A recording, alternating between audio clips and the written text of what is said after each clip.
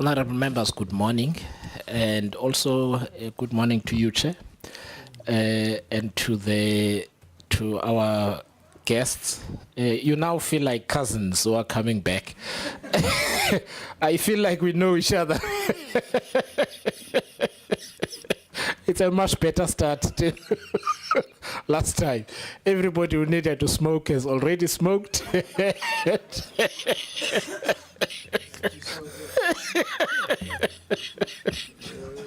Nobody's looking for it. So, Chair, just by way, what's happening? So, the mayor and the colleague went outside, to just have a quick smoke so that they can come back. But now his colleague forgot his pass for getting back in. Oh. Yeah, so now the meeting was delayed because he couldn't get back in. But the colleagues were now looking for them as well and they couldn't find. So that's where it comes from. So welcome and thank you very much. It's a much better start. This is a follow-up meeting. And I know you've provided a lot of detailed information, and thank you very much for doing that. We really appreciate it. We provided it to the members last week already. So you really don't need to go through everything in detail. You know what issues we canvassed together. Just pick over the next 40 minutes or so.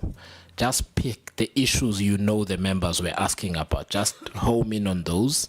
And then in the interaction with the members between now and 1:30, when a matter comes up, you can just go to that part of your document to then explain further.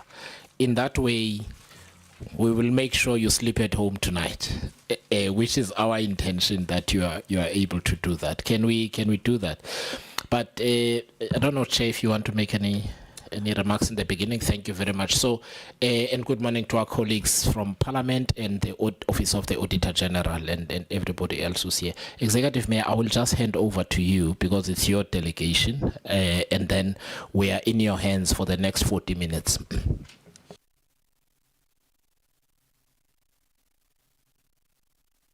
Yes, please, just introduce your team and then, so much, and then Thank you so much, Chairperson. Chairperson, my team consists of, next to me, it's our speaker, and next to our speaker is a CFO, and next to CFO, it's, I call them by name, Lawrence Mataye, CFO, Metekisho, and then our city manager, Mr. Lomure, that is Lomure, rather, and then, and then next to Ntatese Lomure is our deputy mayor, Melula Matiti, and then next to Melula Matiti is our technical HOD Ntatema Subeng, and then next to Ntatema Subeng is the man who literally made us to be late last time, Ntate Duma. And then this are the team that will be giving answers. I don't know whether I should go at the back as well. No, this is fine. I think if any of the colleagues at the back need to speak, they can introduce themselves at that point. Yeah. Thank you so much. Chairperson, we come before you as Mangaung once again, understanding your fiduciary duty and inalienable right as a committee to literally take us to be in a position to once again account to the public through your committee. The municipality therefore approaches SCOPA not with a defensive posture, but with an honesty and humility. We seek support, guidance, and corrective measures where needed most.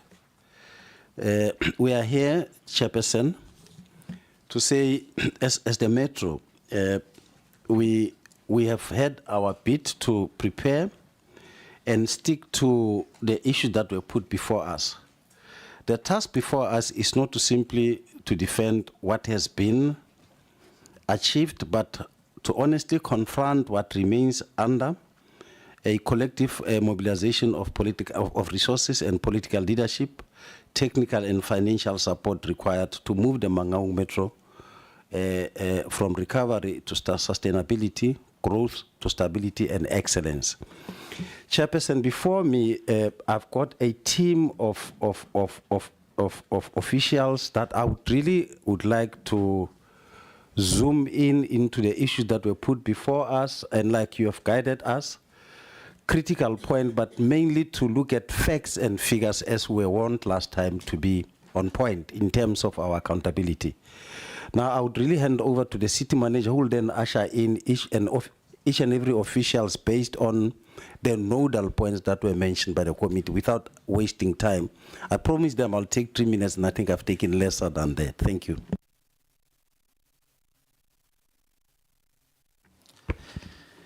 Good morning, Chairperson, honorable members of the committee, Executive Mayor, Speaker. We brought also the Chief Whip here, if I may say, and all protocol observed.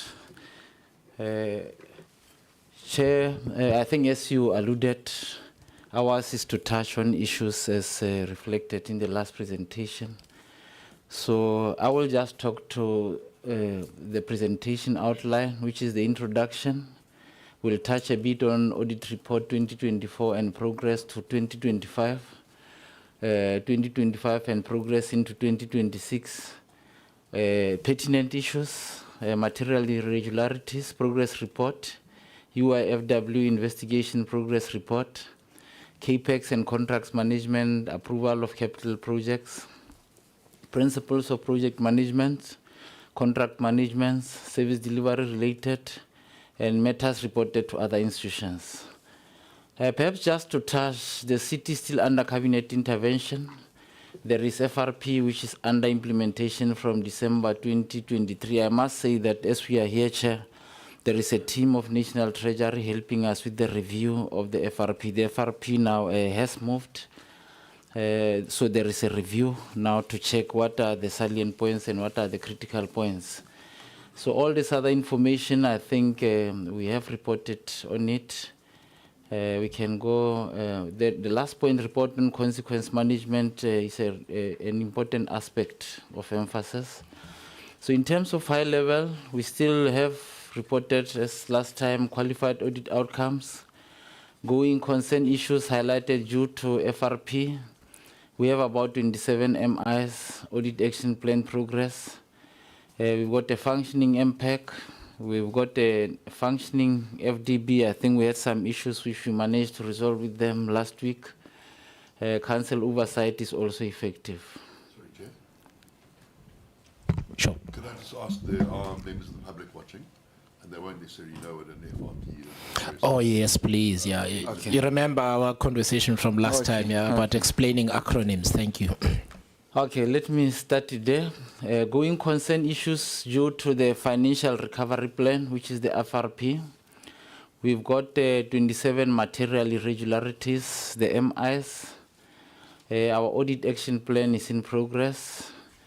Municipal Public Accounts Committee functioning. We've got the Finance Disciplinary Board also functioning, which is the FDB. The council oversight, all committees are also functioning. In terms of institutional arrangements, there is an approved organizational structure which is aligned to service delivery objectives of the city. The city service delivery sub-directories are augmented by contractors appointed. The city is developing a strategy to build own capacity and become a self-reliant. We started with the procurement of lead, the full maintenance lease. Essentially, we are cutting subcontracting or contracting on some of the day-to-day service delivery. We are also establishing water and sanitation directorate under the trading services introduced by National Treasury. We own a fully functional entity, our central electricity, CENTLEC, which deals with distribution of electricity with a functional board and an acting CEO. The recruitment process is underway for a permanent CEO of CENTLEC. All appointed heads of departments, CFO as well as the city manager, are all meeting competency levels. So I'm just going to introduce the speakers. The CFO seated next to me here will cover audit outcomes, progress in implementing FRP, status of MIs, report on UIFW, unauthorized, irregular, fruitless and wasteful expenditure. I sometimes get it upside down, Chair. report on work done by MPEC, FDB, financial health and governance, including contracts management, status of bulk accounts. HOD of technical services Masubing will cover service delivery concerns in the audit report covering water quality and water balancing. HOD Muketi Duma will deal with matters referred to other institutions, including SIU. We provided the report on tender for tradeways collectors who were arrested on why the contract will not be terminated. The highway and international trips. We will not present on this, but will take questions. Thanks very much. CFO. Thank you very much, City Manager. Let me also take this opportunity and greet the Chair of SCOPA and the Chair of Cocktail Committee. Sorry. I apologize profusely, Chair. No, please. The last slide, you're not presenting on Huang and the international trips. I mean, why not? Provided the report. No. So remember, Honorable Isaac, in the email distributed to us, they've provided lots of documents. So all she was saying is she's not going to speak to it in detail because she's provided us with a report. It's in the, we can ask about it if we want. The full report is available. You can click on the drive, you will find it. Yes, but she's just saying, because I've also said to them that we'll have limited time today. Yes, yeah. Thanks. Thank you so much. Thank you so much. I think I'll conclude my greetings to the honorables and the support of this committee. To my colleagues, good morning. I'm going to be brief and running through the presentation because we already presented to the committee. We'll just highlight any additional information that we are just amplifying what was already presented. Now, on the audit, we already presented the status of the city. Just a summary, 2021 we had unqualified, 2022 unqualified, 2023 we had qualified audit report, 2024 qualified audit report, and 2025 we had qualified audit report.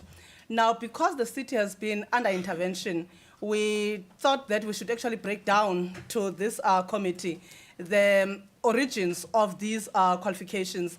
And when looking at 2021 up to 2022, the city was operating on its own, though it was still under financial distress, but the intervention team got to the city in 2022 and 2023, and they left the city in November of 2023.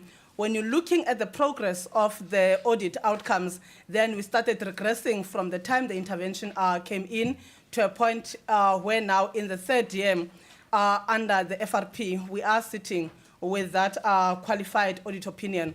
We presented in the last meeting the areas of qualification in the 3 years that we will be expanding on. But safe to say for 25, we had 5 qualification areas, and in 2024, we had only 1 qualification area, which was overtime, and which also became common in the 2025 audit outcomes. Now, moving off on the audit report, just to give a high-level overview to this committee on the progress on the audit action plan. Chairperson, we have, as I indicated, we had 5 qualifications for 2025. The first one is overtime qualification, and there is progress work that has been done in alignment with the recommendations that had been made by Auditor General for us to get out of that qualification, and the reports that we presented to the committee are outlining and provided supporting documentation to the progress that this report is talking to. We also had a qualification on the impairment of assets, and the area of qualification or the underlying reason for qualification is the status of infrastructure that was showing signs of dilapidation to a point where then we received a qualification on impairment of sanitation and water meters.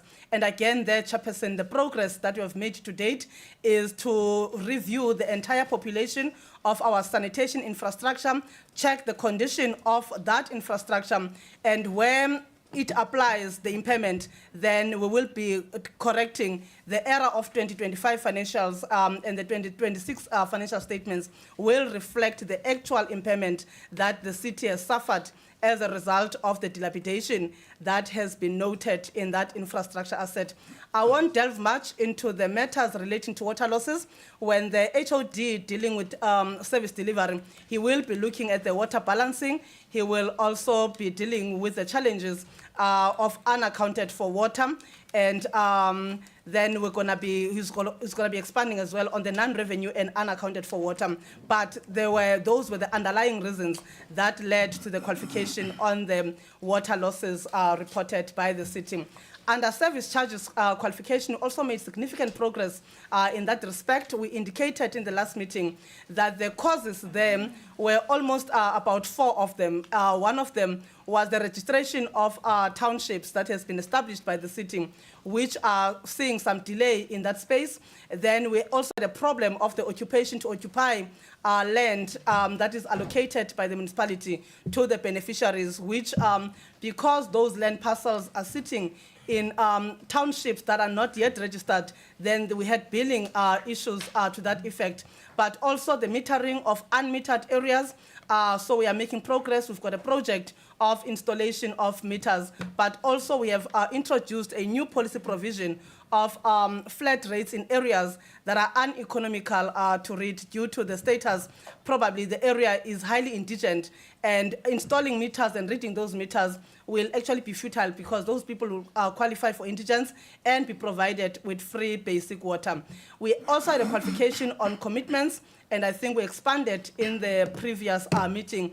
But in as far as the audit action plan, we are moving from manual processes of dealing with tenders awarded and contracts management and migrating them into an e-document management solution, because the underlying reasons for understatement of the commitments came from the variances between the tenders awarded, the variation orders that are done against these contracts, and the amendments that are made, which did not reflect on the side of the supply chain and led to those discrepancies and the understatement.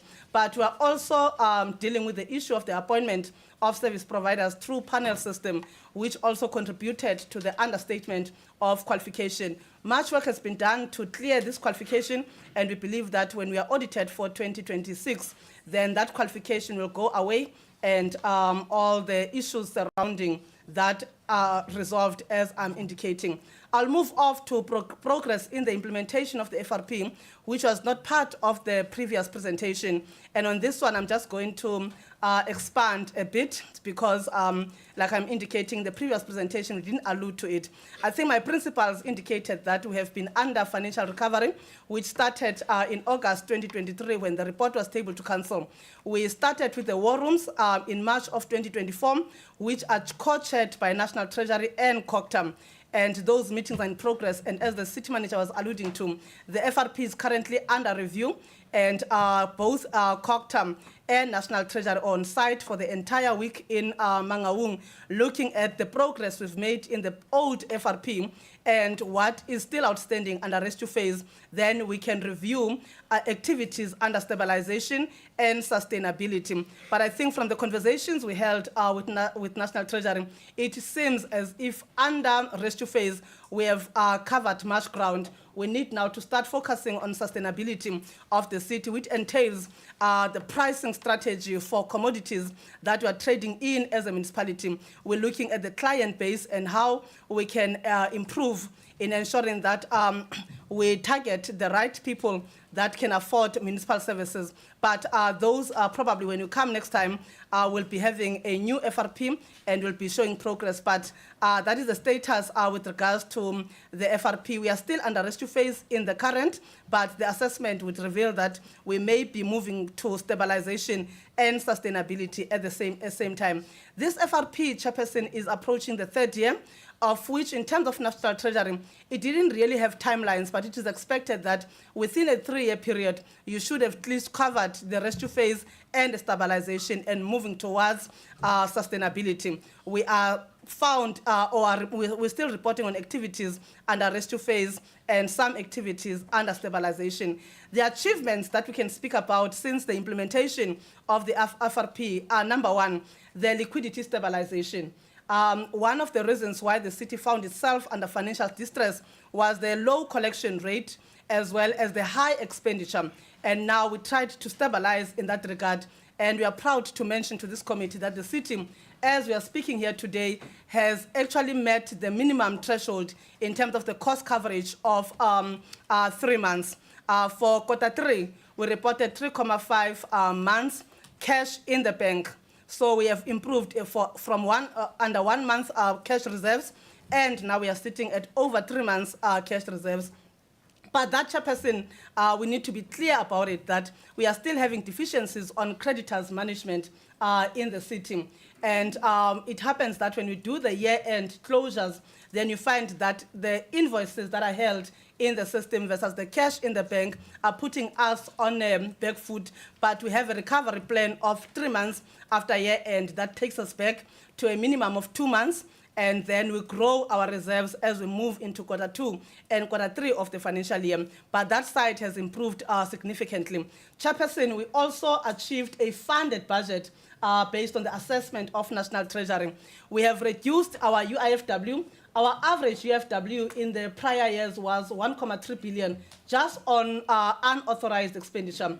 And now when we looked at the Q3 of 25-26, we found that the city has performed extremely well, as our year-to-date budget and the year-to-date actuals were actually sitting at a very safe position of 230 million, meaning the year-to-date budget or actuals were below the year-to-date budget by 230 million, which shows that the projected full-year forecast on OPEX shows that the city will be in alignment. We may have zero unauthorized expenditure for 2025-2026 after 9 years of showing above 1.3 billion. And I must state that it is one of the reasons that brought this achievement to the city. It is the consultative processes that we are engaging with National Treasury and internally as well to ensure that we communicate, we train, and we developed policies that guide the HODs and those delegated with financial powers to understand the obligation they have and the consequences of overspending the budget. We are having a challenge on revenue management where the targets are, especially in your trading services, our electricity has shown a lower than budgeted actuals at Q3 by about 14%, and water was below the target by 10%. But as we are reviewing FRP as well, we discussed in this matter yesterday that there is an issue in the budget where the seasonality of consumption is not taken into account. We are doing a straight line. Now we believe that when we go into Q4, there will be a smoothing out of the variances between the year-to-date budget and the year-to-date actuals. But we also, under this municipal trading services reforms, where we are doing some improvements in how we manage our water and electricity. And we believe that as we go to 1 July, which is year 1 of implementing the trading services reforms, we will be seeing some improvements on how we trade in water, how we bill, and how we collect in that regard. We are still working on the master plans for all your major assets, like your waste management strategy. All those judgments are being developed. They were part of the rescue phase in the FRP, and now we have seen progress, but they are not yet approved by council as they are still in the draft phases. We believe that probably by end of the first quarter, some of these strategies will be seeing their way to council.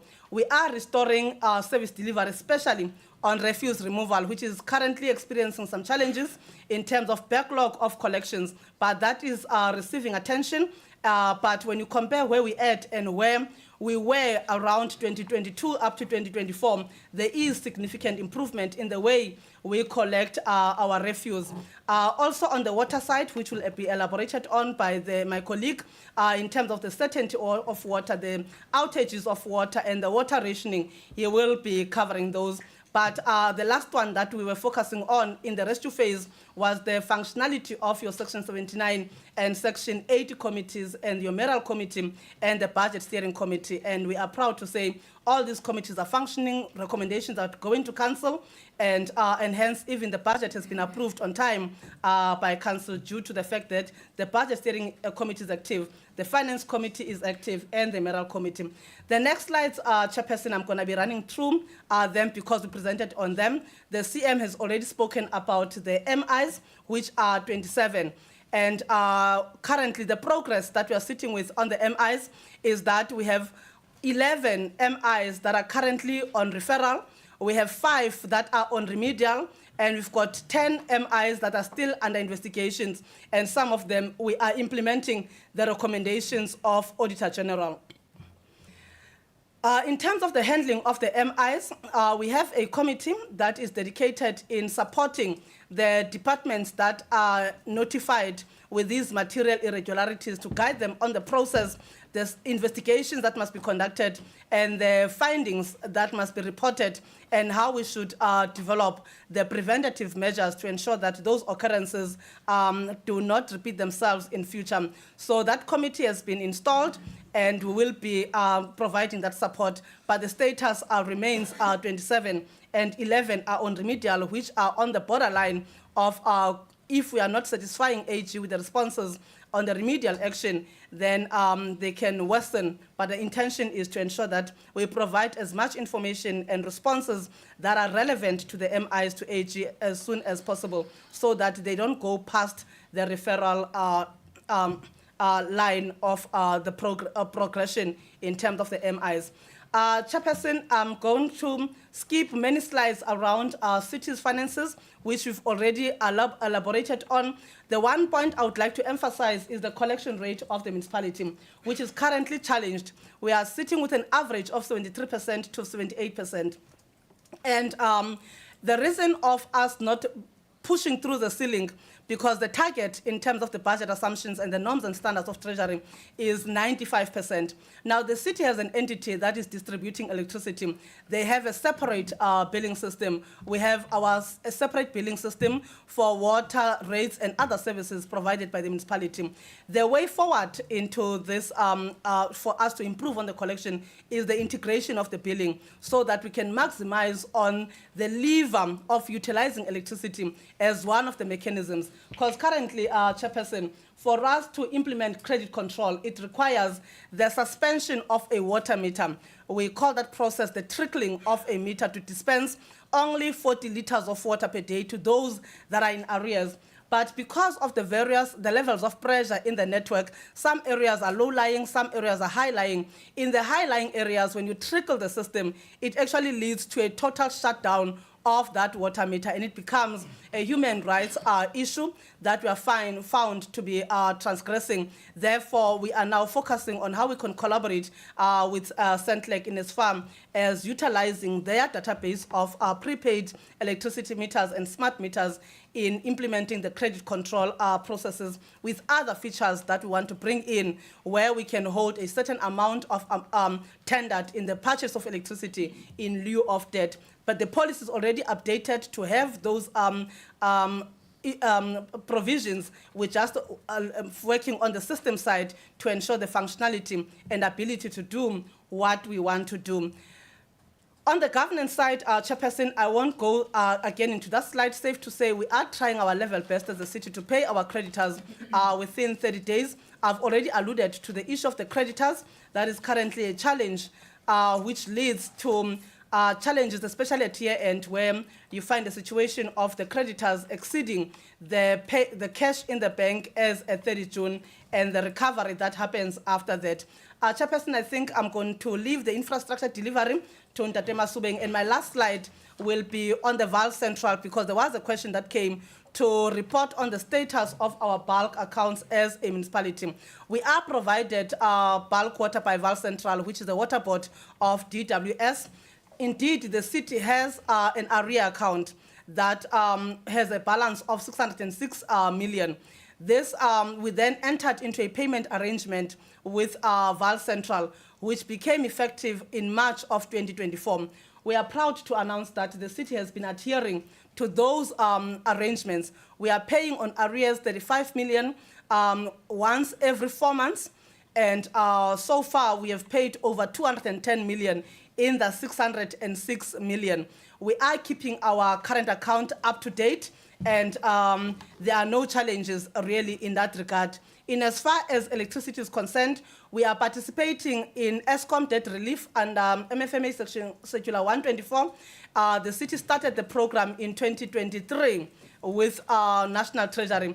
To date, Chairperson, we were able to comply or meet the minimum requirements of Circular 124 to an extent that we have received write-offs on the old debt from 24-25, and now the letter has come in April that we qualified for another write-off in the cycle 2 of the 3 years of ESCOM debt relief. We are also, Chairperson, having a new agreement with ESCOM because after the ESCOM debt relief, we also fell behind with our current account, accumulating debt on the current account. But that is now under control, and we will allude to it in detail when the questions come. But at least at this point in time, there is an agreement in place with ESCOM to deal with the current account or the debt that accumulated after we've entered into the, or we participated under ESCOM debt relief. I will end it there, Chairperson. I will now pass over to Ntate Masubeng to take us through the service delivery. There were questions that came from this committee on water balancing, water testing, and the 6 projects that were audited by an Auditor General that we needed to answer to contract management because there were extensions that took place on those contracts. I'll allow him then to go through, and I'm going to fly it for you. Thank you very much, Chairperson, and good morning once again to the Chairperson and all members of the SCOPA. My name is Revelation, as it was said, the HOD of Technical Services. I'll be speaking then to those questions that are relating to the service delivery. Last time we were here, Chairperson, there was a question around the water balance, seeing that our non-revenue water as Mangaung Metro is around 50.6% of the water that we are putting in the system. We are depicting the graphically, so these graphs are guided by the International Water Association and the DWS methods, of course. And now we are learning that in the city we have put about 85 million kiloliters in the year that was being audited, with 51.6 of it becoming a non-revenue water. And deeper to that, we noted that we have categories of the real losses, which are the leaks. We have categories of the apparent losses, which are the unauthorized consumption and the errors that are occurring at the meter level. And we note that the leaks that are on the infrastructure were playing a larger role in the course of this non-revenue water, Chairperson. Where we see that about 89.9% of the losses are from the real losses. Now, this strategy, of course, or rather these losses, they've led into the city adopting the 18-pointer strategy of our non-revenue water strategies and the reduction thereof, where we are implementing fully about 9 projects. 4 of them are not yet implemented and 2 are partially implemented. This is led by the situation, Chairperson, because the plan itself was identifying that we need to be spending around 6 billion over 10 years if we are to cap this to rather 20%, which is the acceptable non-revenue water levels. But in this very strategy of capping it to 20%, Chairperson, we noted that within our plan itself, there would be some cost estimates that are associated to that, where we noted that for the first year, one would need, or the city would need about 512 million. And in the second year, the city will need about 808 million. But as we know the situation of the city and the financial conditions thereof, instead for the first year we had 95.8, and in the second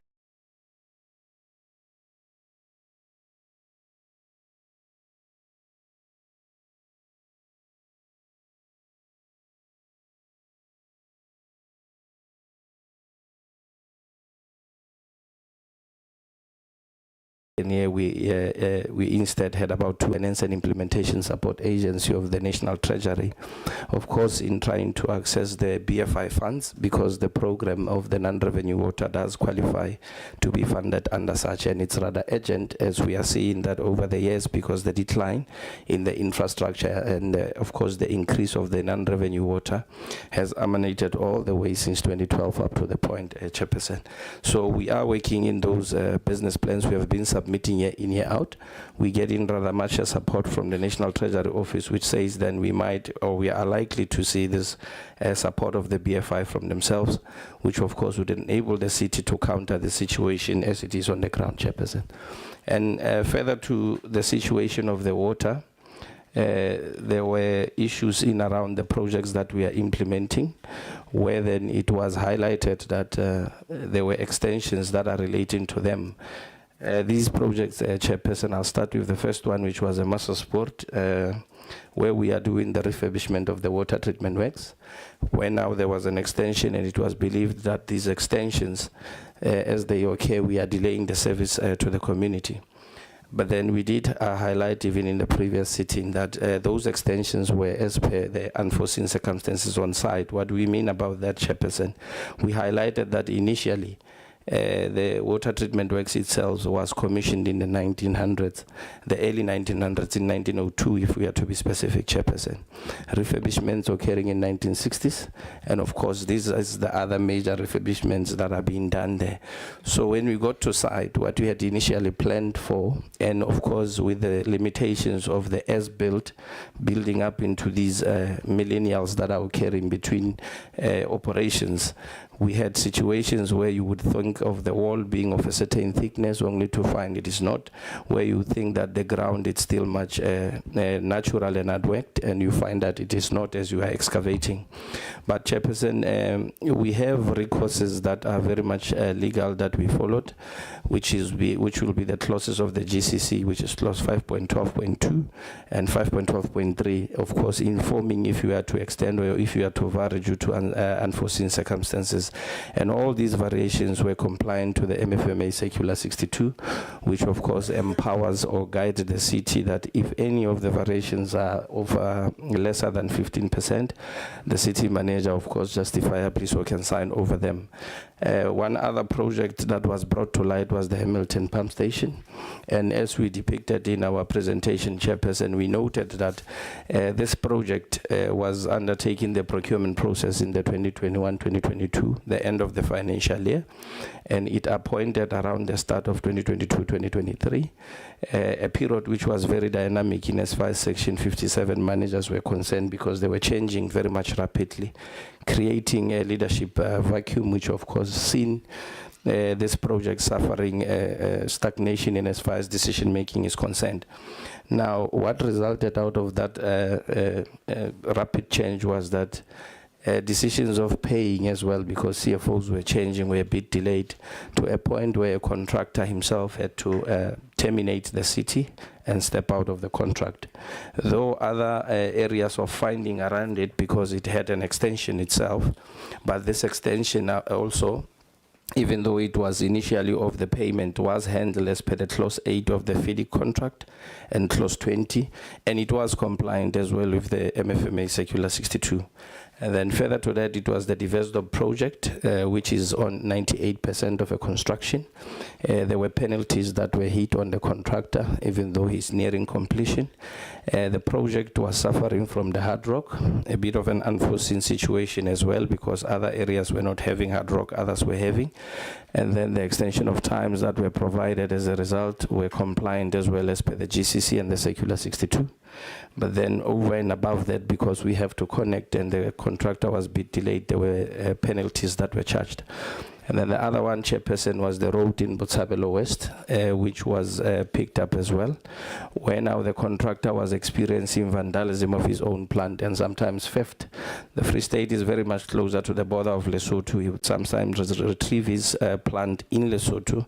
Time will be lost in between this. Extensions that were effected were compliant to GCC 2015, and of course they were compliant to MFMA Circular 62. However, as this was continual, the contractor as well came to a conclusion of terminating the city and no longer wanting to continue with the project. But the city swiftly undertook the procurement process from our panels to ensure that we appoint a replacement contractor and ensure that this project continues. Other matters that emanated, Chairperson, were around the service delivery, where now the audit believed that the extent of any backlog that we are managing, be it roads, be it water or sanitation, was not known. As a result, we were planning not knowing what is it we need to be servicing. However, Chairperson, in the Chapter 4 of the IDP, it has always been all these backlogs are, of course, identified there, where we note that underwater, we have about 229,426 households. Only 5,497 households are not having access to this water. Similarly to sanitation in different classes of servicing, we noted that we have about 50,477 VIPs. We have 1,512 buckets, and that we still need to service, and the unserviced are about 27,000. So these backlogs are very much loud in that book of the IDP in the Chapter 4. And the ones of roads as well as the RAMS is party thereof, and conditions, of course, at which we need to counter, Chairperson, a party thereof.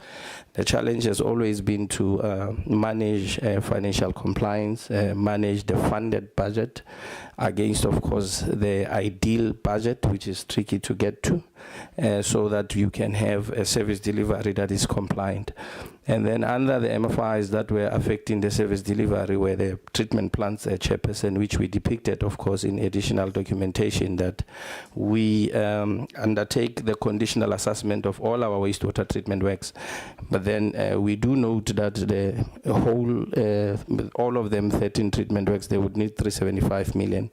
But now with the city having about 49 million, meaning others would take priority than the others.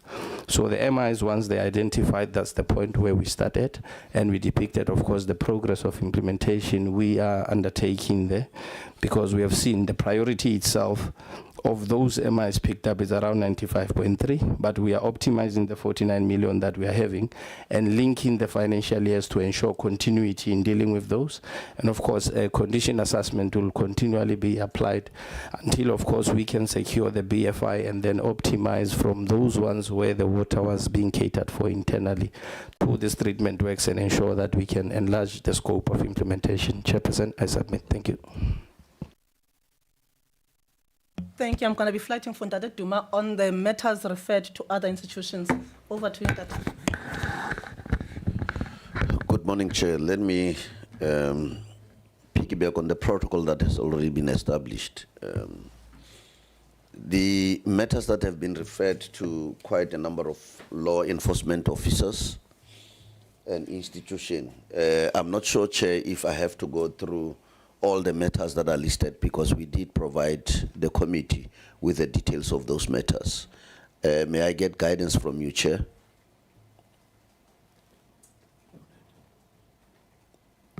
Sorry, I was looking at another document when you were asking. You're saying, may you get guidance on?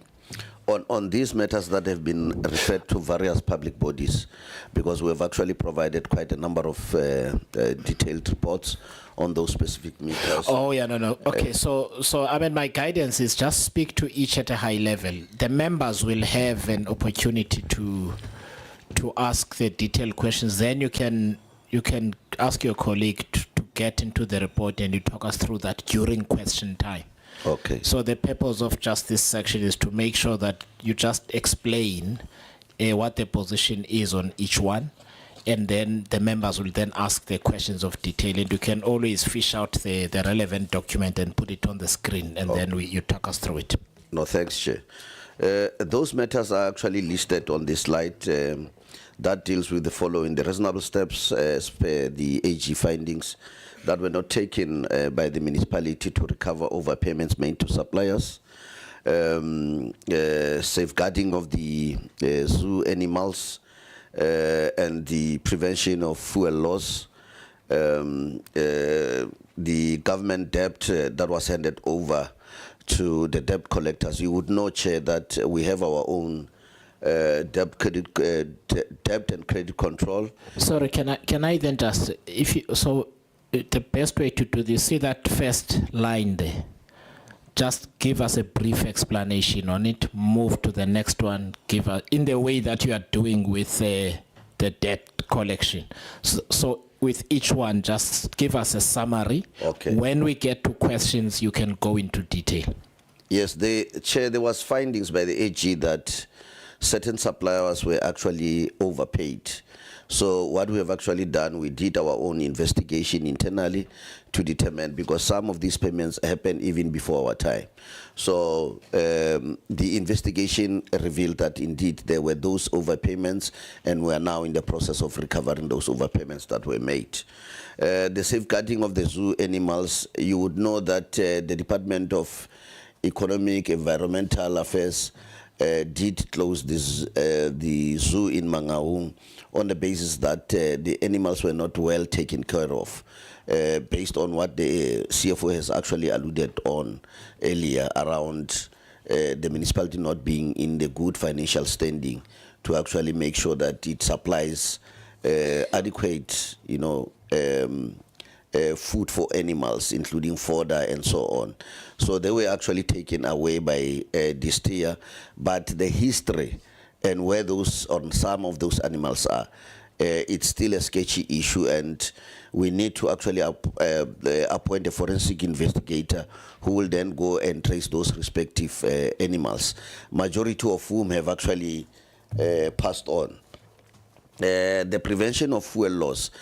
We did indicate that the fuel loss, it's in 3 categories. The first category, it's where we suspect it could be as a result of theft by employees, but equally, our infrastructure is quite old. And the other thing is that the bowsers that we have on our fuel station, I think they are very old bowsers that were actually installed by Engine, and Engine is no longer one of the suppliers in terms of the fuel.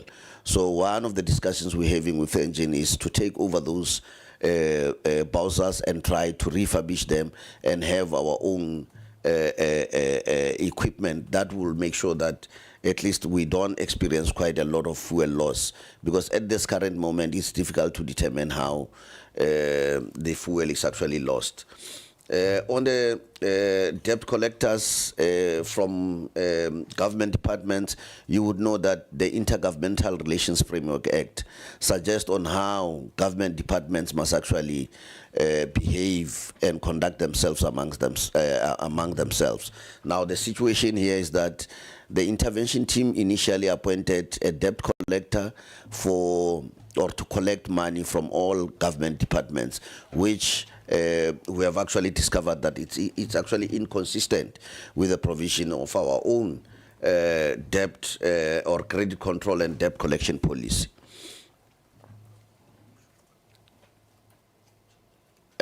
Around the issues of the internal control over the management of overtime or the payment of overtime, yes, this is one of the matters that have actually been standing for quite some time.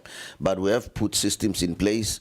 I may indicate that the decision that we took as management of the municipality was that all the overtime must not actually exceed 30 hours per month. One of the findings by the AG is that we don't demonstrate the need to work overtime, and once it has been worked, we don't have POE, portfolio of evidence, that shows there was indeed a need for that overtime to be worked. So those are some of the measures that we've actually put in place by also introducing the shift system, which is also a subject of litigation at the labor court.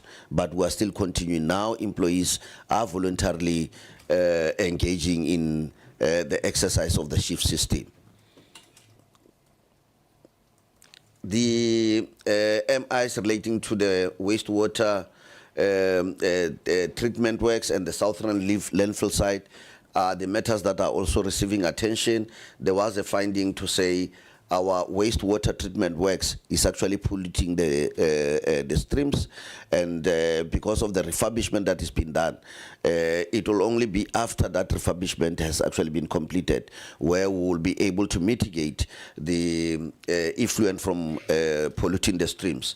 The southern landfill site, we are also dealing with it because it's another finding where we were seen not to be compliant to the National Environmental Management Act. So the systems are already been put in place to ensure that our landfill site are actually compliant to the provisions of the National Environmental Management Act. The same happens with the northern landfill site, including Botshabelo. I don't have to repeat this. The Tabancho wastewater treatment works, including Botshabelo wastewater treatment works, and Sterkfontein water treatment works. These are the areas that are actually covered by my earlier comment. The issues that have been referred to the SIU, the IPTN report, there was a forensic investigation that was commissioned by National Treasury, including the National Department of Transport, and the report is available, and the entire file has been handed over to the law enforcement officers, the Hawks, to actually probe some of those findings further to determine who are the officials who must actually be held liable or accountable to all the findings that the forensic investigation has actually detected. The same happens with the management of leave. We have actually referred quite a number of matters to the SIU as well, or the Hawks. This is where we have actually discovered that in the process of pre-approving the overtimes, we found people who are no longer in the employ of the municipality. Some have actually died, and the list of those has actually been submitted to the Hawks to investigate matter and determine how come people who are no longer in the municipality are actually included in the list of those who must be the beneficiary of overtime payments. I must indicate that there has never been a direct financial loss because we were able to detect some of those cases even before we could take them to payroll for processing. Chair, other matters, like I have already alluded to the issue of the IPTN. The other matter relates to the payments of overtime to the VIP, the bodyguards. We have actually detected what could be the problem, and we have introduced a system where we are giving them a monthly allowance, because you would recall that, or you would know, Chair, that most of the political principals, they have their various activities and obligations that they must meet. So whenever they go meet with the public and attend to other obligations, so their VIPs must always be present, and that was actually causing us an exorbitant amount when it comes to the overtime. So we have actually limited or provided them with an allowance that is actually consistent, and this is one of those mitigating factors to reduce high overtime. On issues of the procurement, the matter of the security tender is also one of those matters that is currently being investigated by the Hawks. I've already alluded to the unverifiable overtime claims paid to municipal staff during the period of 22 and 23. And because that has been carry, that's why we then ended up taking all the files to the Hawks to investigate those matters and pointed out what are the areas that we think people must then come and account. Sorry, can I just a point of clarification quickly? I don't want to delay you. Can you just go back? So the Hawks, you see number 2 there? The Hawks investigating an allegation of overtime payments to VIP bodyguards. Yes. Why did that matter need to go to the Hawks? Isn't it a case where you determine whether it should have been done? Should somebody pay that money back or not? And you go and claim that money. I'm just trying to understand. I'm not saying don't do it. Just help me understand why it's with the Hawks and the city is not dealing with it directly. That's all I want to know. No, it's very simple, Chair. Remember the files that we have referred to the Hawks are the file will relate to the overtime. And within the overtime, including the VIPs, their files are also there because we've got one file that deals with the overtime. So we've done our own investigation, but we realized that with the VIPs, they shouldn't have been part of those that are referred, but it's the entire file of overtime that has actually been referred to the Hawks. That includes also the VIPs, but our internal investigation has revealed that it is because of the excessive hours that they were compelled to work as a result of their principals attending to some of their obligations. Chair, I think CFO will also come back with the IPTN, Howing, and the vehicle operating company. Thanks. Thank you, Chair. I think we have already spoken about these ones, that Haweng, a full report has been provided to the members of this committee, as well as the report on the international trip to Indonesia.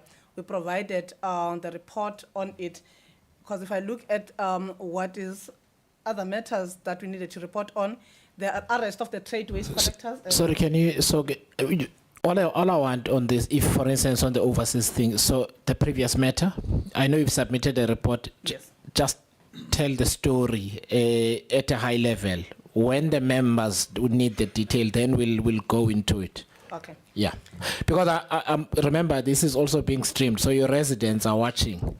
So they won't see you know what I mean? They won't see what's in the report. So we must describe the matter and then we can move on. Thank you so much, Chair. Probably then I must start with Haweng. There was a question that was raised about the Haweng, which is the bus transit company of the municipality.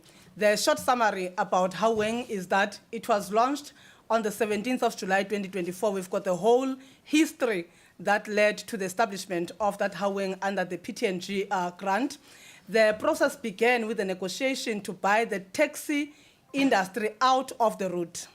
And we are currently implementing one route, which is Route 1C, which rides along Hoffman Square to Brandwag. It has 3 sub-routes that is running between Tempe, Bloemgate, and University of Free State, Gate 5.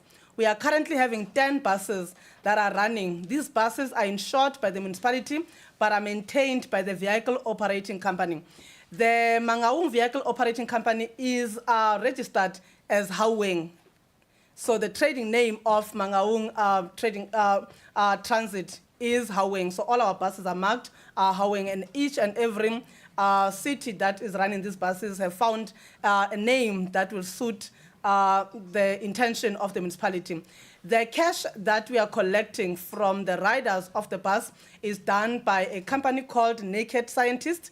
They provide us with a ticketing system, and they collect as people buy either 1 PAX or the week PAX, or a monthly ticket that gets looked at when you board the bus. The IPTN collects the cash and then they bank it. We do the recon and we approve based on the tickets issued and the cash collected. In one of the reports that we received, it seems like Mangaung is having the best collection of the cash compared to other cities that are running these buses. We are currently co-financing the cost of Haweng by contributing 2% of the rates revenue, which in terms of the legislation, we are referring to it as the skin in the game. So the process there is the vehicle operating company will determine the budget of the financial year.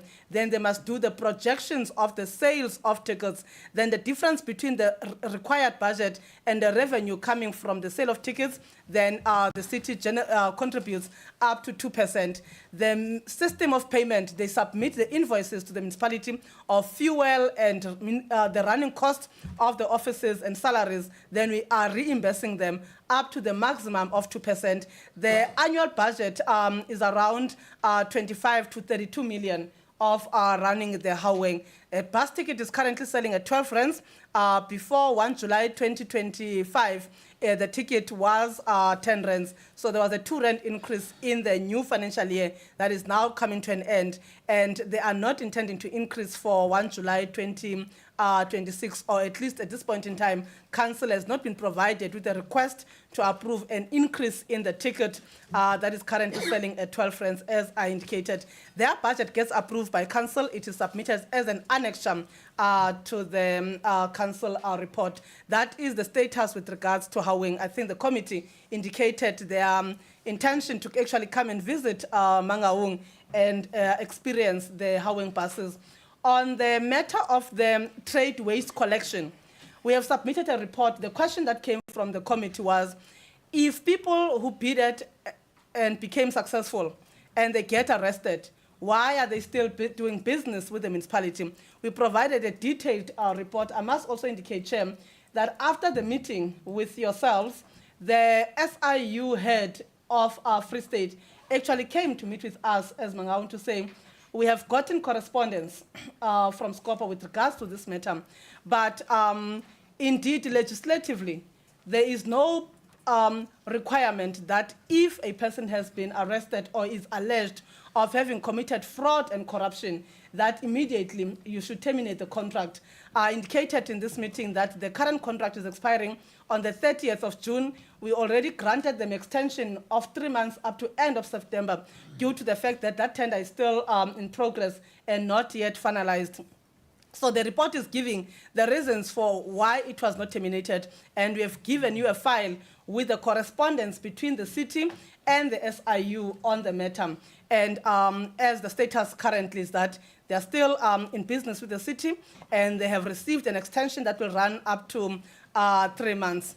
Then on the Indonesia trip, the issue that was raised was, number one, the number of delegates that were on that trip. And the report states that we had the executive mayor and 1 councillor. We had 2 HODs that traveled and a manager responsible for city promotion and marketing, and the support staff for the executive mayor.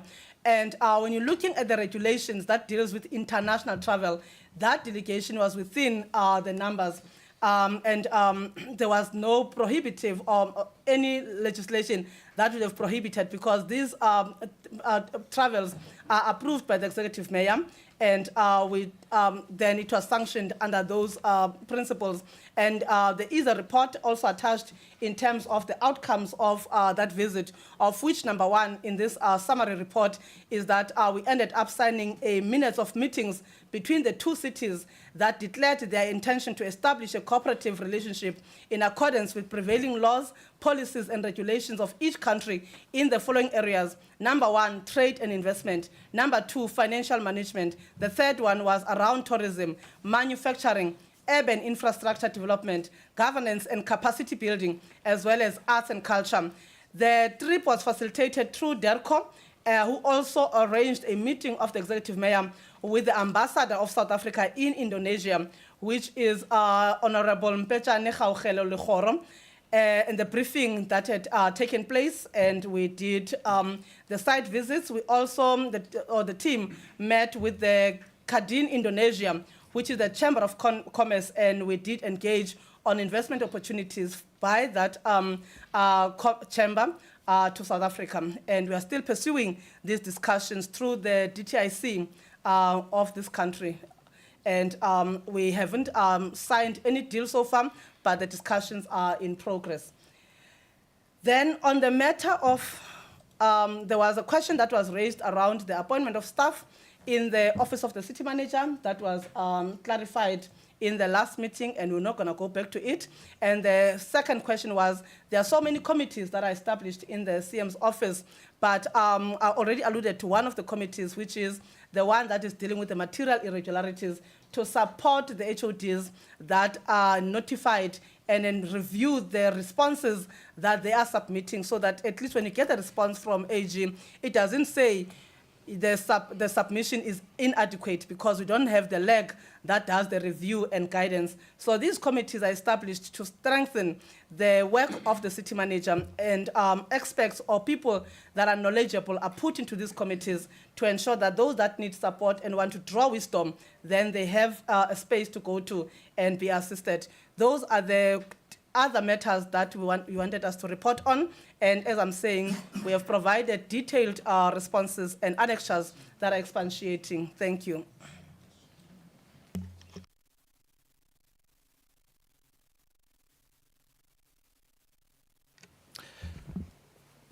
It's all done. Thank you. Honorable Mayor, any more comments from you? No, for now, Chairperson, let's go for questions that maybe members would be having for us. We'll appreciate it. Thank you very much. So, honorable members, we don't have the same amount of time that we did yesterday. Okay, no, it won't quite be 5 minutes, but I'm just saying that we don't have the same amount of time. So we're going to give 2 members an opportunity per time. However, to start, Honorable Isaac has asked for indulgence. He's leaving at 11. Is that correct? So can I give Honorable Isaac 5 minutes to ask his questions, to get his answers, and then he will leave us, and then we continue with the session on reduced time allocations compared to yesterday. Yeah, so please go ahead, Honorable Isaac, so that we can release you. Thank you, Chairperson. I appreciate the opportunity. Good morning, ladies and gentlemen. Nice to see you again. Chairperson, yeah, just a quick, brief one is I wanted to check in on the proposed budget. Okay, so I'll go a little slow. I got 5 minutes, but maybe if I can get in just 2 or 3 questions, and then I'll pass the others on to my colleague. So you've passed a proposed funded budget, if that understanding is correct. So the proposed funded budget for this upcoming financial year is obviously based on a what shall I say, that you would assume a collection rate of 85%. That's my understanding. So, despite acknowledging in the last financial year a collection rate of 70%, okay?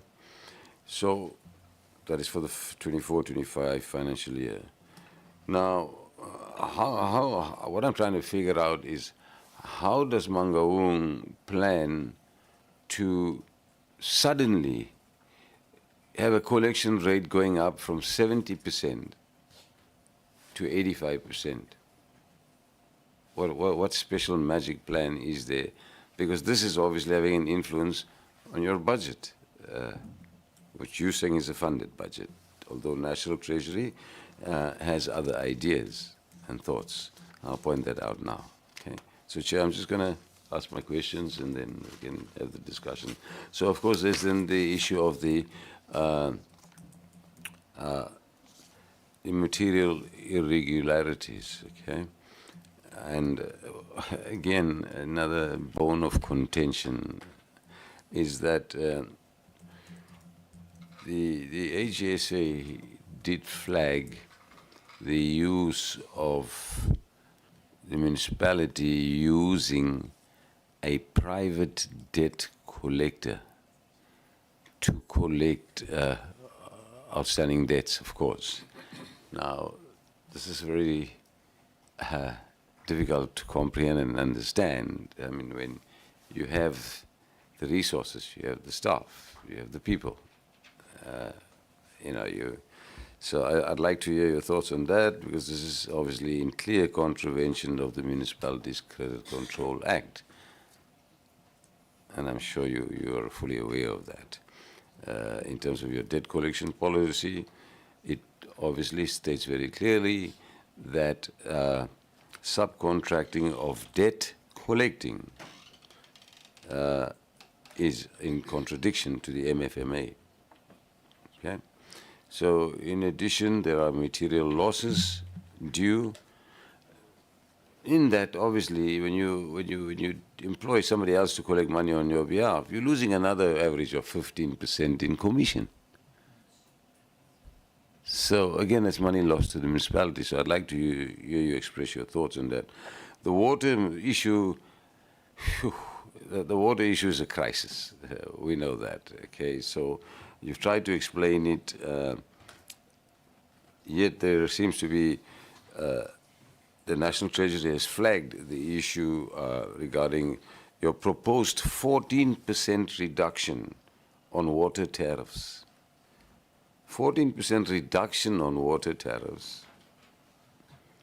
Yet you have an anticipated 0.2% reduction in water revenue. So your income is going down, but you're still reducing the tariff. So, I don't understand. And if you couple that with the loss in water that you're having, huge 57% of water losses, how are you trying? How can you explain that you're able to account for this? Who makes these decisions? I'm not sure. And then, Chairperson, I know my 5 minutes is about expiring. I want to just talk quickly to the famous irregular expenditure on overtime. Okay, So in 24-25, I mean, you had employees overtime, running into some 199 million rand worth of overtime payments. Okay, and that is now up because it's up from the 173 million in the previous financial year, 23-24, when you spent 177 odd million. You're now spending 199 million, nearly 200 million rand on overtime in 12 months. Now, it seems odd that there is such a high disbursement of employee overtime, despite the lack of a credible overtime policy, which the AGSA has flagged with the municipality. The AGSA has repeatedly brought this up in terms of the overtime. But yet, the overtime is just boomeranging and going out of financial control. So I'd like to just hear your thoughts on that, and I'm going to sneak my last question in. Okay. There's this issue of the overpayment of councillors. Okay, are you aware of that? Oh, you are? Great, lovely. So, sometimes I wish I can get overpaid, Chairperson. So there's this overpayment of councillors. How is it, I must ask you with due respect, Mayor, please pay attention. It's a nice one for you to remember. Mzala? He's taking notes. Okay, oh, lovely. Okay, cool.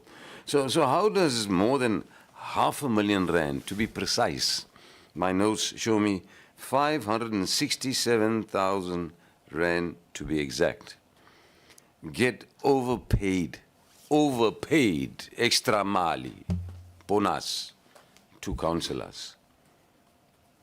To which councillors we want to know, and I think you owe this committee an explanation, to which councillors were these monies paid, and which political parties benefited. We need to know this. This is very important, and I'm putting it out there, Chairperson. Then, based on that overtime issue, you need to tell us the good story to tell. That is, how has this been recovered, if it has been recovered at all? And it is, of course, one of the major concerns in the irregular expenditure recovery, which was highlighted by the AGSA. You recall that, ma'am? So please, we need to know. We want absolute transparency on that. And Chairperson, I did well, 4.9 minutes. Thank you. You are slowly moving into my good books. Slowly, Mzala. If you can please answer those questions. Thank you so much. I will take that, CM will close it. I will be responding to these questions. The first question that you are raising is the question around the collection rate.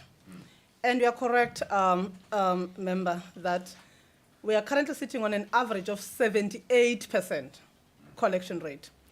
Now, when National Treasury does the budget assessment, they look at the assumptions that the city has made to motivate for the end for collection.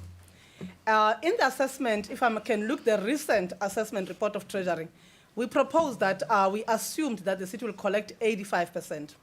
And when they did the assessment, they said, look, we will give you 95% on electricity. On rates, we will give you 78%. On water, we'll give you 52% collection, because they're looking at the trend of the performance of that service in as far as collection is concerned. Now, to respond to the possibility of moving from 78% average to 85% against a target of 95%, I think the first one, Chairperson, that we can allude to is number one. The city is implementing the trading services reforms, which are not giving it as an optional situation, the ratio of collection. We have committed that for 26-27, we will strive to collect for water and sanitation 85%.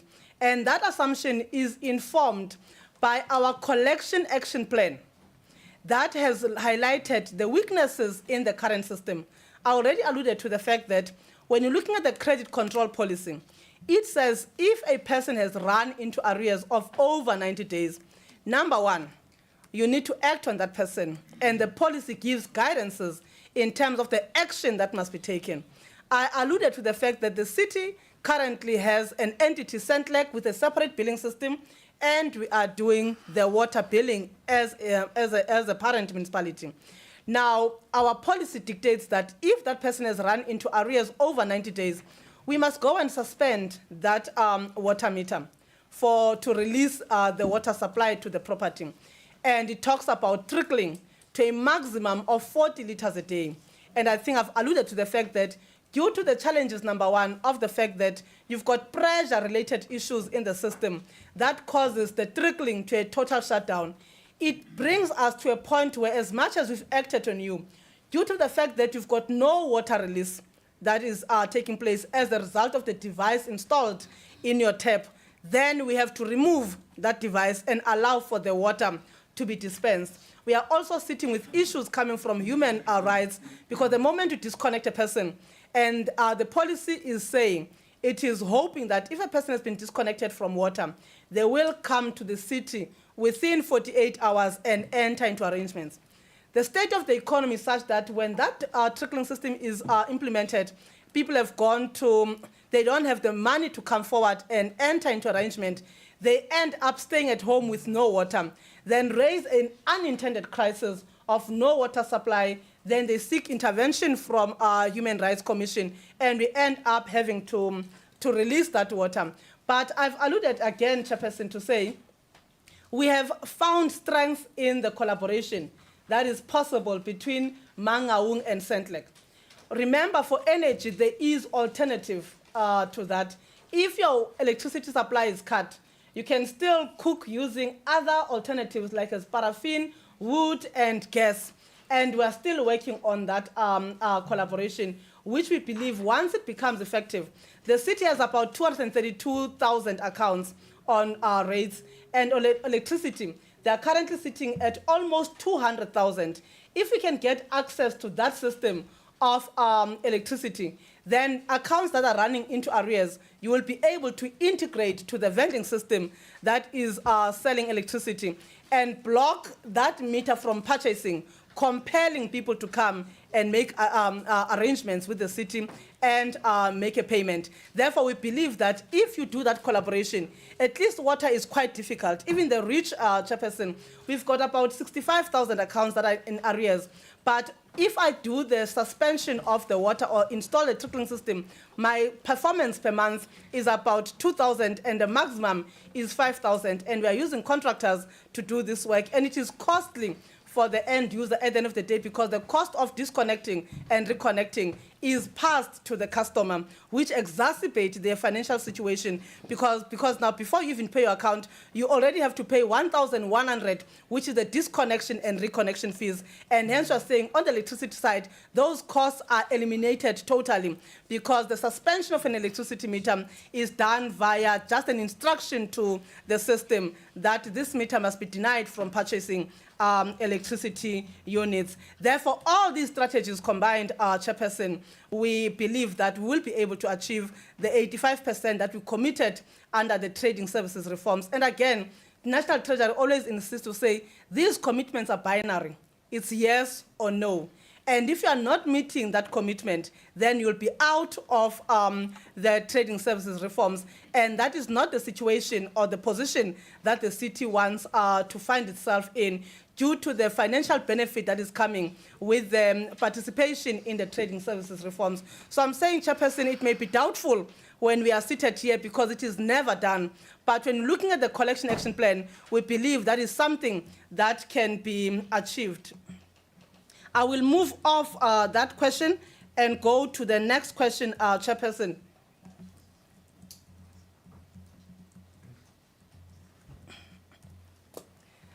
The next question that came through is the MI on the private debt collector.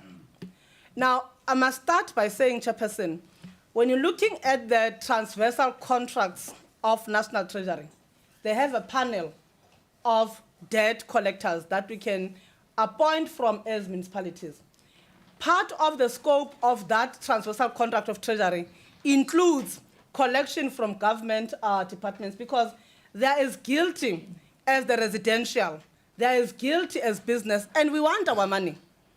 In actual fact, we were saying yesterday when we were discussing FRP that we appreciate the comment or the input made or the commitment made by the Minister of Finance when he was presenting his budget vote, saying he is now going to access the equitable share of government departments in paying the municipal arrears. But what I'm trying to present here, Chairperson, the city's credit control policy, I think it is clause 24 of that policy that says you can refer all types of debt, residential, business, and your miscellaneous debt, which comprises the rental stock that we have as a municipality under housing department. But the prohibition was clear in the policy that government debt cannot be allocated or be referred to a private collector.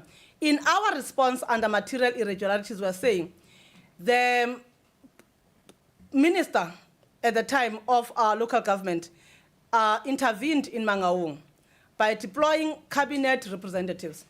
When they got to Mangaung and assessed the situation, the cash flow was bad, and they needed to look at the low-hanging fruits that can improve on the cash position. But the decision that they'd taken at that time is found now in terms of the Auditor General finding that it is in contravention with the policy, whereby there is a strict prohibition to give this debt to the private collectors.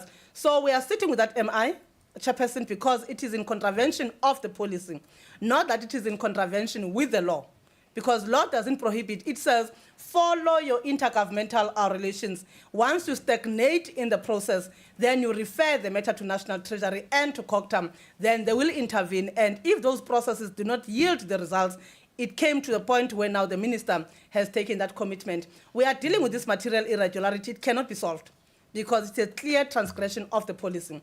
We have investigated. We know the team that was sent to the municipality. We know who signed the appointment of these private debt collectors, and the matter is still in the stages of what do we do then? Because the law is clear. You go and recover your money. But if you understand the circumstances that the city was in and the reason why the intervention team took that decision of handing over this debt to private collectors, then you will understand and you will support that idea. But I think what they should have done is to go to council, present the state of the cash of the municipality, and say we are now having this collection action plan. Let's uplift the restriction on handing over government debt so that we can appoint a debt collector to collect, because they will be able to act quicker and you'll be able to get your money. Because our debtors book, the reality is 70% of the debtors book is owed by residential. And from that 70% residential customers that are in arrears, we know that 60% of them are indigent. They won't pay anyway. And that is a problem that is impacting on what I've spoken about earlier, that 70% to 80% is a challenge, but it is something that we have to achieve as a municipality. Chairperson, the question came again around the 14% increase and the 2% downward trend in terms of the revenue projections. The position is for 2026-2027, we propose to council an increase of 14.4% increase in the tariffs for water, not a reduction. 14.4% is a proposed tariff increase for water, which is informed in the following manner. We are provided water by Val Central, which the DWS approved 11% increase on the bulk side by Val Central to the municipality. Now, we are working on these trading services reforms. We have done financial statements for water and sanitation, and part of the business turnaround is to jack up the revenue generated from the sale of water, because we had to unbundle the tariff structure. We had to look at what block of your water tariffs are we making losses. And we found that the very same block, which is 0 to 6,000 liters, the city was suffering losses of 6 rands per liter we are selling in that category.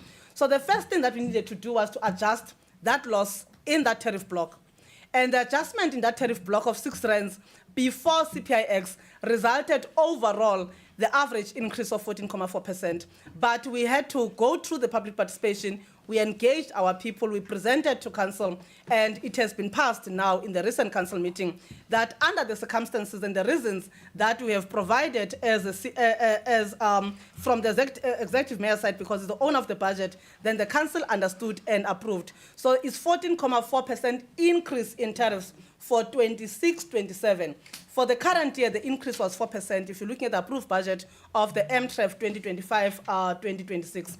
Now, on the 2% downward trend, Chairperson, I don't pick it up in my budgets because my revenue projections, starting from the baseline of the audited figures of 2024-2025 and the current year's budget of 25-26, the budget has actually increased by that 4% year on year. It is not going down. And the budget for 25, from 25-26 to the new financial year, it is also increasing. There's no downward trend. What we're trying to do, we are closing the bottom line, which is the losses that we're experiencing on the trading services reforms, especially water and sanitation, because as we are going to the reforms, we need now to generate sufficient revenue to invest in infrastructure, but we'll still go back and check the source of the 2% decline and the 14%, but I've restated to say it's 14.4 increase for 26-27. Irregular expenditure that you've raised and the issues surrounding the councillors' overpayments. Yes, we provided that detail in the documents that we submitted. Chairperson, to answer to this question, we had an issue after the 2024 national elections, where you had political parties that elected the representatives at either provincial and national that were councillors in Mangaung. This was a pure slip of administration because councillors notified their resignations and they were terminated on the HR system. But the information from HR to payroll delayed by 3 months. And these councillors were paid for, I think, June, July, and August, and yet they resigned after the elections that took place in May of 2024. Councillors had been pleading. I was actually saying, I don't know who was I talking to that, I actually came across another letter from the councillor saying, I'm frustrated. I want to pay back the money, but I'm not getting guided as to how this, what process should I follow. So these councillors are coming in the main from Freedom Front Plus and DA in the main. That 2 councillors from Mangaung that are now at the level of the province and some at the level of national. So there is no resistance from the councillors, but I think from the side of the city, that's where the problem is. We have provided the names in the annexures that we have given to you, but as I'm saying, Freedom Front Plus and DA, it is not a political party that has benefited because, as I'm saying to you, they are writing to say we want to pay back the money. Give us the guidance, and we are working in assisting the payroll under corporate services to ensure that we enter into an arrangement. We provide them with the right details so that they can pay back that money. So you can imagine they were ordinary councillors with a remuneration of about 35 to 40,000 rands. Now, when you multiply that, I think it's 6 councillors, you multiply that, you get to that 566,000 of overpayment to councillors. So it is an error on the administration rather than an undue benefit to the councillors, because as I'm indicating to you, those honorables, they want to pay back to the city. I'm sorry, Chair, but it's 2 years now. 2 years. You can't collect 565,000 from councillors who are willing to pay you back. I don't know. What do you tell the public out there? I want to pay you, but you don't want to take my money. Yeah. Put differently, isn't it as simple as giving them a bank account number to wish to pay back? You can then sort out your things in the background. Why don't they just give in one of the city's bank account numbers to use? Am I missing something? No, Chairperson, you are not. I'm saying now they've escalated because I've gotten an email from these councillors last week and I said, look, we need to intervene here and respond because the process in terms of MFMA, we need to open an account for them and then they can be able to pay into a municipal account, a miscellaneous account, so that we open a data in their name, then they can pay back the city through that account. But those things can be solved since the escalation. We are already on it, Chairperson, and I'm admitting it was an admin error that took place 2 years. It took 2 years for them to escalate, but we are attending to it from the side of finance because it was handled at corporate services. Payroll is there in corporate services, but they escalated. We will be recovering, and next time. I'm sure the municipality needs the money. 566 is a lot. We will do good with it. We will. Thanks, Honorable Isaac, and thank you, CFO. No, I just wanted to say, this appears to me that someone just didn't do their job. And I'm hoping those people have been disciplined. Please don't tell me that you've just shrugged your shoulders, ne? Please. Yeah. No, with escalation, we'll write a report to the CM to say, this email came in 2024, June, that I've received a salary. They emailed again in July, I'm receiving a salary, and in August. So I'm saying the report will be given to the city manager after we have resolved and communicated to the affected honorables, then the recovery will happen. They've now escalated to my email directly. No, you're answering a different point. I am saying an employee or two simply did not do their work. The process that you are describing is not complicated at all, right? Even though I still think it is, because government works like this. I don't know why you can't give someone an account number from one of the account numbers, but yeah, but the point is this: someone clearly didn't do their work, and I accept that at your level, these are not the matters that you deal with on the daily. Right? However, someone there didn't do the work they were supposed to do, and you need to hold them accountable. They did not take it seriously enough, and when you've done so, please send to the Secretariat a letter to say what you've done. But it can't just be let go. Someone there didn't do their work. You shouldn't have to answer for this thing in Parliament. Yeah. Sorry, Honorable Matuna, you look lost. Yes, Chair, I'm lost. Are they saying that these overpayments is these overpayments were to these councillors? These are councillors that would have left the municipality, or it was an overpayment of councillors that would... So let me just describe it quickly. So the councillors in 2024, they are on the list for the 2024 election. They then get elected to province. But they send notification, they send letters to say, we have now resigned, we're out of the system. The only thing that didn't happen is payroll. Didn't affect the change. When they got paid, they wrote in to say, you've paid me, I'm not there anymore. Then they got paid again, and then they wrote again and said, I don't know what you want me to do. Don't pay me. I don't work there. Please tell me what to do with this man. Right. Chair, the reason why I'm asking, I thought when I read the presentation, I understood it wrong. Because the CFO can't push the blame. She's responsible. She makes the payments. Okay. Okay. I don't know. I mean, does she press the button and go through the payroll herself? Ordinarily, Chair, there are verifications that are made at the municipality before payments are made, and she is responsible for doing those reconciliations to know that all the transactions that she's paying are legit transactions. It would ordinarily mean that she's telling us that the amount that is from financial system that goes to their bank, she pays it as that. She does not do verification.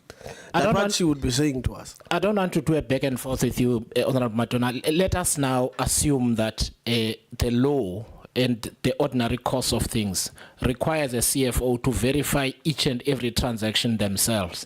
How many transactions do you think there are in the city of Johannesburg such that a CFO would sit and be able to go through the transaction? It's not possible.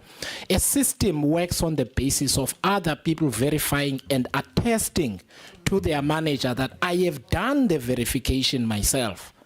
And therefore, you can sign off on this thing. Otherwise, you don't need the other people to do the work. The CFO can do their work themselves. So I think your expectation is unreasonable.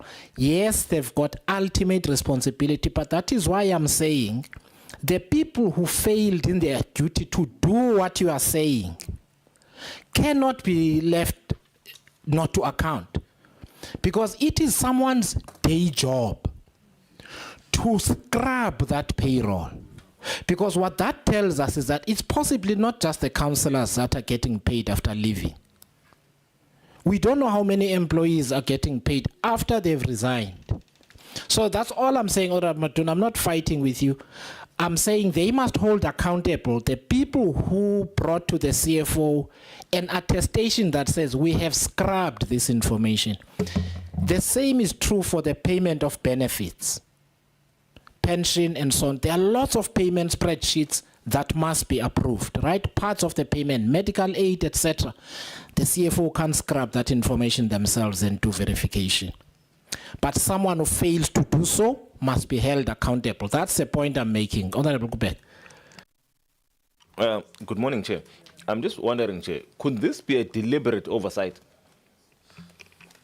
That is what they need to find out. That's why I'm saying they must look into this failure and write to us. That's what I was saying. They must look into this failure and write to us, because you can't have a situation where someone has written a letter to you and said, don't pay me anymore. And then the following month you pay them. Because she says, they've got letters of these people saying, don't pay me.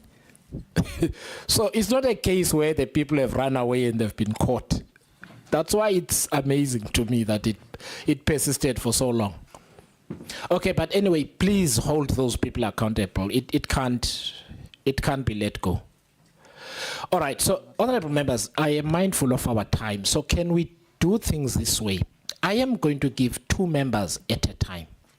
You ask your questions, you get your answers, you get another opportunity immediately to ask follow-up questions. And then I move to the next 2 members and so on. Can we do that? Mzala, you are now out. Go well, Mzala. Go well, Mzala. No, for today, Mzala. Go well, Mzala. Drive safely and good luck where you're going. Okay. I am going to give Honorable Atkinson and Honorable Matuna a chance to just say their questions, get answers. If you are not happy, you get an opportunity to then go through the questions that you'd asked and say, I'm not happy, I want more answers. Thank you.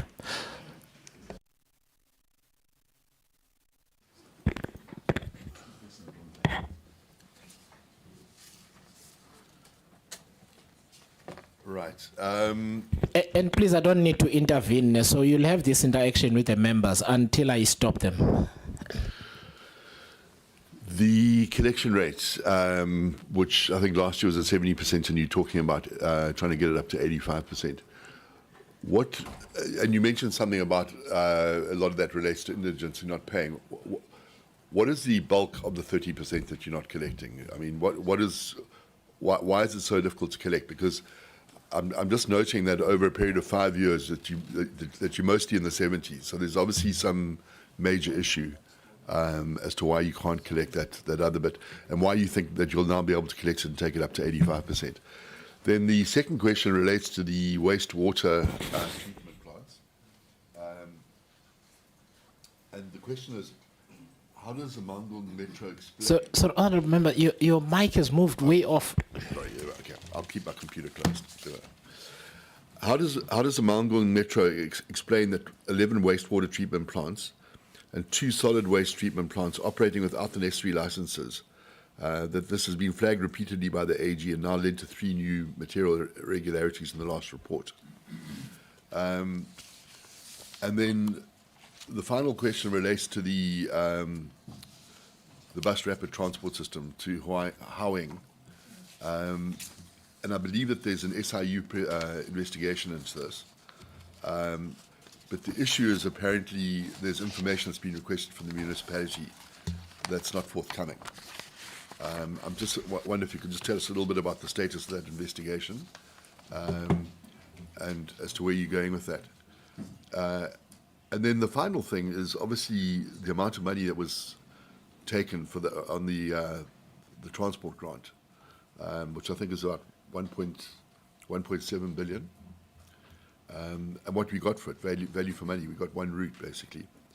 And if we compare that to a place like George, which got 1.6 billion, I'm sure you've heard this comparison before, and they've got 133 buses compared to your 10, and 21 routes compared to your 1. So I'd just like to know how they managed to get so much more for their money, and Mangaung only got 1 route and 10 buses, basically. Thank you. No, thanks, Chair. Good morning to you, the Chair of COCTA, honorable members, the Mayor of the City of Mangaung, and your management. No, thanks, Chair. I think I also, since it's a follow-up, I have a couple of questions.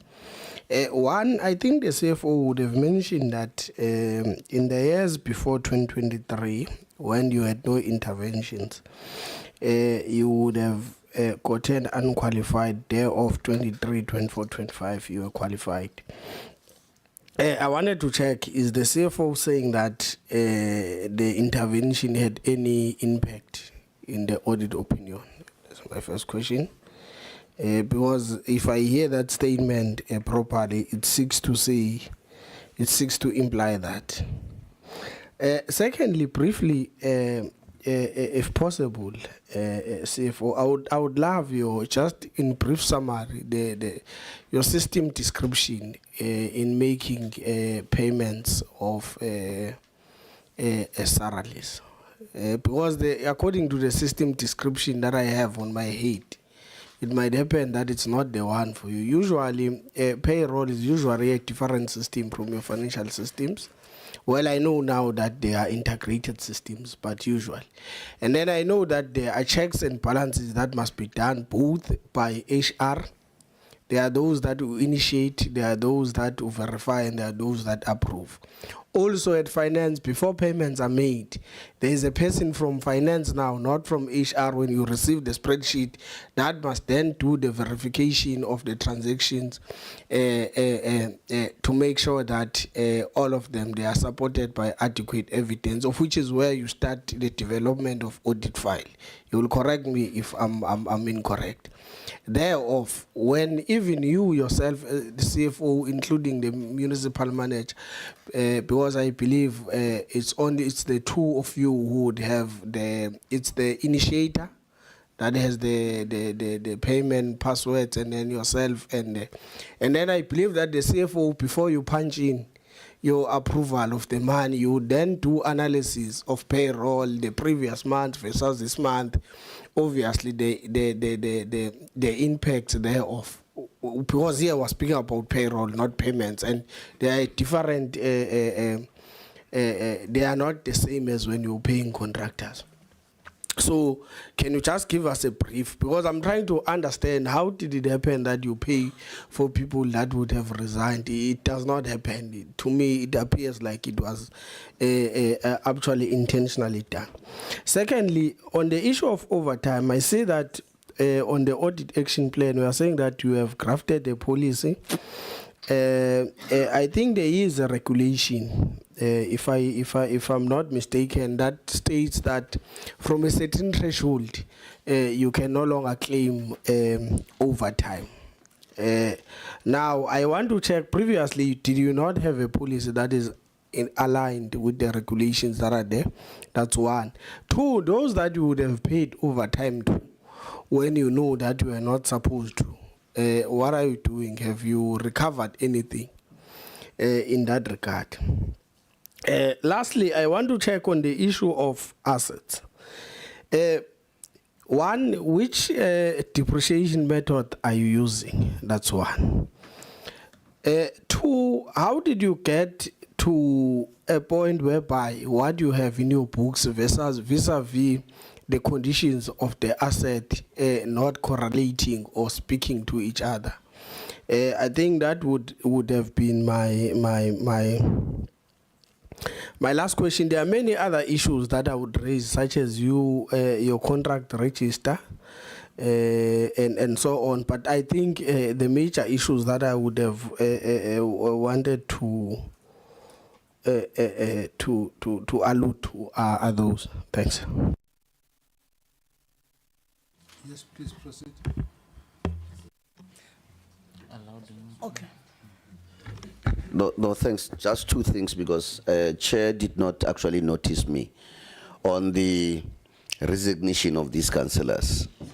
You would know the situation in 2024, majority, that's when the outcome culminated in the GNU. So these councillors, specific councillors, they only submitted their resignation letters 2 months after they were appointed. And on the third month, because we did not yet receive their resignation letters, the system had already been loaded with the payment. And I can confirm that one of those councillors, Councillor Leach, has actually paid now in January, because what we needed was to finance give us a code where the money must actually be submitted. So he just voluntarily paid into the municipal main bank account with the reference number refund, and we can provide those details. It's not that, yes, I can agree that the negligent part was on us accepting and saying this is the account number, this is the code that we must use when you pay into the bank account as part of the refunding the money. But it was because of the delay on their part. You are correct, Honorable Menens, on the overtime. The Basic Conditions of Employment Act, each year the minister issue regulations around the threshold. That says anyone who earns, this year the threshold is 269,690. Now, each year when the minister publishes the regulations, and this is one of those things that we have actually discovered after our appointment, that those who were earning above the threshold were actually being entitled to an overtime pay, when in actual fact they were not supposed to be entitled to an overpay. As to how we recover, it's another matter that we're actually continuing with. But we're quite strict, coupled with the fact that there was also a problem. Remember when the national intervention actually came in, one of the conditions was that a moratorium on the appointments must actually be placed so that the municipality can actually recover. So it actually put a lot of strain on the human resource capacity of the municipality, and that's why certain things could not actually be executed. And now, in the current financial year, what we have actually said, in fact, starting from 2024 CM, if you recall, you issued a circular to say all those that are above the following threshold, they must not be entitled to an overtime pay, because the Act says when you are above that threshold, you are not covered by chapter 2 of the Basic Conditions of Employment Act, from section 9 up to section 18 subsection 3. So we started effecting that way back in 2024, but because in some areas there's always human resource capacity constraints, we have actually said to HODs, where you think there are certain people, then we can actually request a city manager to waiver that condition, even though we know that in terms of the Act and procedurally, it's only the minister who published the legislation who can waiver the legislation. And we provide the report and say, Minister, this is the situation we're confronted with because of the human resource capacity. There are these levels that would be expected to work overtime. And once that has been approved, we then categorize those who may actually be entitled or be covered in line with the provisions of Chapter 2 of the Basic Conditions of Employment Act. I think I have attempted, unless there's something that I missed that affects corporate services. But that is the reality of what actually transpired. Thank you. Sorry, before we come back to the members, the executive mayor wants to weigh in as well on the same questions. No, Chairperson, I want to honestly appreciate your ruling on this matter of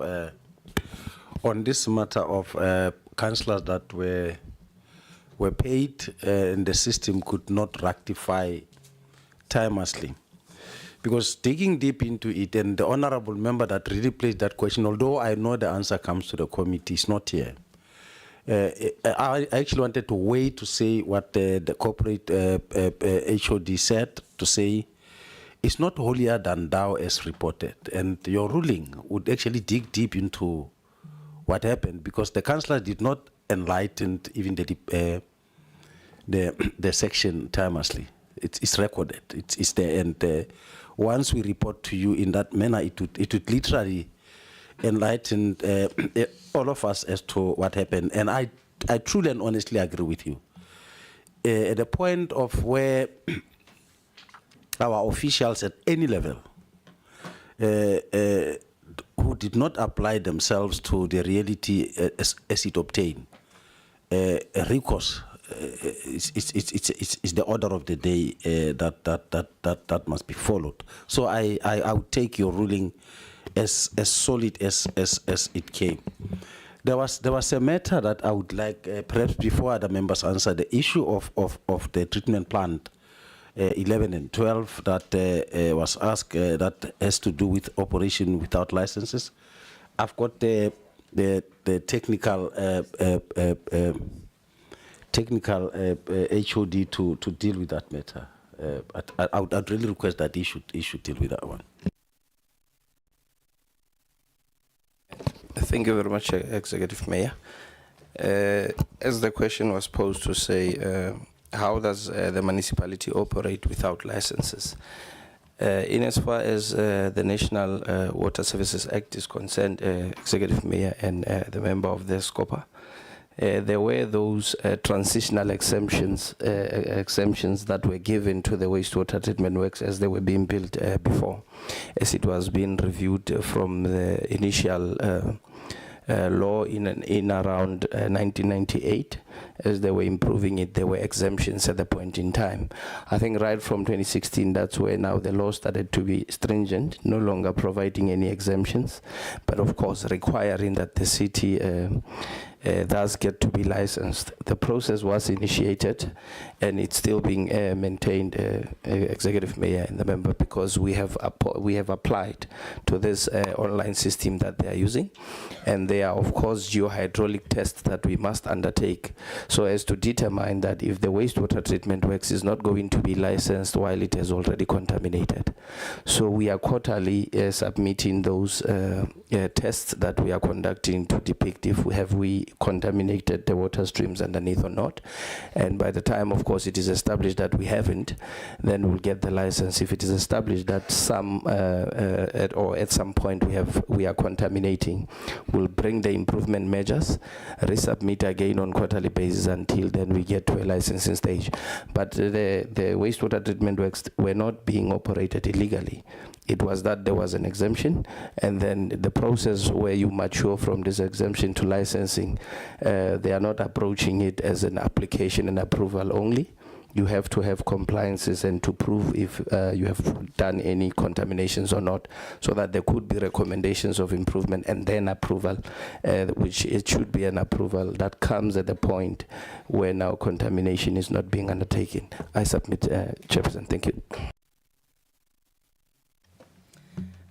Thank you so much, Chairperson. I'm going to be responding to the remainder of the questions, of which the first one is on the collection rate, but that question was asked, I think your angle is on the level of indigence in the city and how are we hoping to collect from those households.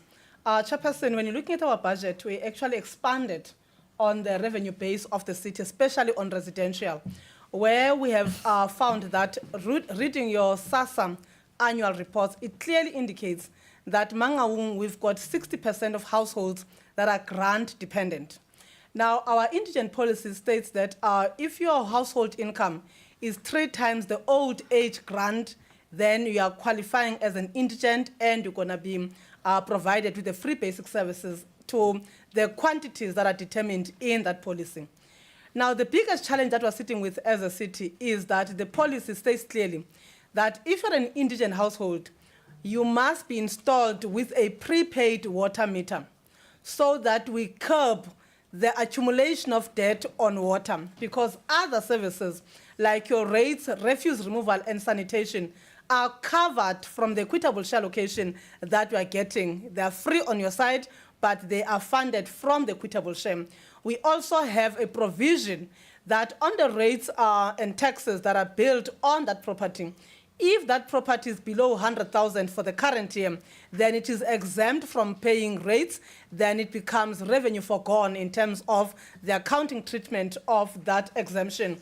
But for 26-27, we have increased the exemption to 180,000 to accommodate the residentials that they, in terms of the new valuation roll, have increased above the 100,000, yet they remain within the category of income poor people earning that 3 times old age grant. Now, when it comes to collection, it is a problem because we do install these prepaid water meters to the qualifying indigent households, but the technology itself on the prepaid water metering has not matured as prepaid electricity has matured. There are various meters and they're efficient and working in a very perfect manner where units are dispensed through that meter, and then you stay within the affordability and you top up. Now, the challenge with water is, in a case where a person has run out of the free basic units of water, and they can't top up that prepaid meter, then we have commercialized water to a point where it becomes an issue of the rich and the poor. So we are grateful of these trading services reforms because these are the things that must be debated in across the levels of government. Because remember, a person on the ground believes that water is a right. It's not something to be paid for. And the trading services are now saying water is a commodity. It has a price. It must be sold. You must recover. And you must invest to ensure certainty of the water provision across. So I'm giving you the scenario. It doesn't address the collection because we give them the water. We know that they are indigent. They are consuming over and above, and the debt accumulates. Just as an example, last year we have approved over, I think, about 60,000 new indigents that came into the roll with a total debt write-off because the policy says once you have been verified and qualifying, we write off that debt. But those indigents, as the 30 June 2026, they've accumulated 530 million of debt on water. It becomes a vicious cycle, and hence the going concern issue that AGSA is raising, and we have provided about 8 slides that are addressing the going concern and how are we going to ensure the city remains sustainable despite the fact that we are a rural metropolitan. Moving off that, I will go to the PTNG grants that you referred to and the comparison with Go George. And I think the first difference that we need to look into, Go George operates on 21 seaters in the main. We operate on 65 large buses. They have fully taken over the routes. In fact, when we went there to do the benchmarking, George, they didn't take the route that we've taken. They are sharing the routes with the taxi industry. In Mangaung, we buy out the taxi industry. We take your licenses, then we settle that license. We go through evaluation process. The current licenses of Route 1C, I think they were valued at 1.250 million per taxi. And then we've got a payment plan to pay that license. But the point I'm making is on the grant expenditure. And we were discussing as EMT to say, are we sending this slide as it is, or we're putting it in numbers, or we're putting it in percentages? Yes, indeed, when looking at the PTNG, it didn't perform well. From the 5-year horizon, we've returned about over R1 billion back to the national fiscus. And that was not a bad performance of the city. The process of spending the grant on PTNG depends on the approval of the CAPEX by DOT. Due to this SIU investigation of 2017-2018, PTNG or DOT did not approve the city's CAPEX to say, let's fix these issues that we have that are under investigation, then we'll allow you to upgrade your infrastructure, which at the same time it became a problem. You know the reasons, you're gonna give us reasons not to spend, but they're transferring the 575 million. From 575, we're only spending 75, we must return the 500. But with the intervention of COCTA and National Treasury, we have actually came at an agreement. They have now approved the CAPEX of the municipality. We are in the process of procuring 10 buses that will start the Route 1A. And again, in the pack I've given you, we have shared the strategy of the city to roll out these buses. So the underspending is based on the fact that we had an SIU investigation that took 6-7 years to conclude. And during that period, we were gazetted portion of capital that we could not spend because it was held back on that. And yeah, that is the status. At least for now, we are now able to spend on that. On the audit outcomes and intervention, it is not apportionment of blame. I think this slide came only yesterday because when we were discussing to say, how do we make sure that we make our point to the committee? Then we said, look, we have 6 executive mayors since in the current term of office, started with Councillor Mlamleli, and then moved up to Ndaten Tatisi, who took over in 2023. So the split doesn't say intervention regressed the municipality. It just says over a 5-year period, we had 2 unqualified audit opinions, and the opinions changed in 2023, 2024, when we got the qualified audit opinion, and it happened again in the next year and last year. So we're not saying there is something that you can apportion to the committee, just that in terms of the years who was leading the city at that time, we came to that. Even if you're looking at the UIFW registers we provided, we have indicated that Honorable Executive Mayor Ntatisi took over when the unauthorized was already sitting, or the total of UFW was sitting at 10 billion. And to date, it has accumulated to 14 billion. So it is not an apportionment of blame, but it was just to ensure that when we come here and we are asked the details of, can you break it down in terms of the term of offices, then we are able to provide those responses. And I'm gonna move to the next question of the business processes that you are talking about on the payroll. And I think it is linking back to the question that we dealt with. Now, and then I'm going to respond to this question on the business processes. No, sorry, Chair. I do not think with the explanation that were given by corporate services, I do not think it's necessary anymore. Okay. Okay, can I also ask, so I know you want to give us the detail. If we carry on at this rate, you guys are going to have to come back to Parliament again. No, we're not. Yeah, okay. So that's it. So we really need to be concise with answers. Because we're still on the first 2 members, and they haven't asked their follow-ups, you see. Okay. No. And it's 20 to 12. No. Yeah, we're going to end up asking you to come back again because we're not done. Okay. The last question is depreciation. Then we are using the straight line method based on the useful life of that asset. Thank you. All right, so is there anything that's not answered you want to follow up on? Yeah, just on the SIU investigation, you mentioned it's now being concluded. So do I assume that all the documentation that was needed to be sent to the SIU that you have sent? And if it is concluded, would you be able to share the recommendations with the committee at all? Thanks. Sure, Honorable Maduna. No, Chair, I think now what we were speaking about, it's important that I make this. When I first asked, and I was very confused. I think when they say that the councillors submitted the letters 2 months late, it makes sense now. That actually they did not resign when the councillors were supposed to resign. So here we are not dealing, you were trying to be economic with the truth, Sefu. What the councillors did is actually a criminal offense. Even ourselves, when we came here, we worked somewhere else, but we resigned before we came here. We did not get 2 salary. It was not a mistake. It was a criminal offense. So the municipality must deal with the matter in that premise, because the money that was with them, it would then mean that when they pay it back, they must pay it back with interest. You know what the implications are for MFMA CFO. So that's why I'm saying that don't be economical with the truth. The councillors committed a criminal offense. They remained the members of provincial legislature while they are councillors. Thereof, you must take it and deal with it in that premise. We need to get a detailed action what the municipality will take legally against these councillors. That I wanted to just pass by. And then my follow-up would have been that...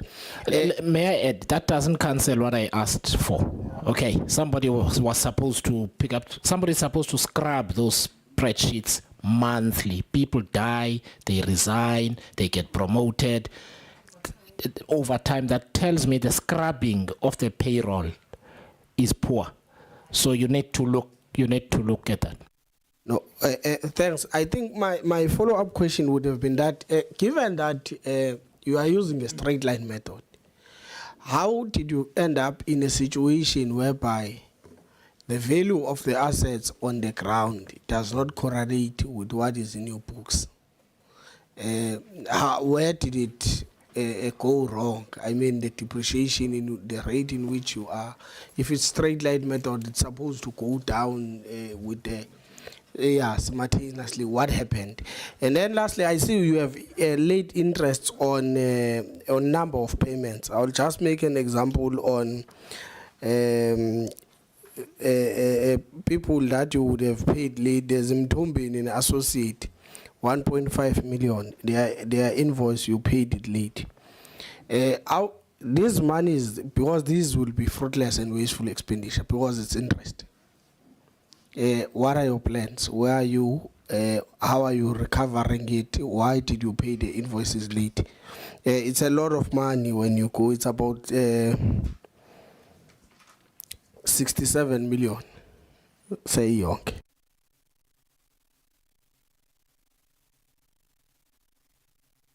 Listen, I just want to deal with this issue of the SIU and the IPTN once and for all.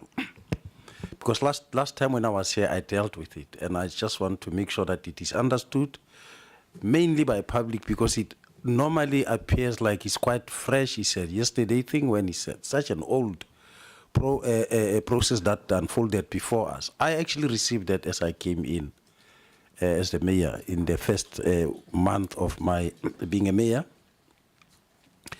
And the report was coming from the Department of Transport as a forensic audit on the spendings with regard to IPT. And it was done by two companies, Abacus and what is this other auditing firm?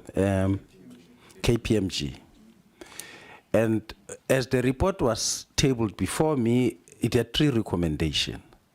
One was disciplinary process. Second, it was asset forfeiture, and the third one, I think it had to do with criminal and civil and litigation. I mean, law enforcement processes to unfold. What I then did with the report was that I instituted at the level of the municipality, at the level where I should operate, the disciplinary processes which affected people that were at the level of the city managers there, and I concluded that part. But I must also show the limitation of where the report fell short. At a time when these processes were committed, there was administrators, and I would like us to visit what administrators do when introduced it, but they take over powers, the long and short. Both administrative and financial discipline falls within the discipline of the administrators. If you look at the report, nowhere they are mentioned as people that could have been there when these irregularities were committed. When you look at the report in terms of disciplinary processes, it does not help to understand unauthorized expenditure and other related aspects that would do with the COVID era, because this part of the report was in the hardcore of COVID. You know, when people could not meet like we're meeting, where people could literally had to make decisions difficult. And I'd also like us to revisit Chairperson, the regulations that were obtainable during COVID time. You know, there were regulations in place, and which operations were to take place even in the construction discipline. You do roads and other heavy like buildings, such as hospitals. Certain operations were not allowed if you visit the regulations. The long and short is that I then had to get the report. The disciplinary processes I instituted at the level of the municipality, and the part that had to do with the law enforcement unit, I literally had to send invoices to go to Abacus and to go to KPMG to get original document, which are submitted to the law enforcement unit for purposes of investigation. I wouldn't want to say the matter is sub judice. I don't operate that way. I can tell that I have given to them, And I'm making a follow-up to say, how far are you with the process? That is where it is. This is a 1993-94 matter to date. Now, it is the law enforcement. I don't know whether does it come before SCOPA. But one of the questions that they must be asked is how far are you with the case that was submitted to you by Mangaung with regard to IPTN? Because now it is at that level. It's no longer at this level. And from time to time, when we are asked this question, we are not that we are afraid to answer it. The truth of the matter is we have instituted all the necessary processes recommended in the report to follow 3 critical aspects. One being disciplinary process, criminal processes, and asset forfeiture. All those were put into place. And the 2 complement each other. The asset forfeiture as well as criminal investigation. The 2 complement each other. So we are at that point. And I just wanted to say, this is how far that report has been handled. Thank you, Chairperson.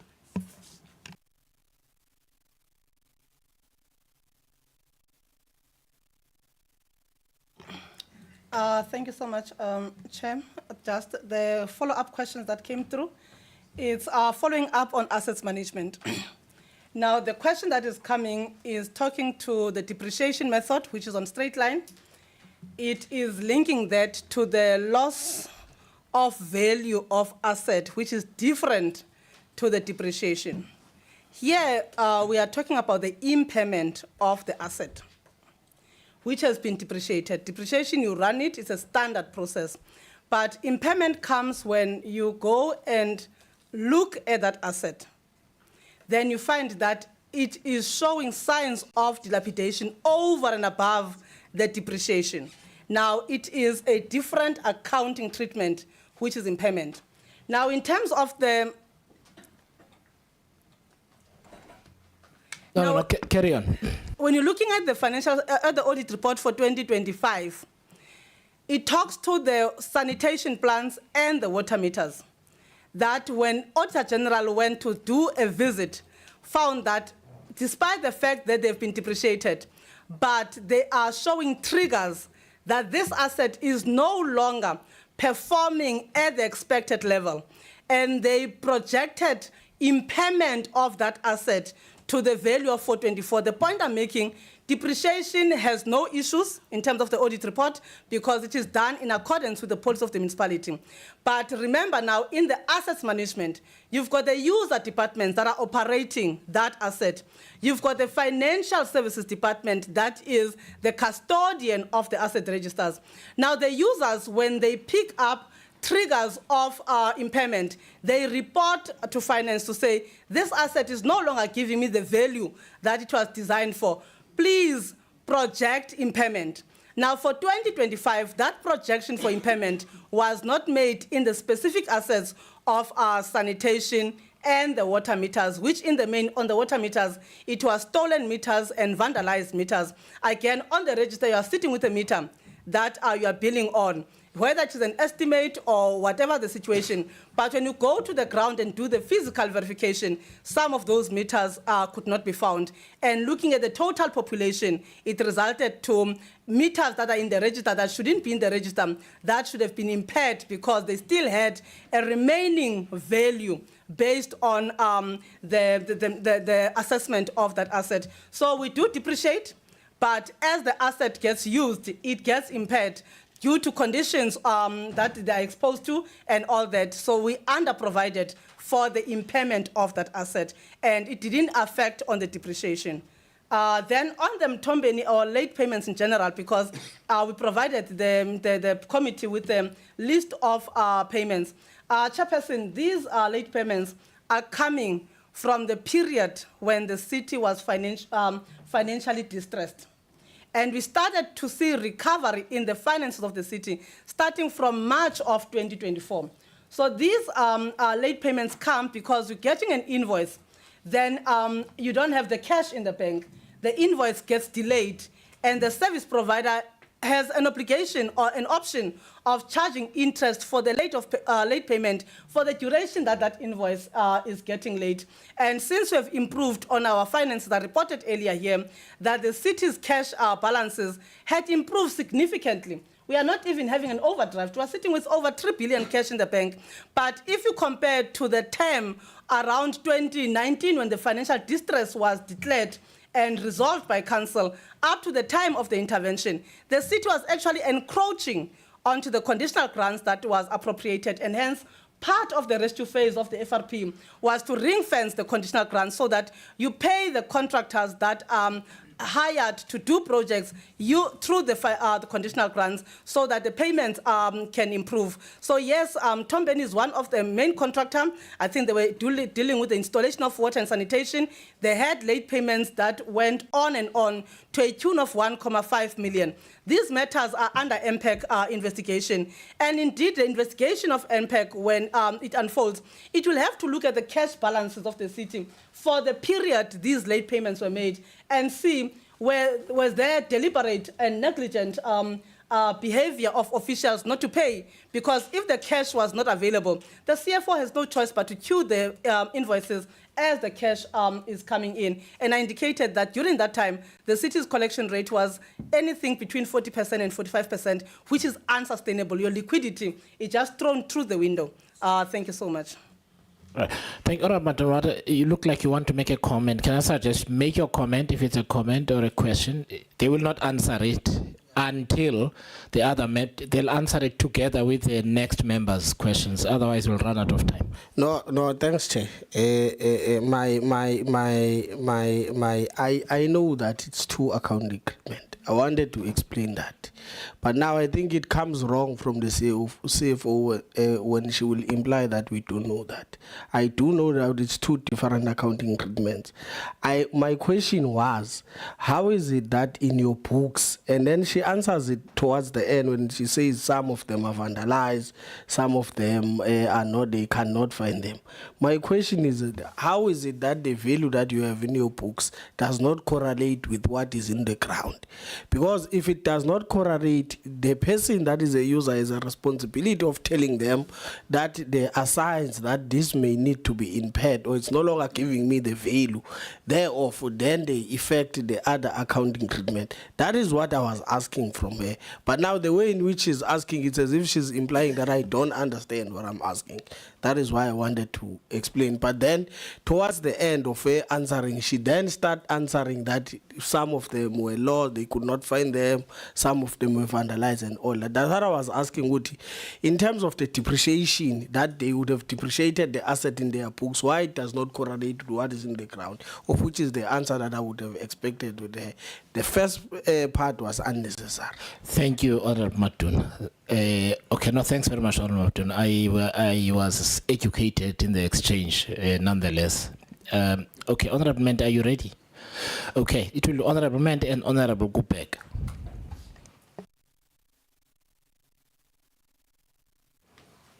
Thank you, Chair.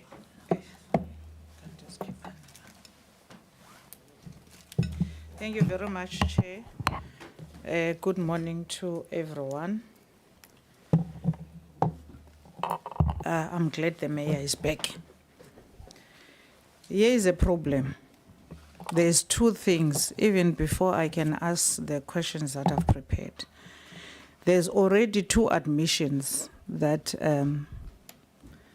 the madam has made, that the intervention of our National Treasury is because there was a lack of monitoring on the systems. So someone is not doing their job. For National Treasury to also withhold part of the grant is because there was a misuse of the grant. Now, Mayor, here is a problem that I have. Do we act, or why have you not acted against the people who do not know what to do in terms of the finance office? Because grants are very straightforward. If it's electricity grant, it goes to electricity and nowhere else. If it's housing grant, it goes to housing and nowhere else. For National Treasury to now even withhold money which is supposed to be helping the people of Mangaung in other areas where the grant was supposed to be applied is because there is no action in curbing or rather arresting the maladministration within the system? Who was responsible for this maladministration of misuse of grants, and what happened to them? That is my first question, and I'm very upset with that, because the reason why we sit here for the second time is the lack of acting against people who are doing wrong things. People do wrong things, nothing happens to them. The second thing, we asked for an organogram, a city manager. I asked the question, 2 positions. You have positions in your office of specialists. What you said, you have utilized Section 56 of Municipal Systems Act to appoint. And in the Municipal Systems Act, it does not allow you or anyone to appoint people at a level of senior managers or managers of anything that are directly accountable to them. Those people must get a secondment from the council. Now, under oath, do you have managers in your office that you have appointed as specialists at a level at which the salary is equivalent to managers? And are the people who are regional leaders of the ANC in Mangaung at management position, because that's prohibited by the PEM Act as well as the Public Service Act? These positions are your revenue specialist, which is a duplication of work at finance, service delivery specialist. You even said in the last meeting, when you are providing this organogram, you are going to deal with information, but the issue of the organogram that you have done, it also finds expression in your presentation. However, it's just highlighted. It was not presented. I might have not been sitting here, I was listening outside. Then you have project management, which you said it is highly performing.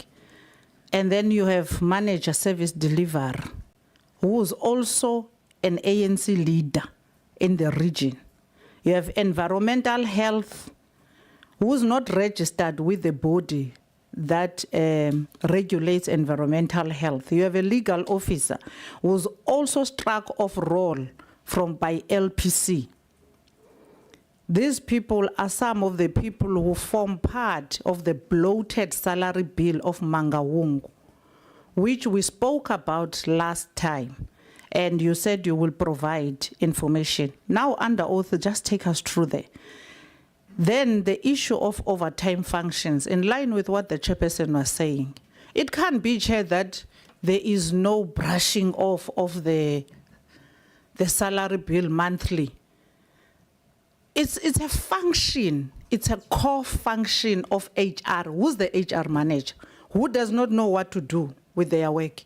It's a core function of HR. There are people, unless you are saying HR is managed somewhere else, that's a core function of someone who's an HR, and that person should lose their job today.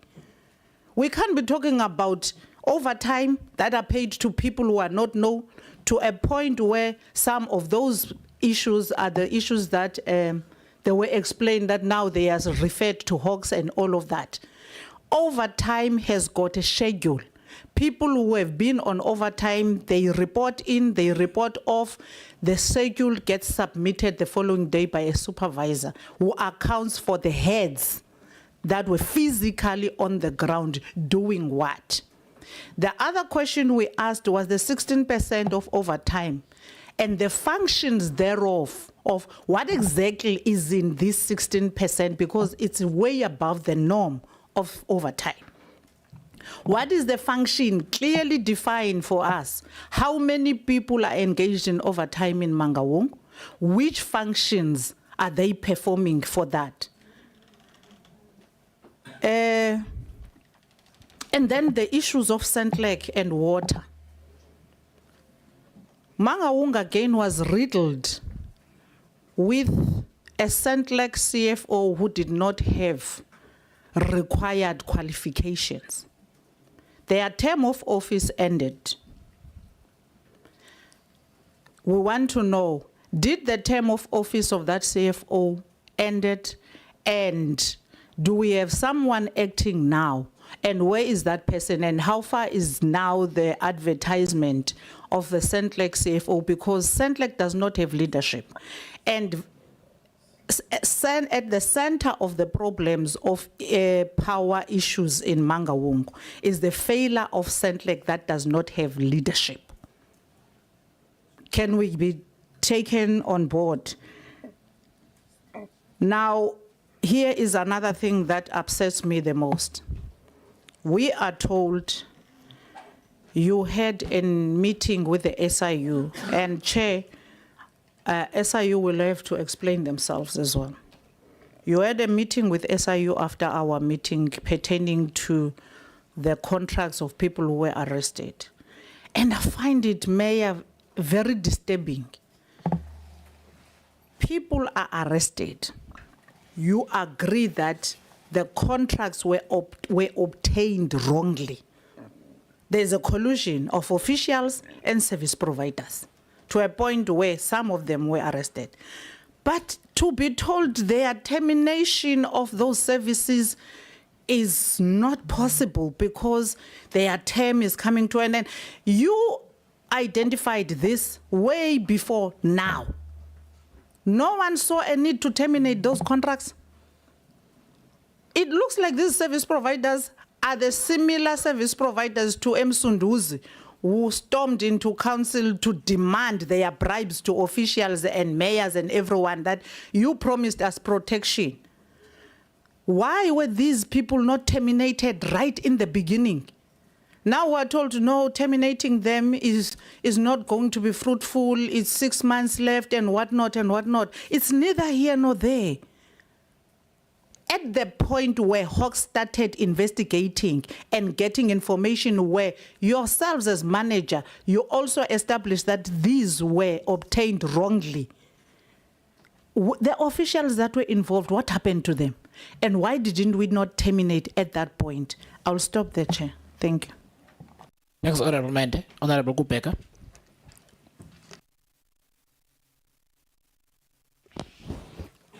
Thank you, Chair, and greetings once again to the House.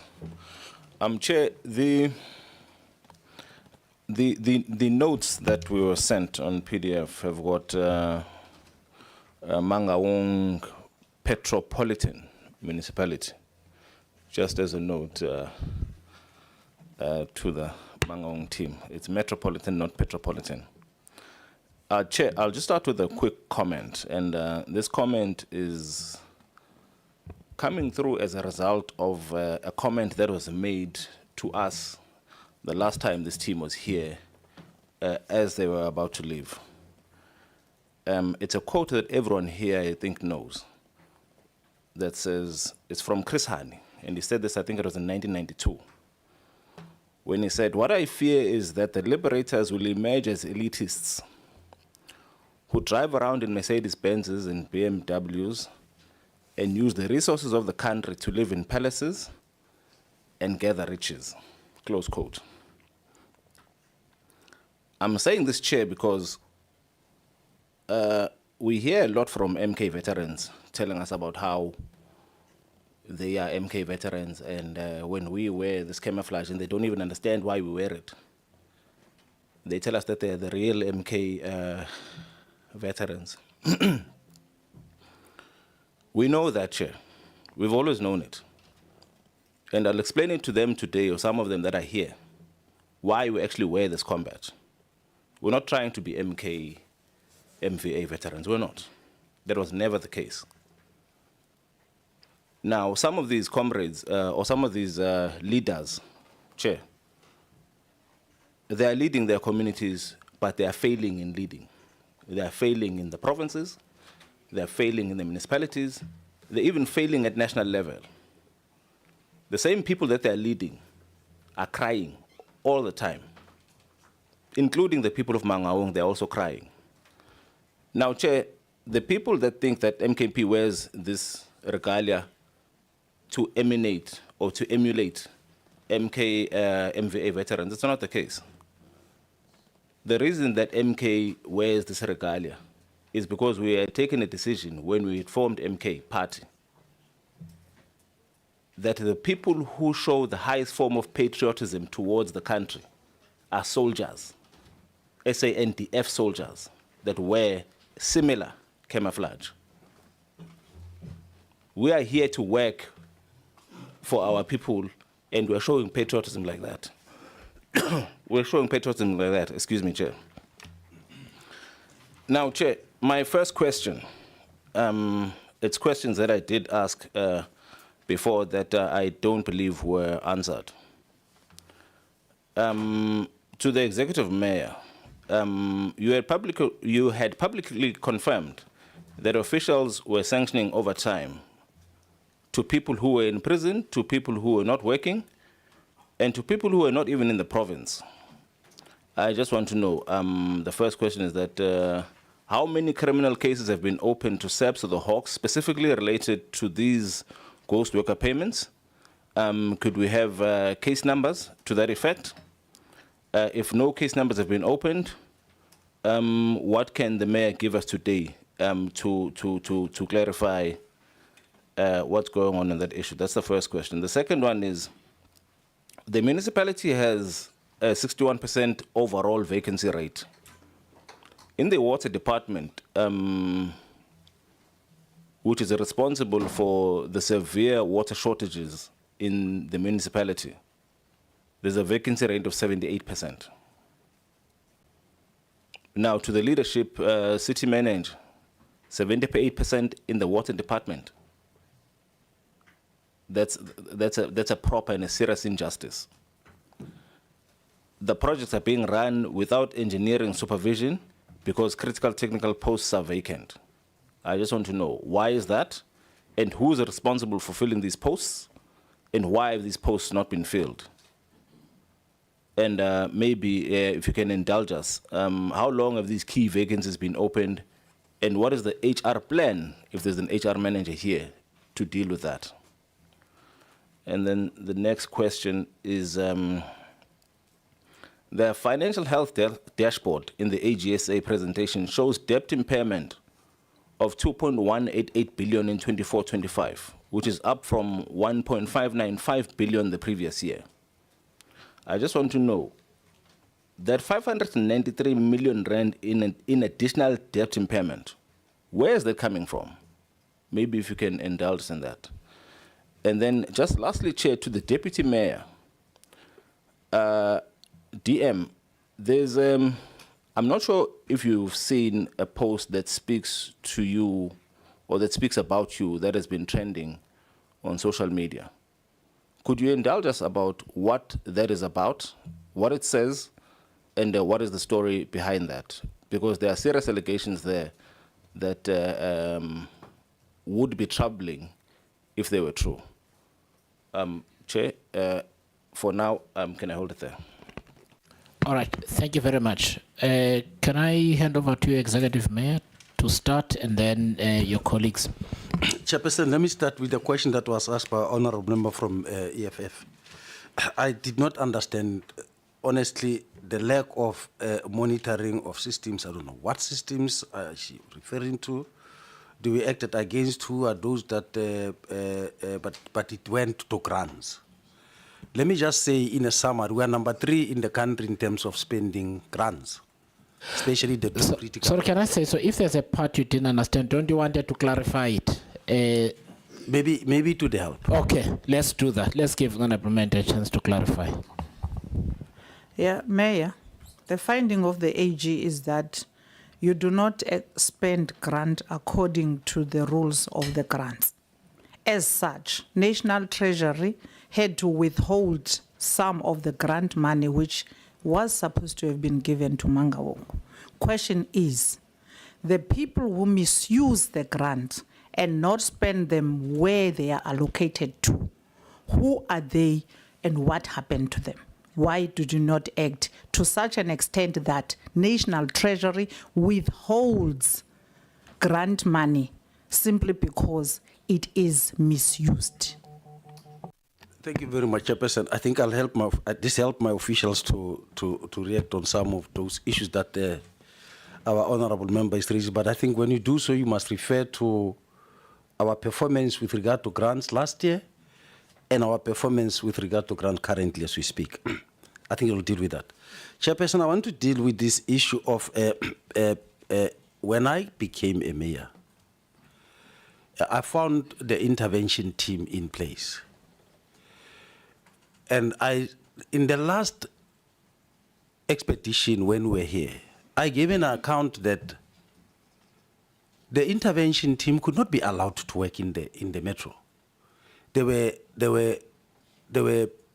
harassed by all political parties, irrespective, all, and I mean all, to even a party that was represented by a single member. They were not given a space to operate.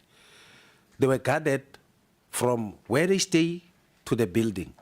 They hardly know where projects are, all of them, without exception. They could not even go outside. They were pressurized by the demand of this overtime by workers of Mangaung. The center was not holding. It must be known. It's recorded. That is why there had to be some changes that were made. But they left us with financial recovery plan that we are making reference to today. And that's what is guiding us to date.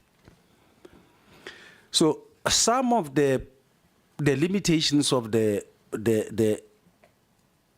expenditures that could be accounted for range to those areas of concern that members are raising.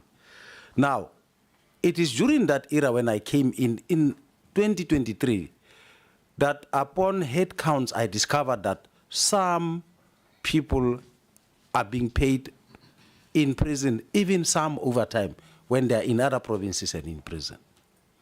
Now, maybe that the Duma will give, because the document that came should have given an account as to the figures with regard to what are those cases of those people that have been found not working for the city, either in prison or elsewhere, were paid, including those that process the payment.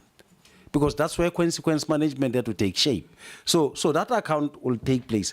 And I want to also make sure that our communities and our people at home do understand, because some of these things are viewed to be happening now. This is a 2023-2024 financial period where I discovered these things and I exposed them. Not even 24-25. Again, I must say, these matters are before the law enforcement unit, including the case of our engineer who has gone down. These are with the law enforcement unit. I have got no power to go beyond the law enforcement unit to recover some of these things that we are talking about today.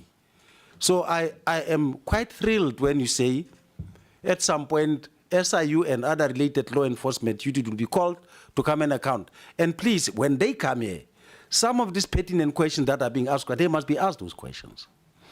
Now, Chairperson, let me and that was the answer that was coming to MKP. But you see, Chairperson, last time I was here and I almost lost it. And I want to contain myself not to lose it. But you know, last MKP, and they're busy now talking, and so that they should hear what I'm saying. Why are they using the logo, the name, the everything that belongs to MK soldiers that were... Go to court, Mayor. Go to court. No, you can lose it. I'm asking you can lose that it. Don't try why are they using it? And tell us that you're going to lose it here, Mayor. Hey, Mayor, no. You come, Don't tell us you're going to lose it, Mayor. Don't tell us you're going to lose it as if we're scared of you here. We're not scared of you, Mayor. Honorable Mayor, allow. Mayor, Honorable don't talk to me. Order, members. No, order. It doesn't happen that way to me. No. Honorable members. Don't talk to me like Honorable Mayor, please. Mayor, I'm not your child. You don't talk to me like that. Honorable Kupeka, please. Honorable Kupeka, please. Can you? Okay, no, sure, but Honorable Kupeka and Honorable Ment, no, colleagues, no. Yeah, you are not allowing me to say that. This is the problem. Do that here. Honorable Kupeka. Kupeka. Oh, Honorable do that here, Honorable Honorable Kubeka, please switch off your mic. Honorable man, none of you are giving me time to say exactly what you're saying to the mayor. You keep saying, So when do I come in to control the meeting? No, please, colleagues. Okay, Honorable Mkhize. No, thank you, Chairperson. No, when I walked in, I heard Honorable Ubega talking about MK, talking about veterans, talking about a number of issues, and I whispered to the chairperson, what is this all about? Now, I want to suggest, Mr. Mayor, don't fall into this trap. In this committee, whether it's COPA or Portfolio Committee of COCTA, we are coming from different parties. We outlaw party political expression. We don't deal with it. We rule you out of order from the chair if you ever want to create an impression that you want to politic around these issues. This committee is operating the same way, such that you don't even know who belongs to which party, except when you look at the way they are wearing their stuff. Now, I think there is space for politics, but it doesn't belong to this platform. The politics we play here is simple. Accountability, service delivery. The municipality must explain how they are dealing with the resources, how they are dealing with the management of the municipality, how we deal with governance issues. The members, if they want to raise party political bickering, we have to look at what it is and see whether we want to entertain it or not. Quite often, and everybody knows, we actually ruthlessly deal with it from this platform, because it is a mistake to allow a portfolio committee of parliament to use this space to politic. Yes, we can go out and do that when you are out there, but not here. Now, I just want to make this suggestion to your Honorable Mayor. Issues that have to do with party political tension, conflict, point scoring shouldn't come from you in this platform. Don't go into it. And it is not why you have been brought here. But if somebody decides to take advantage of this platform to use it for political point scoring, we deal with them. And so I think you've been baited out of the mandate. The issues that have to do with the politics of the MK party and the conflict with the ANC, we all know the history of what has happened, but we don't allow that and we don't entertain it here.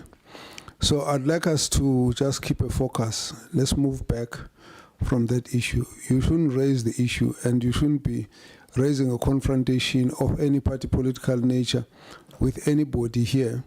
But even if they do it inside here as members of the parties, and mind you, all of the members who are here, they came with the party political flag. So there's a space where we allow that, there's a space where we don't allow it. And I'm just saying this because I think we shouldn't lose our focus because of the party political tensions. It's inevitable. If we're to sit here and I have to pick on the EFF, there'll be enough to say and response back, MK and any other party. But that's not really what we'd like to do. And so I'm just taking a bit of time to explain this because I think we can easily get out of control when it's not necessary. This issue belongs to somewhere else, not here.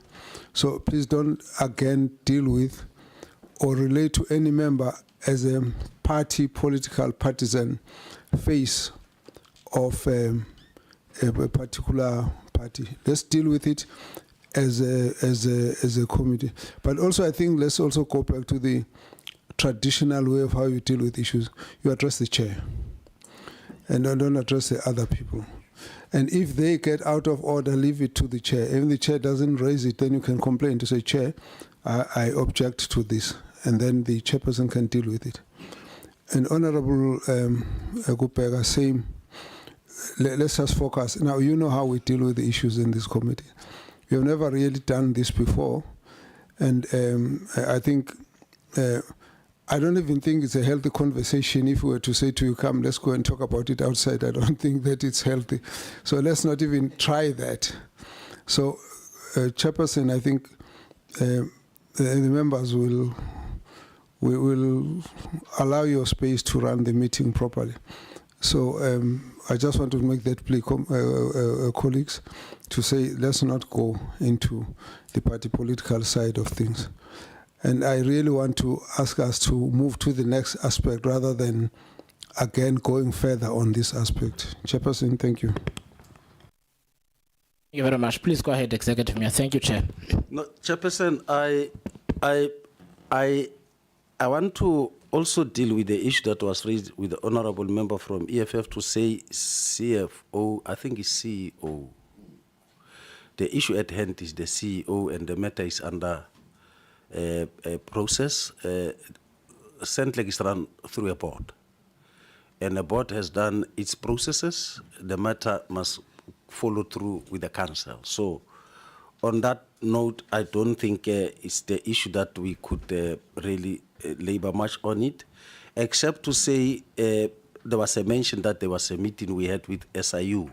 Sorry, can I just ask for a favor? Yes. So when you say the board has run its processes, if you are a member of the public and they're listening to you, they have no idea what you are talking about. So you need to describe what has happened. So, Chairperson, the board said, the board advertised, the board shortlisted, the board went through the process of interviews, and the board has submitted before the municipality an appointment.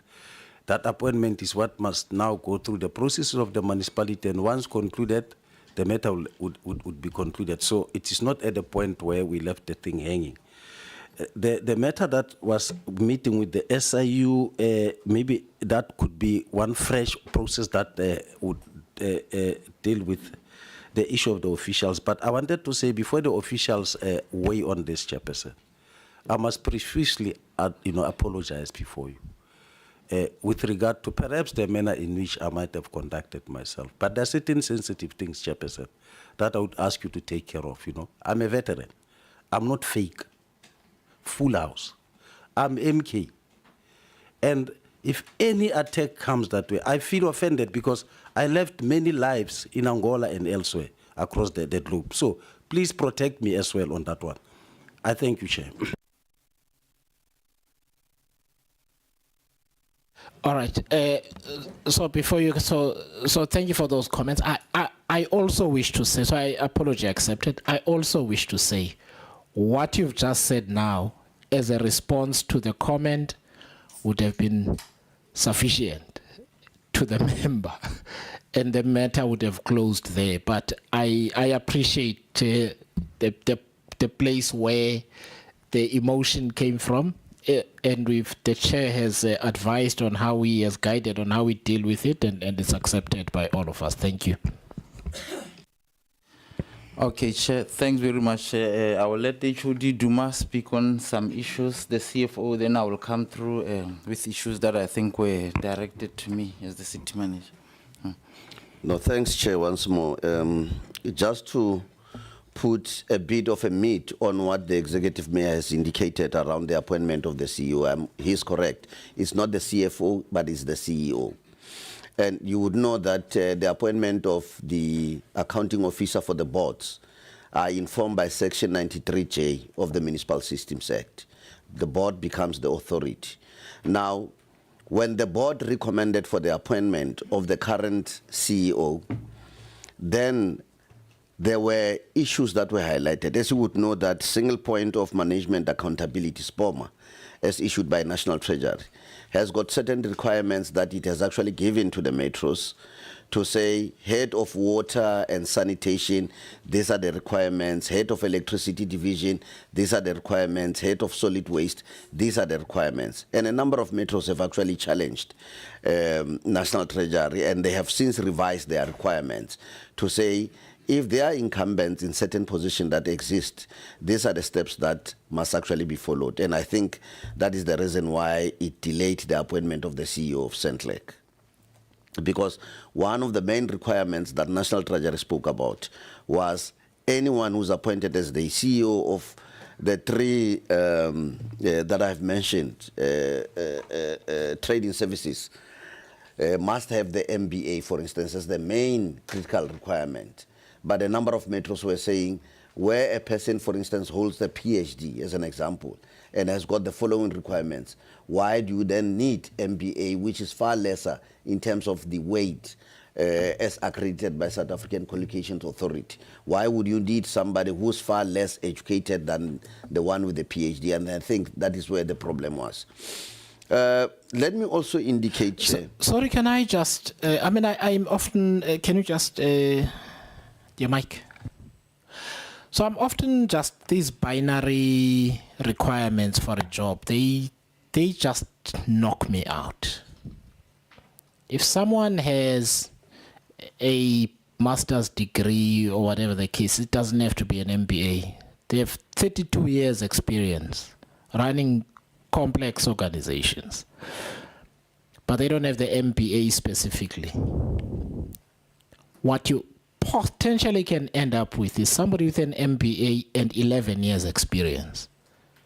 I really hope these things don't get applied in this way, because it bears no relationship with the real world of work. That is why there's also something called recognition of prior learning and all of these kind of things. I really hope we don't do these binary things where you say, usually it says MBA or equivalent.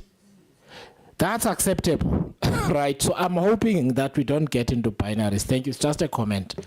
No, Chair, you are quite correct. I think that's one of the issues we have actually raised, and National Treasury has since considered the very issues that we are raising. Chair, there was a matter of the ghost workers. Chair, we have actually referred the matters to the law enforcement officers. Now, there was a question, what is the case number? You would know, Chair, that the case number will only come once the arrests have been made. Now it's in the process of the investigation, and that's why... No, I think there's an error there. So the case number you get typically the next day, you lay a charge, then you submit your statement, and then they will, oh, you mean the court case number?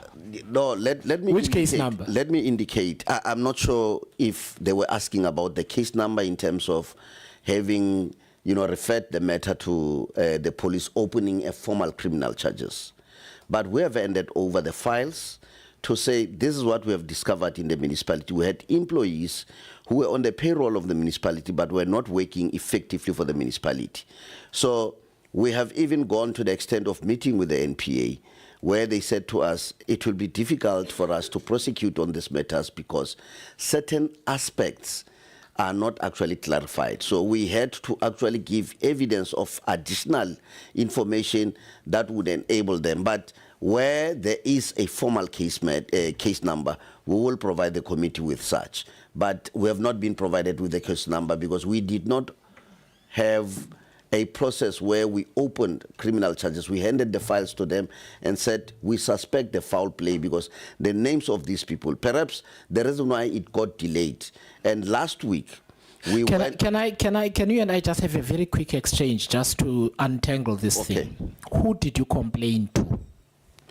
Who did you lay the complaint with? We took the file over to the NPA. Not the NPA, the Hawks, I'm sorry. Okay. The Hawks were supposed to then register a case because the Hawks are a division of the SAPS. Then what you are supposed to get is a CAS number. So you'll get CAS some number / the year or the date, a date. That's what you get. Did you get that? Not as yet. We have not received that. When did you lay the complaint with them? It was in 2024, I think around June. Your case does not exist. I can tell you, your case does not exist. It's not in the books. Well, let me explain one thing that the committee must be aware of, Chair.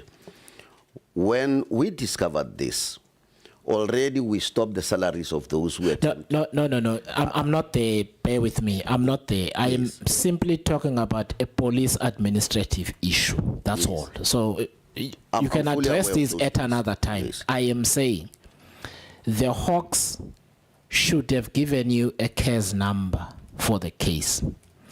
If they have not yet done so, it means That's a okay. clerk somewhere there has not put their fingers on a keyboard and registered the thing.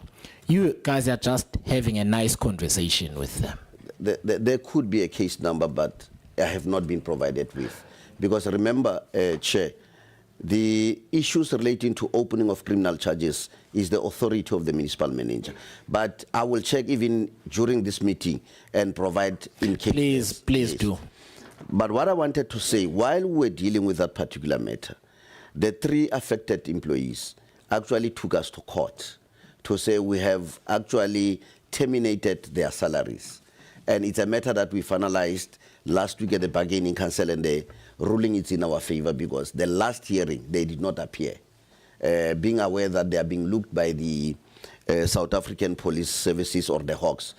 What actually happened, these 3 members were the members of the South African National Defence Force. And upon realizing these matters, when the Hawks were looking for them, they were found to be in Rwanda. And they only, in Rwanda, is it in Rwanda? Yeah, not in Rwanda, in Kigali, in DRC. I'm sorry, in DRC. And they came back, and the police are actually following on their trails and will provide the latest developments on the matter. But when we met with the NPA, there were issues that were raised, so we provided additional information to that. Let me come to this one of the specialists. The specialists are appointed at level 3, which is the level of the manager. And these are the positions that exist in the structure, and they have been job evaluated to determine the correct level for those positions.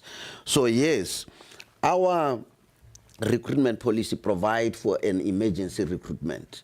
Remember, after the city manager was appointed and subsequently we were appointed, there were a number of challenges facing the municipality around revenue collection, since the municipality was still under the national intervention.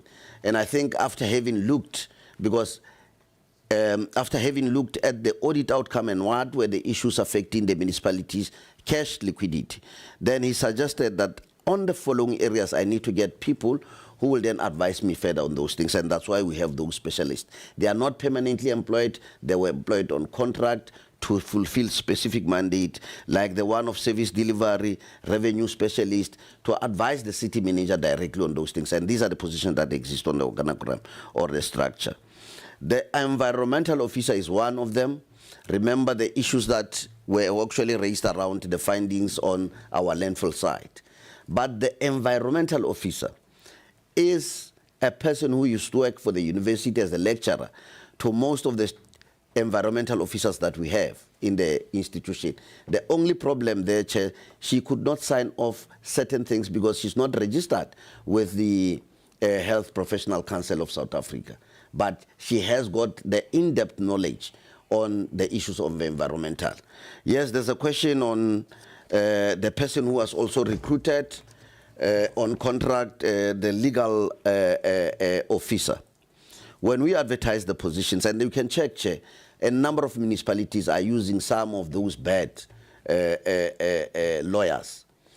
Our recommendation does not say you must be registered with the legal practice council, because municipalities don't appear before the court. Because the person who has been bad by the legal practice council is not allowed to practice in court, but can also provide legal advice on certain measures. And I can tell the incumbent in that position is one of the best performing legal advisors in the municipality. Thank you.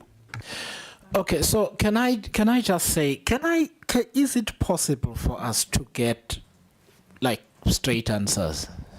Because I must tell you, I have now got lost in, so which question are you answering with this last comment? Chair, it was said, but Honorable asked the question to Honorable Ment. Yes, ask the question. We have got a legal officer who's actually been barred by the LPC. Yes. So that was the one I'm responding to. Okay, it's very simple. Do you have a legal officer who's been struck off by the LPC? Yes, we do. Okay. You then need to then explain why you do. These things about the other things that you were saying are really not relevant, and I really beg you, colleagues, answer questions in that way. We will be out of here in time. I can tell you now it's going to be 1 o'clock soon because the answers are unnecessarily long. Can we answer the question like that? So why do you have somebody who's illegal who's been struck by the LPC? Is there something that allows you to do this? Is it a regulation? Is it a law? Why are you comfortable with this situation? That's the essence of Honorable Mente's question. Because our recruitment policy, including the municipal staff regulation, does not put registration with the LPC as a requirement. Okay, did you look into the reasons why the person was struck off? Well, the reasons were that when we looked at the register of those who have been struck off the roll, the reasons was that he mismanaged the what do you call the trust Client account, trust. the trust account. Yes. And you were comfortable hiring somebody who had mismanaged client funds? Look, Chair, the person was already, when we were employed, was already the municipality. That's the whole thing, but it's on contract. No, but of course you can review that appointment, right? If you find something that has been done wrong before, your hands are not tied. That is the whole point of a new mayor and a new city manager and so on, to fix problems. You can't get there and say, I can't do anything about it. It was damaged before. Do you see why it's important to answer questions in a direct way? Because that is now the question. Why are you comfortable keeping in the organization somebody who mismanaged client funds, was struck off the roll of attorneys, and you have not done anything about it to rectify the situation? That is the question. Why aren't you doing something about it upon discovering the problem? Chair, as per what you are saying now, I think it's something that we'll have to consider, but knowing very well that there was nothing that limits us or that says, or the legal process that we had to follow, but it's something that we'll have to consider, and maybe in the next meeting when we appear, we will be able to provide the details in that regard. Okay, so you're going to get a chance for a follow-up anyway, Honorable Member. Can you quickly go through the members' questions, and then the members will ask follow-ups, and then we can go to the rest of the members. No, thank you very much, Chairperson. And I just want to add to the questions that the executive mayor responded. I think it didn't add that to Honorable Mente, that we do have an acting CEO of St. Lake, which is Mempo Mulimela, which was really appointed by the council. And we do have EDs in St. Lake, which is doing a day-to-day work. As we speak, we do have leadership in St. Lake while we are busy processing the issue of the appointment of the CE, as the executive mayor alluded. Chair, I just want to get a guidance to you. That is it parliamentary that I must respond to the issues that are in the social media. If it's so, I can do that. Respond, because Honorable Kubeka asked me about the allegations that were in the social media. Look, what's better is that a member puts an allegation to you to give you an opportunity to refute it, because it might be the only chance you ever get to deal with the issue. Otherwise, it floats there on social media and it attaches to your name. You understand? So it's not about being parliamentary. What wouldn't have worked is for a member not to give you a chance to deal with the matter. No, thank you very much, Chair. I just want that, only that clarity.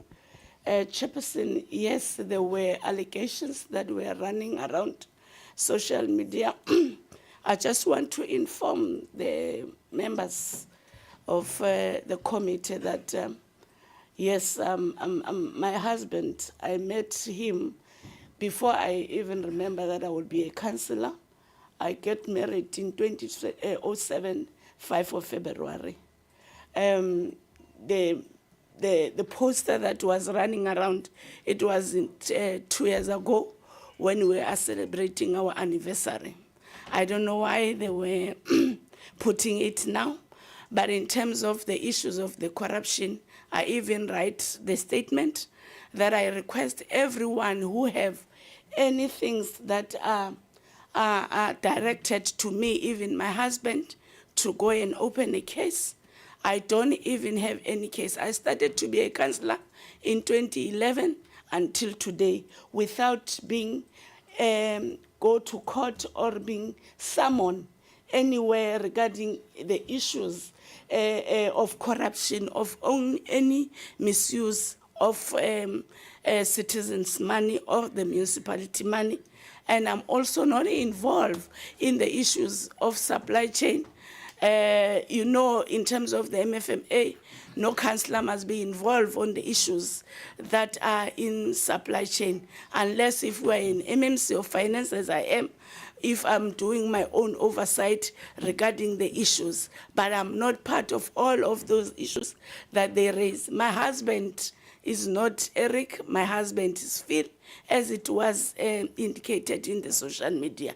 But as I'm speaking now, there is no case, there is no summon where it's directed to me, even to my husband, that I must appear to any law enforcement agency. Thank you very much, Chair. All right. No, thank you very much. That you've placed that on record, so that's fine. Okay. Is there any other question that hadn't been answered? There are, Chairperson. Thank you. The first question that came is on the withholding of grants and the misuse, and that is linked to the audit in the management report where AG says there is a likelihood that the grants that are allocated to the city are not used for the intended purpose. Now, the executive mayor instructed that I should start with the performance of the city on grants as the 30th June 2025, where USDG was 100% spent and ISUPG was sitting at 83% spending. We applied for rollover and we got in 17 million of ISUPG that was not spent in 2024-2025, and we are implementing those projects. Now, with regards to the withholding of grants, it is a process of National Treasury where they are looking at your performance in month 5 of the financial year, which is November. And based on that performance, they normally do the review, look at your full year forecast, and if there's likelihood that you will underspend on that grant, then the midterm review of the division of revenue happens, and the grants get reviewed and portion gets withheld based on that assessment. So it is a normal process, and indeed in the report we provided, we have shown the amounts that were withheld in February of each of the 3 years we are reporting on in this committee. And for 25-26, as we would know, there hasn't been any grants that were withheld by National Treasury to municipalities. Now, coming on the spending of grants not for the intended purpose. Now, this happens under USDG, to be specific with regards to the finding of AG, which, according to them, the USDG is appropriated to an extent that over 65% of that grant must be utilized on trading services, which is your water, electricity, sanitation, and refuse removal. Under these trading services, we've got various projects that are either an upgrade of an existing asset or an acquisition of an existing asset. Now, portion of this grant is utilized for the refurbishment, of which when AG assesses, it borders between maintenance and upgrade. That is the thing that is leading them to conclude that it may not have been utilized for the intended purposes because the nature of the works done relates more to maintenance than to upgrade. And it is really an issue of the interpretation, because from the side of Treasury, we give them the monthly progress report on the projects.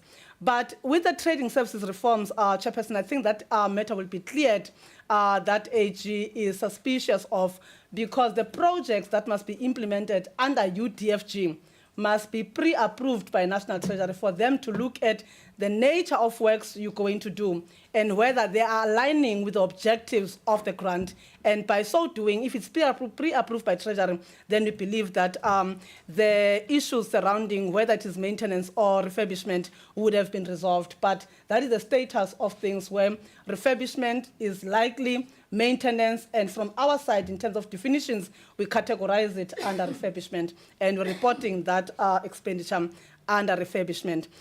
Then I will, maybe the CM will touch on the organogram issues, but Dr. Duma has touched on overtime. I think the issue that is remaining here is the percentage we are spending. If you're looking at the employee-related costs and the portion of overtime of 16%, and the fact that you are sitting with a qualification, and that qualification is really on the reasons that led to the working of overtime. And that's where the problem is, Chairperson, because the people that are claiming overtime are not providing sufficient documentation. And I think in this meeting we have spoken in detail on the material irregularity that has arisen from overtime that is showing all these challenges that we have. So the long and the short of it, the challenge remains of overtime. And in the action plan, we have given the progress that we are making to date, and there is further progress that we are coming up from the 1st of July. And I think the position we are holding as a municipality is that whatever change you want to bring in over time, it should not lead to instability.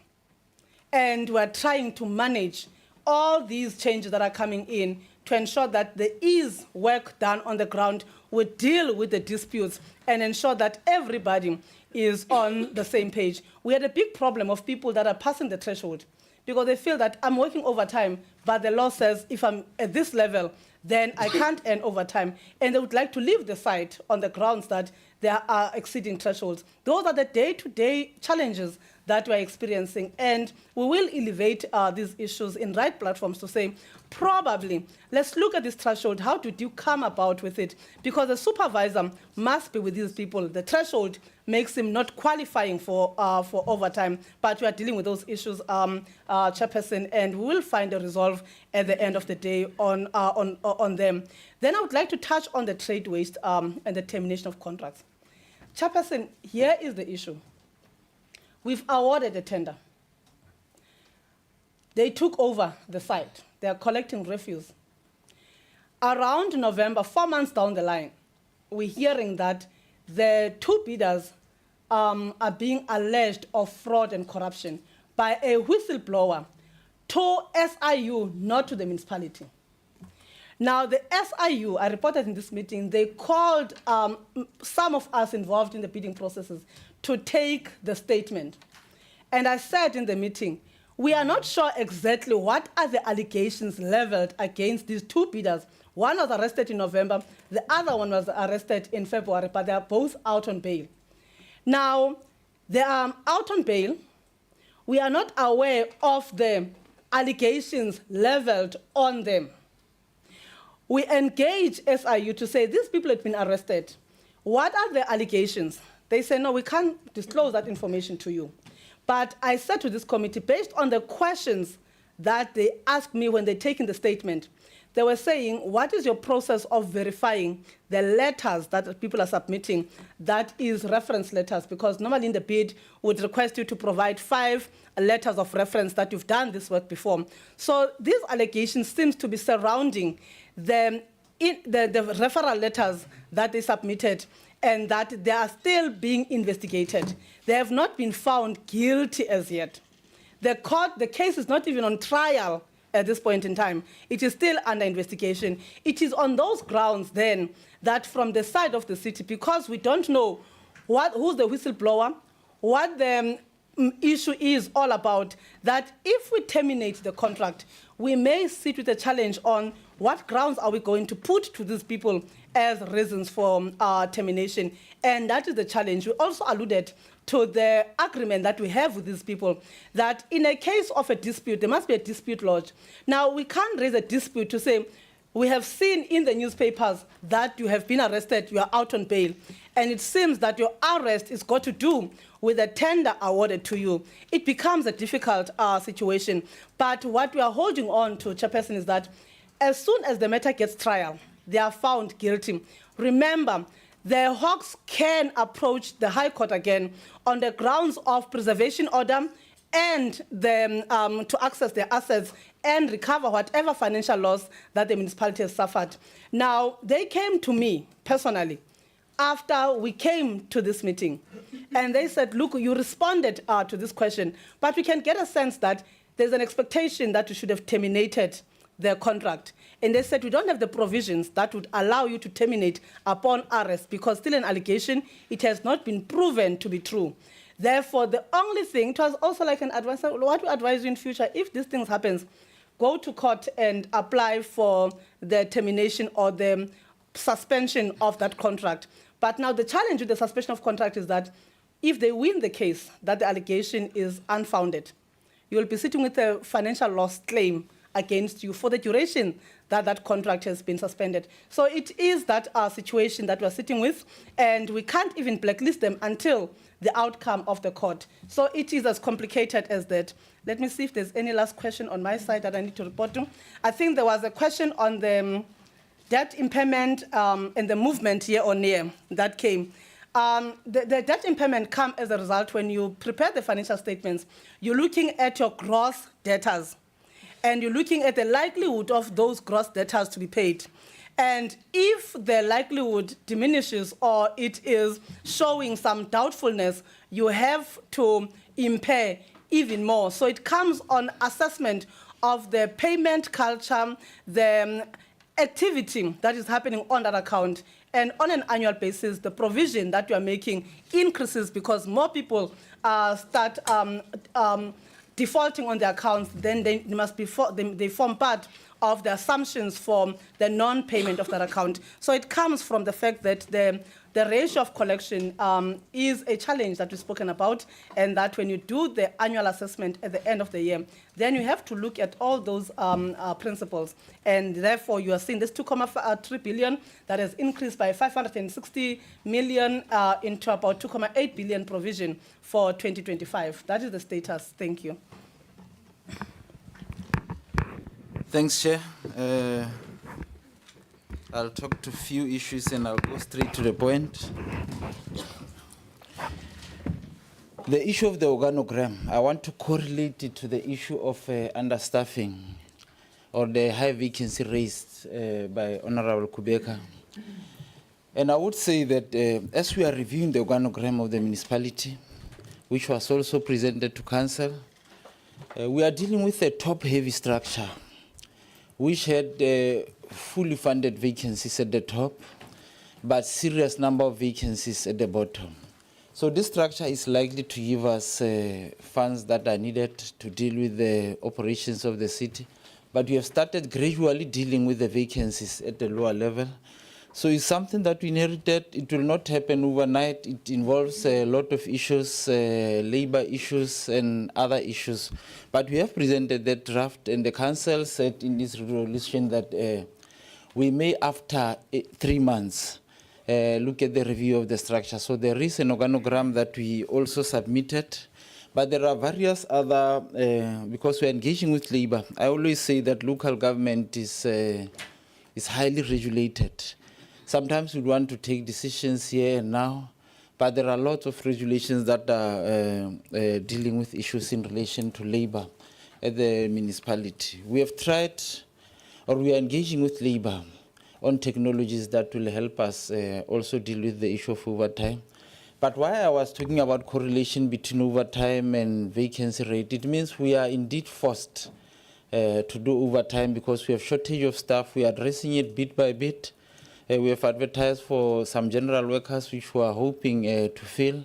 That will enhance our implementation of the shift system, but also issues of tools of trade. We have just finalized on that. So there is that correlation. You are correct, Honorable Kubeka.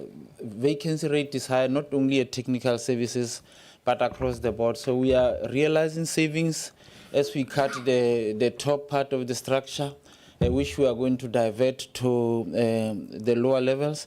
But we are also cutting out contracted workers because contracted work also takes a lot of money from us. So as we introduce the capacity or the tools of trade, we are going to do a reduction in terms of the contracted workers. So some of the work will be done by our workers, so which will challenge us actually to improve our recruitment, particularly at operational level. So we are dealing with a legacy of quite a long time. So we are trying to address it bit by bit, including on the contradictions also posed by the law in terms of how we are dealing with our employees. Thanks very much.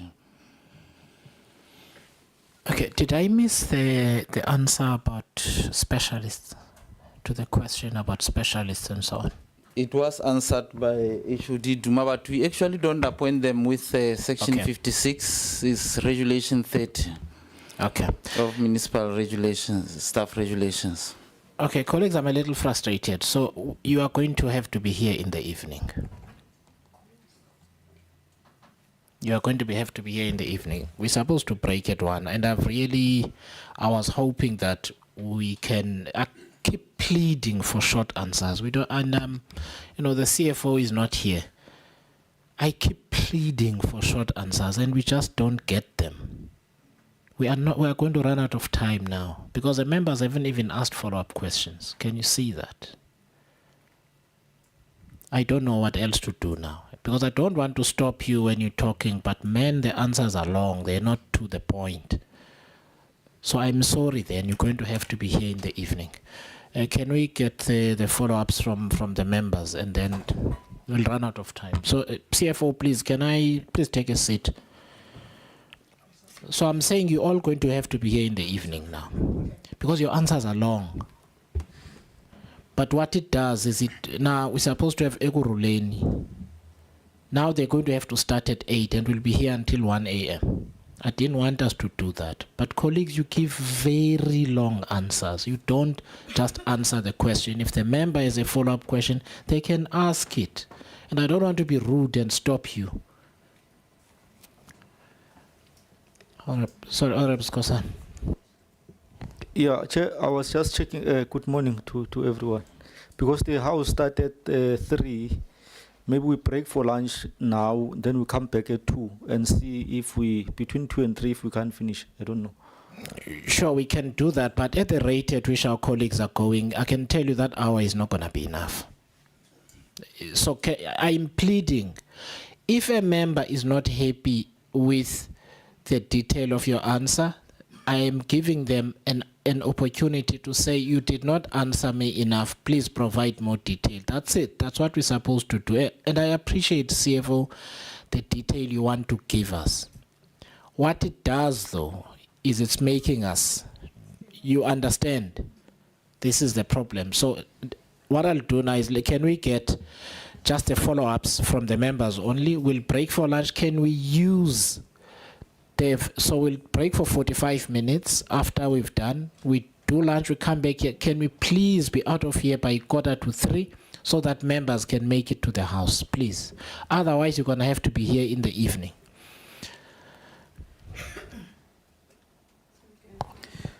Thank you, Chair. Chair, I think from my side, I'm going to have a request.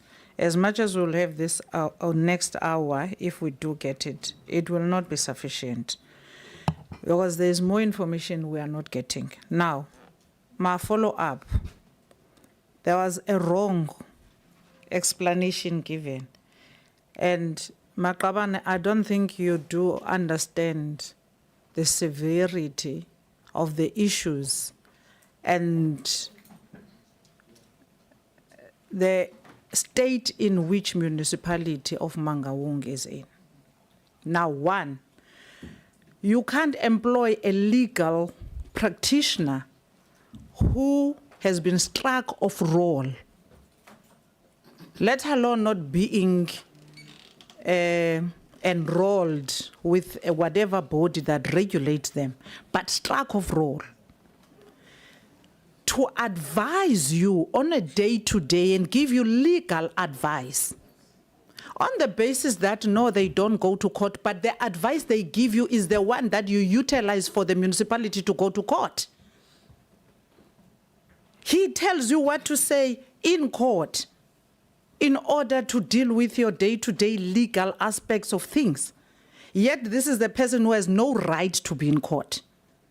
But to make it worse, this is the person who messed up the trust of an innocent citizen on their rough money. Do you have any idea of what that means? Because there is an innocent person whose money was mismanaged, who today we don't even know what the status of their well-being is. And we cannot have then a senior manager of a municipality who says, I don't want to use the word, but you are not important. What's important is this person getting a job. But it cannot be that people must get a job at all costs. It's wrong. Number two, we have landfill issues in Mangaung. We were talking about it in our last meeting, about your turnaround and how you are dealing with cleaning Mangaung, but your landfills are in tatters. Why? Your environmental specialist is not enrolled with the body of environmental specialists. She or he cannot sign on the documents and finalize the management of landfills. Now it explains why the landfills in Mangaung are in that mess. We cannot have people who cannot be employed in government and do not have the prerequisite documents for them to be employed in government. You don't circumvent the process. It doesn't work like that. That's number two. I hear you, CFO, what Hawks is saying. Hawks chair, there was a day I said we should have had the meeting with Skoweg, Auditor General, where Hawks appeared. I'm a member of Auditor General. Hawks came with your case of ghost workers and everything. And it appeared there because the Auditor General referred the case to Hawks after it's been recurring without consequences and being arrested at the municipality. It was a recurring material irregularity, the issue of ghost workers. So let's not make it look like, no, we found it. Yes, Mayor, you found it, you dealt with it. But at the same time, the people who are responsible for to take a file and submit it to law enforcement is one thing. To deal with the rot inside the municipality is another. What we want to know, the people who are capturing, HR doesn't operate like that. HR is an HR manager. There are managers, there are supervisors at every floor plant, or plant, whether it's street cleaners or it's law enforcement. There are supervisors who are responsible for schedules. Today we had 5 workers at overtime. Then they submit a schedule in the morning. This is the overtime. And that's where you get to curb also the ceilings that you can't work above this amount. You can't work above this amount. That means the entire HR is dysfunctional. So who's that person? That's what we want to know. You can explain, CFO, what is the process and everything, but you are not telling us of a person who was there together with the people who were supposed to be supervising the process, because those are the corrupt people who are corrupting the system and paying themselves. Hence, we have ghost workers, because we may say there are people in prison. Do we even know that those bank accounts are the people in prison, or who are just finding a scapegoat with them? Their names were used, but the bank accounts were other people. Did we even verify that? The third thing is, it's not about what the Hawks is investigating in terms of those waste contracts. When the whistleblower sent the information and the Hawks came, the Hawks will not have a case until the municipality give them documents. But when the Hawks came to your office, what was your own investigation in establishing if indeed the tender was done right or the tender was done wrongly? You are now fully dependent on what the Hawks says, as if you don't have systems. You should confidently tell us, in terms of the municipality, the BC and the BAC process and everything, we did it right. We are confident as Mangaung that waste contract were done right. But the law enforcement is saying something else. They are not, they are then investigating. But at this point, you don't know. The Hawks can tell you it was done wrongly. You will go with them. At this point, they are still investigation. You are also not sure if there was a... Please, what is the position of the municipality where these tenders are concerned? Was the process done right or was the process done wrongly? And if the Hawks came to ask you questions, what is your statement which you filed with the Hawks pertaining to this particular matter? Thank you, Chair. Thanks, Honorable Mende. Honorable Gubega, do you have a follow-up? Yes, Chair. Just two quick questions. The one is to the city manager. I think we tried to ventilate this before when they were here last time. The AG had issued a notice of consideration to issue a certificate of debt to the CM. This was the second time in South African history that AG had reached this stage with any accounting officer. So I just wanted to ask the city manager, what's going on with that issue? How far is it? And then the second one is to the deputy mayor. So I just want to confirm that, so basically is the deputy mayor saying that all of the allegations contained in that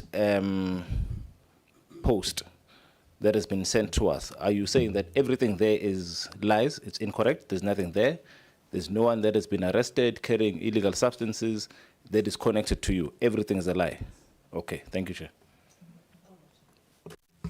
All right. No, the last one again is the circumventing of the process once more on the emergency recruitment. You can't emergency recruit a person at level 3 who's equivalent to a section 56 and call them emergency. Now, what I require from you, must remember you're under oath. Which law did you apply to recruit specialists in the office of the MM? Which law did you apply?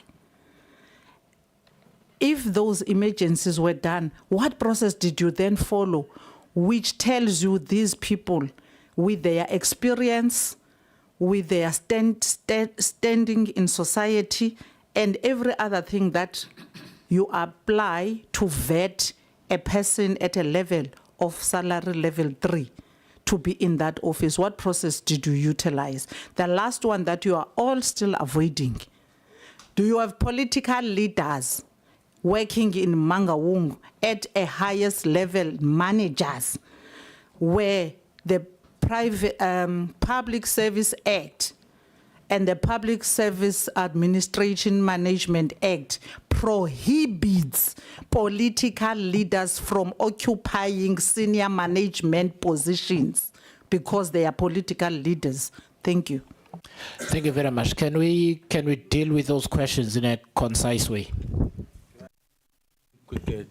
Chief Whip, the issue around AG and overtime, it has got not much to do with people who criminally were discovered. It has to do with the issue of overtime, and it's a matter that it's now with the Hawks, and I think we'll have to submit a fully fledged account on that. But it's what was reflected on the AG flagged, and it's what we're dealing with. That's what we're dealing with together with the Hawks, not the cases that already have been submitted.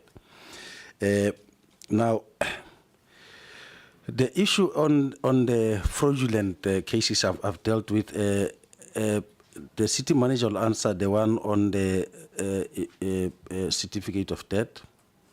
And I think on the issue of the emergency recruitment that were mentioned. But I would like to say, Chairperson, most of the issues that are now being tabled before us would actually require that we must go back and and submit information on the strength of the question that are posed before us. I want to, however, put it this way. When we started, we said, not only are we going to come and account, but to also pick up lessons from areas where things did not go well, and those are the things that we'll take back and answer, because we need to account to the committee and need to account to our people generally. Some of the things that are being raised there, they are enriched now in terms of knowledge economy as to how we should approach them. And I think I would like to take the line that we are seeing. That's how we should approach things. Now, maybe city manager should, in a nutshell, answer the two questions that were put before him. No, thanks, Chair. I'm not so sure, Honorable Mente, on the issue of people that are in the leadership that are employed as senior managers. But perhaps I will touch on the issue of the 2025 Constitutional Court ruling, the one of SAMU, which said only municipal manager and managers accountable to him should not hold political offices. Maybe what the executive mayor was touching on, we can elaborate further. All senior managers, none of them is holding any political office as far as I know, unless if there are specific information. On the issue of the certificate of debt on the city manager, perhaps just to reflect, it's a payment made in 2019.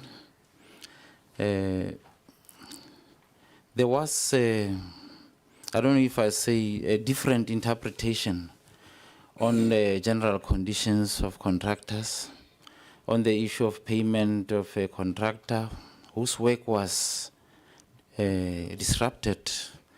And our interpretation is that the general conditions of contract says that if by any means your work is delayed due to circumstances beyond yourself, that is not on you as a person, but the municipality must consider those standing times and payable. I'll just check the correct provision in that regard.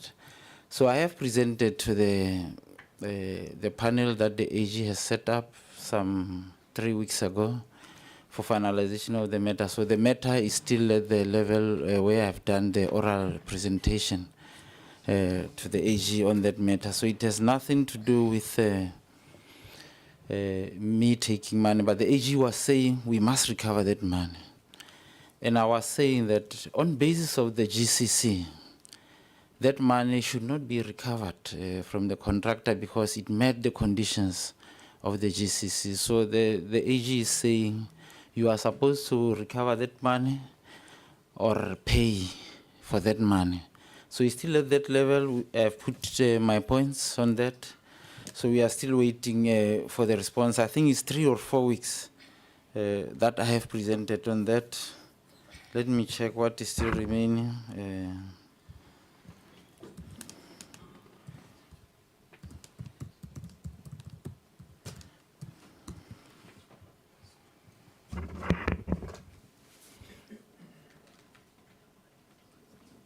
I think I should touch on the issue of the specialists as well.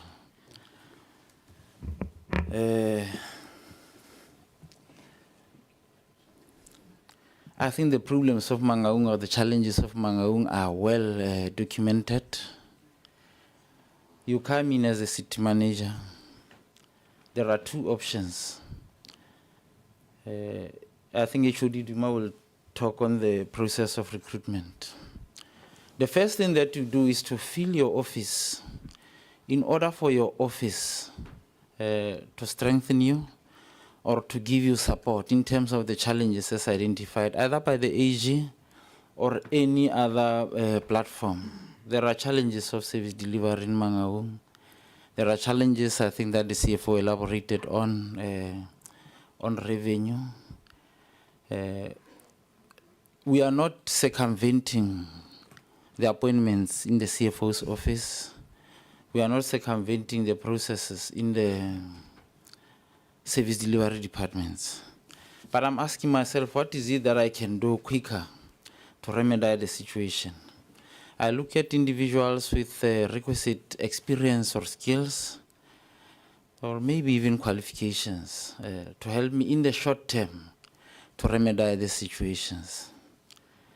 The person who is our revenue specialist is a former GM, revenue in Mangaung. He has worked in 8 other municipalities with a proven track record that he has helped the recovery of these municipalities. I think it's about 8 additional municipalities. So I bring this person short term to say we are at 77% in terms of, in fact, we're at 70% in terms of our revenue collection. And if you look at the initial months, there was a time where we even reached about 100% with our revenue collection. I will just check around 2023, 24. So our revenue has been fluctuating because of the reasons. Sorry, Sam, can I make a suggestion? Yes, sir. With answering this question in a direct way. Yeah. Can you say something like, these were the considerations? We looked at an enabling legislation. Okay. This legislation allows us to do the following. Okay. If that is the case, I'm not coaching you, but you see how we get to you guys coming back here tonight? Okay. We get there this way. Get straight to the point. The question was, are you contravening the law or not? All of this, I think you can say in a couple of minutes, right? Okay. Yes. I appointed in terms of Regulation 30 of Municipal Staff Regulations, which allows me on emergency to recruit people. But like I've said, Chair, my office was empty. Let us accept that as true. Yeah. What you need to deal with is a question of whether what you are doing is unlawful or not. It's not. If it's not unlawful, say why it is not unlawful, one. Secondly, there is a question of process. Just address the process that you undertook to do that. That will assist us. None of us is assuming you had no justification. Okay. Can you talk to the process?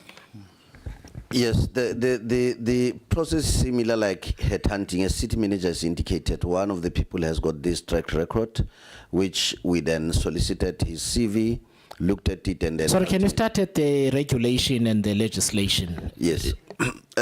City manager has indicated that the Municipal Staff Regulation 30 provides for that. Our own recruitment policy, section 12 of it, provides that in an emergency you can recruit people in this way for a short-term period for a specific purpose. Process. Remember, then there's process. Are these people friends of the CM, cousins? We don't know. You understand? That's why process then becomes important. The process is simple headhunting. It's headhunting. It's people with proven track record from the previous employments. Okay, I get that, but you're not assisting. So you could say something like this. I hate that I'm coaching now. You could say something like this. We engaged an agency. They found people. We took this to council. This is what, you get what I mean. You're not assisting us now when you just say headhunting, because I can headhunt my cousin. No, they are not related to the CM. Let me start with the first one. The one of the service delivery specialist.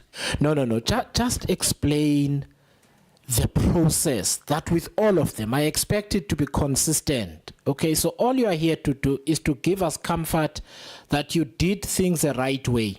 They are enabled by legislation and the regulation. And the process that you undertook guarantees that there is no unfairness or impropriety in the process of hiring. That's all. You don't need to go to individuals yet. If Honorable Mende knows a cousin of this, she will have to substantiate that claim, not you. Just address the process. You said this, anyway, whatever regulation, what was the process? Don't just say headhunting. We directly contacted them, requested CV from them, and we generated a submission for approval by the city manager. That's the process we followed.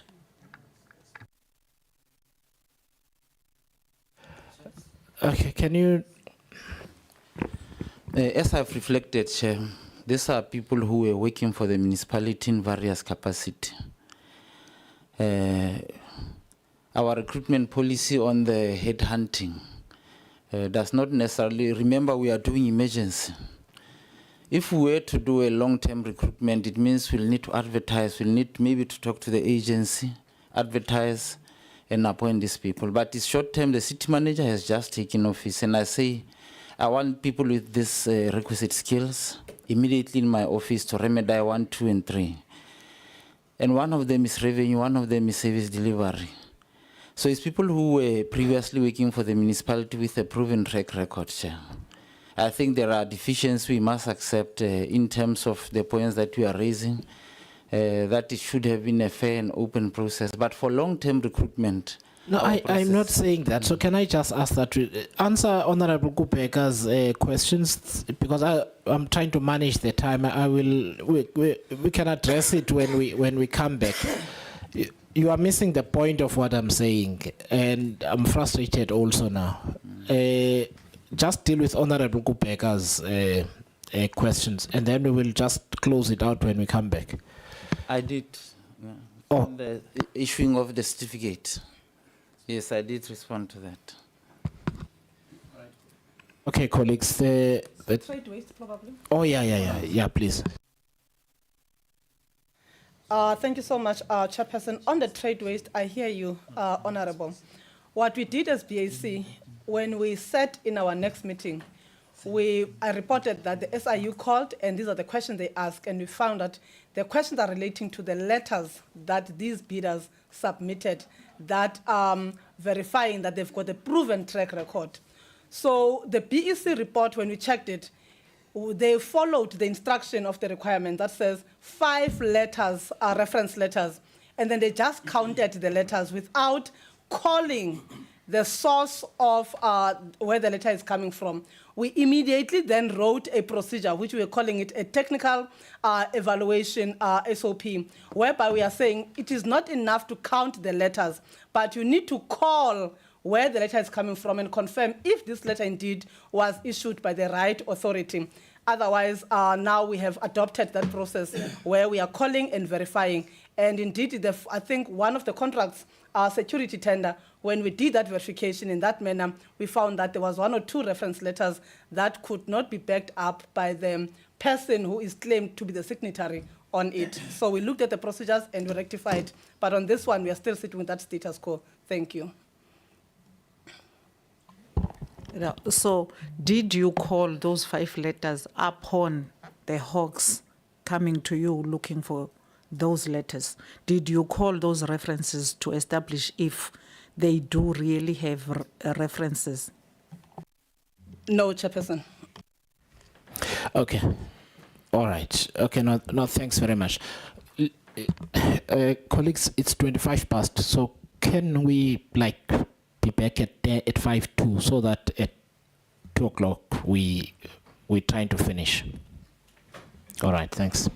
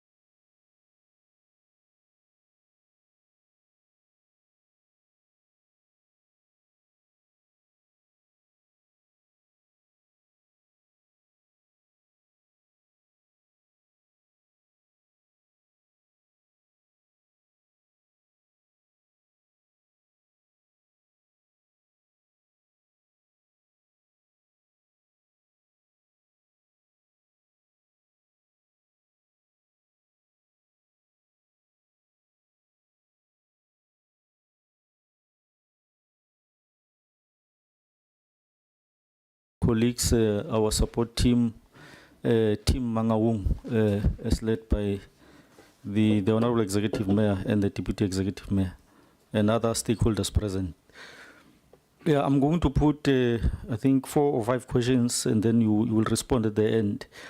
No, we acknowledge your presentation and your efforts in responding to other questions that were outstanding from our previous engagement. Now, my first question is, after more than 2 years of Section 139 intervention, the municipality is still reporting going concern risks, 27 material irregularities, areas to ISCOM and Val Central, grant for features challenge. Can you please provide us with a dated list of all FRP targets that were missed, the responsible officials, and consequence management taken against them? That's the first question. It's a long question, I know. Now, my second question is with regard to the Vista Park project. Please provide reasons for the delay on the Vista Park project, and what is the financial impact, and has any official been disciplined to ensure that there is no culture of impunity at the municipality? My third question is with regard to the 27 material irregularities and the fact that only one has been resolved so far. Why should SCOPA accept that MPEC, the Audit and Performance Committee, the Risk Committee, and the Financial Disciplinary Board are functional when 26 material irregularities remained unresolved? And why should the Auditor General not issue a certificate of debt? Now, my fourth question is with regard to environmental MIs and service delivery failure. The MI register includes 12 material irregularities relating to pollution of water resources and poor management of landfill sites, as well as 2 cases where water quality was not tested at water treatment works. So who is personally accountable for these environmental and public health failures? What enforcement action has been taken, and why has the municipality not provided a clear remedial plan with deadlines for each affected wastewater treatment works and landfill site? And lastly, is with regard to creditors ballooning from 658 million rand in 2024 to 1.5 billion rands in 2025. Your presentation states that invoices outstanding balloon at year end, and that creditors moved from 658 million rands in 2024 to 1.5 billion rands in 2025.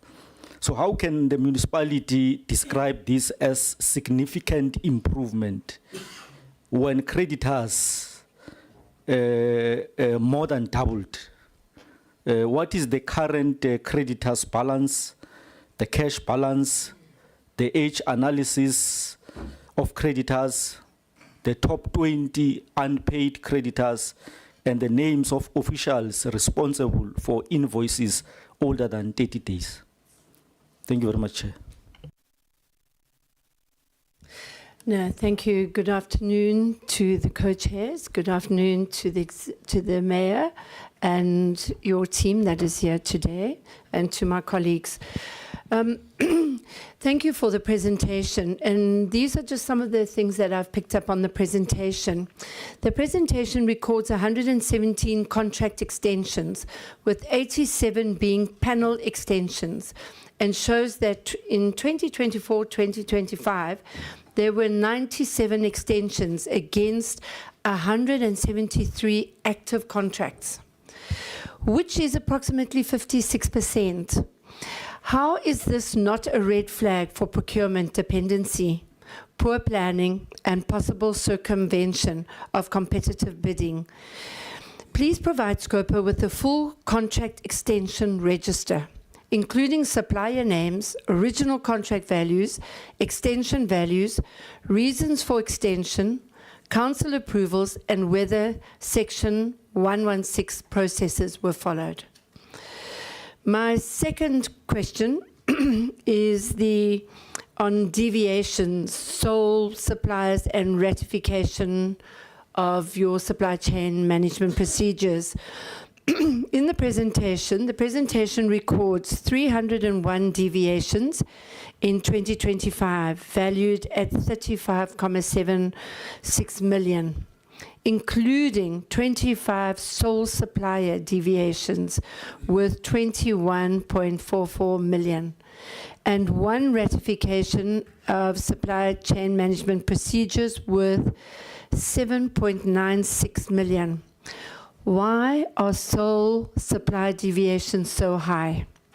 What goods and services were produced? Which suppliers benefited? And has the municipality independently tested whether these suppliers were genuinely sole providers or whether the deviations were caused by poor planning? My third one, which is one that the presentation says that 29 fruitless expenditure investigations have been completed, including 16 cases submitted to MPAC, valued at 7.2 million, and 13 cases en route to MPAC, valued at 192.7 million. Why have completed investigations not already resulted in recoveries, disciplinary action, or criminal referrals where appropriate? For each case, state whether the expenditure will be recovered, written off, condoned, referred for disciplinary action, or reported to law enforcement authorities, and provide the reasonable official's name and deadline for finalization. So I know some of them are long, some of them you would probably have to supply to us. I'm going to conclude with the members' register. Members of councillors, those that have businesses or their spouses have businesses, how up to date is your register? And have you done, are the members' disclosures register up to date? Thank you so much. Thank you very much. Honorable Mtolo.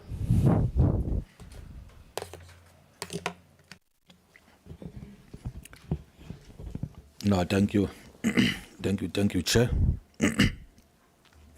Now, Chair, I would like to start with a concern that I would like to raise on record. Chair, I think it will be important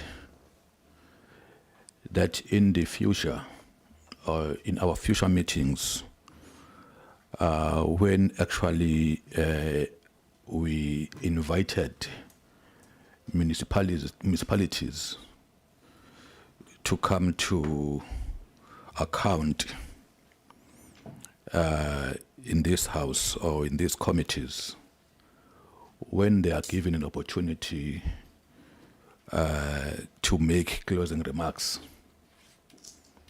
are guided. They must be guided, because it becomes unfair when they are given that opportunity and they exploit that opportunity and attack some of us in this house. knowing very well that you won't have an opportunity to respond because they are giving closing remarks. I'll also request, Chair, that actually you also have an obligation to protect us as members of different parties, as members of parliament.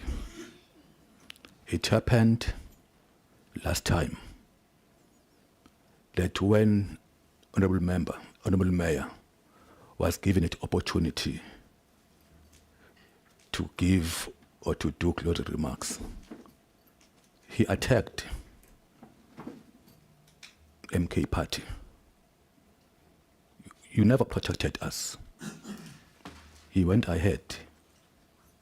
He even attacked the regalia that we used as the MK Party. You never protected us.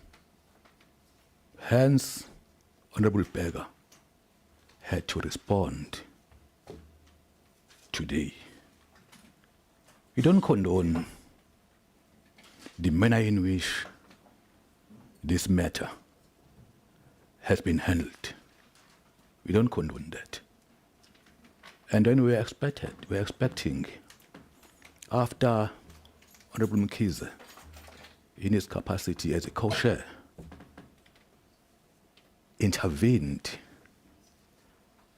because his intervention was quite good. We're impressed, we appreciated it. And we're not expecting that the mayor, after that excellent intervention done by Honorable Mkhize, then after the mayor has apologized, and then he puts a qualification why he said that. As Umkhonto weSizwe were therefore left with no option but to clarify the matter. That actually were here as different political parties. And we'll expect municipalities, when they come here, they deal with issues of delivery, not to put politics, not to play politics. So we appeal to you, Chairperson, that in future, guide us. Because if you fail to do that, we'll be forced and obliged to respond accordingly and protect our integrity and protect ourselves as political parties. Of course, Honorable Chairpersons, some of us went to exile. Some of us went to jail. We struggled in different ways. And we don't expect to be ridiculed in this manner. And some of us were fortunate that were deployed in various positions of power. We appreciate that. And many of our fellow comrades are suffering outside there without being deployed. Others died without working. Others died without having this opportunity that we had of serving the people of South Africa. Therefore, it is important that we respect that opportunity, and we respect the decorum of this House, and we respect the people of South Africa in the manner in which we behave in front of them. I thought it's important, Chair, that I raise that concern on behalf of Umkhonto weSizwe. We don't actually condone what has happened because it was a show of disrespect to the people of South Africa. But in the future, Chair, we request that you protect the decorum of this House, and then you also protect all political parties equally that are part of this committee. Moving forward, Chair,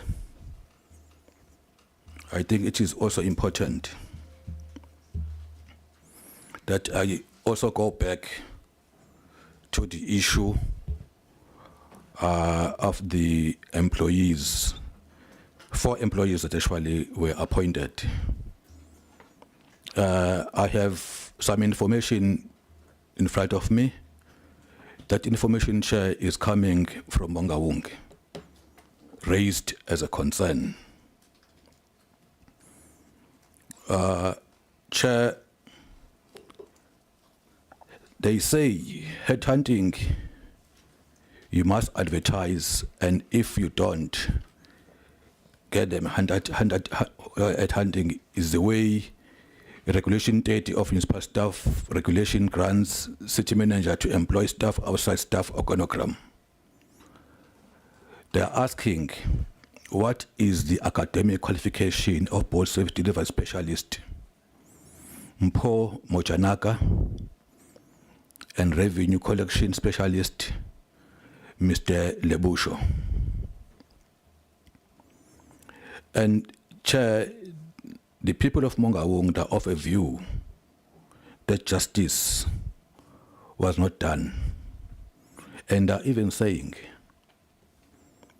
they feel that actually this was a catered deployment and justice was not done when these employees were engaged. They further say senior payroll accountant Trevor Harago, who is alleged he enjoys very close relations to Pule and was transferred from Kopanong local municipality under a cloud. His transfer resulted in him gaining financially as he earns more in Mangaung compared to his previous employer. He is now used to implement wrong things in payroll and is earmarked to replace the current payroll manager. People of Mangaung further allege Regional General Manager Botsabelo and Chabansu Zolile Mangongwa resigned from his chief of staff position and immediately was appointed as RGM. He is earmarked for permanent appointment on the post which is technical, with his teaching diploma. And they'll appreciate if actually the municipality could clarify those issues, and maybe as a follow-up, if they could just send their CVs for this committee actually to ascertain itself whether justice was done in this matter. So I'll request actually the municipality to respond before actually I ask further questions. Chair, thank you.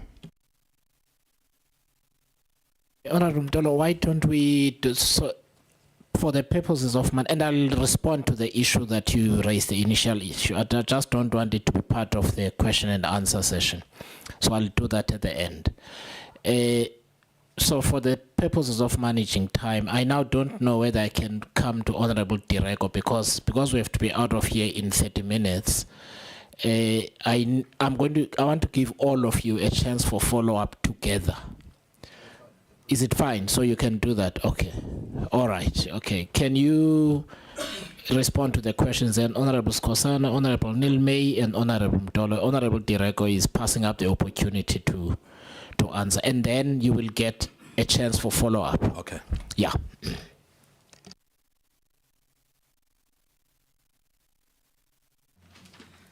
Thank you so much, Chairperson. I'll be short and precise on the questions raised. The first question comes around the RFP. Sorry, can you just move the mic a little closer to you? Thank you. Okay. Thank you so much. The question comes from the financial recovery plan. We indicated that we are implementing a recovery plan that was approved by Council in August of 2023. It didn't have the time frames on as to when it should be completed.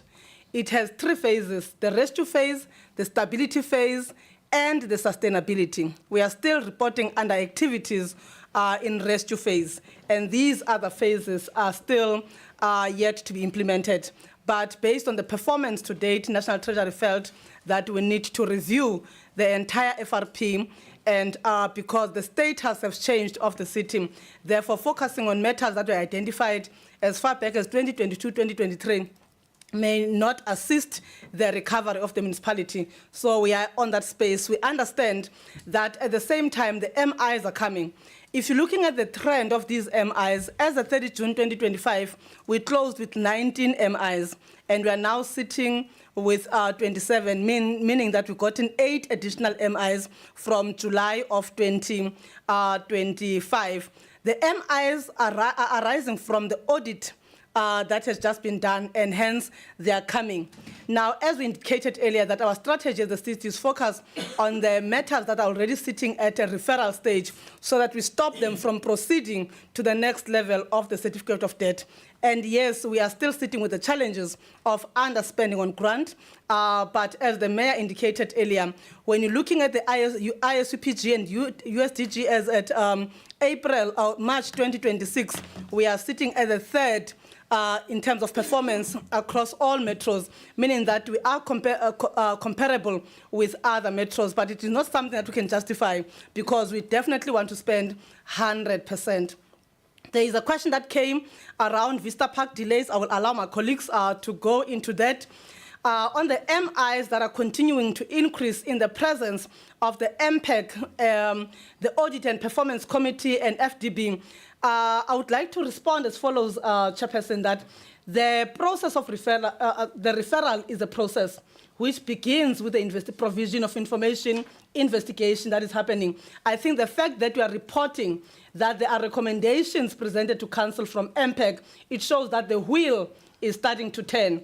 And even on the side of the FDP, we have done the referrals. They are still within their timeframes in terms of investigating and submitting the first report to the city manager.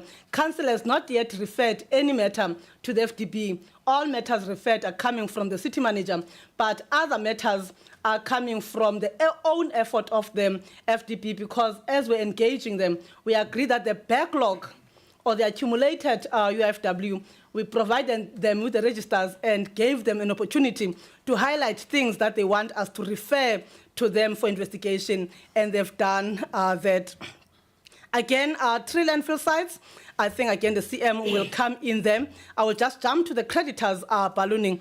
I think, Chairperson, I presented on this matter that during the year, we are quite fine as a municipality, because we are processing payments within 30 days. But we are acknowledging the fact that at year end, due to the systems that we have, it comes to an increase in the value of creditors as of 30 June, which impacts on the financial standing of the municipality. One of the contributing factors in this ballooning creditors at year end is the suppliers on the projects that we normally push at the end of June, but also for the last 2 years, we had those arrears I've spoken about on ESCOM account that I already indicated. We have entered into an agreement to pay them over a period of time, which, as I was engaged in the CFO of Centleg, she indicated that in actual fact, when looking at the last month's ESCOM account, Centleg paid that account in full. So there is progress on Centleg's side to improve cash and pay this ESCOM account on time. The monthly and average monthly account of ESCOM is anything between 240 million and 280 million, depending on the season, because you've got summer and you've got winter. On the contract extensions, yes, the report of AG indicates that we had 56% of the total active contracts, but the report is explaining that 87 of these contracts are not actually contracts that were being serviced. It is a panel of professional service providers that had a validity period that came to an end. But because the tender for the appointment of the PSPs replacing the expired one took too long to come forward and set up a new panel, we were left with no option but to extend the panel, not the contracts. We appoint from the panel, so we extended the validity period of the panel. And I think the contracts, when we looked at the numbers, we were sitting with about 18 to 19 contracts that are active compared to the 117 that would have been the panel extensions. So there's a difference of the extension of the panels and the extension of an active contract where you've got a service provider appointed for a term and that they needed to complete the project. But Chairperson, already in the files that we submitted, we have actually extracted the detail of what the honorable member has requested, where we've got the names, the date of extensions, the variation orders, and the contract amendments that were done, and the value of the amendments that were made. We will liaise with the office to make sure that they are able to assist the members with a file provided that is giving the information that is required. Regarding the deviations and sole providers, indeed, we have supplies that are provided by sole providers. Like, for an example, if you're having a vehicle of a Dell yellow fleet, and it has maintenance issues, you go and buy that item directly from the original equipment manufacturer. They come then under Regulation 36, which is sole supplier.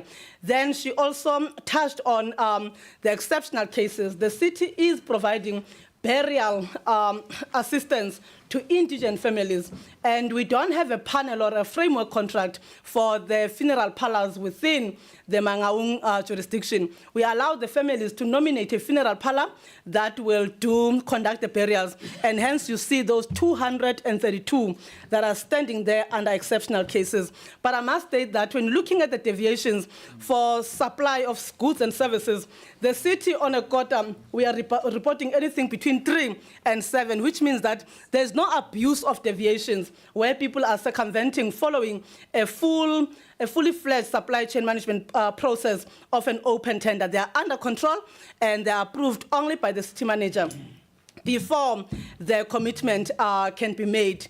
I already spoken about the referrals to the financial discipline report, and I think that Eduma will deal with the declaration of interest. Thank you so much.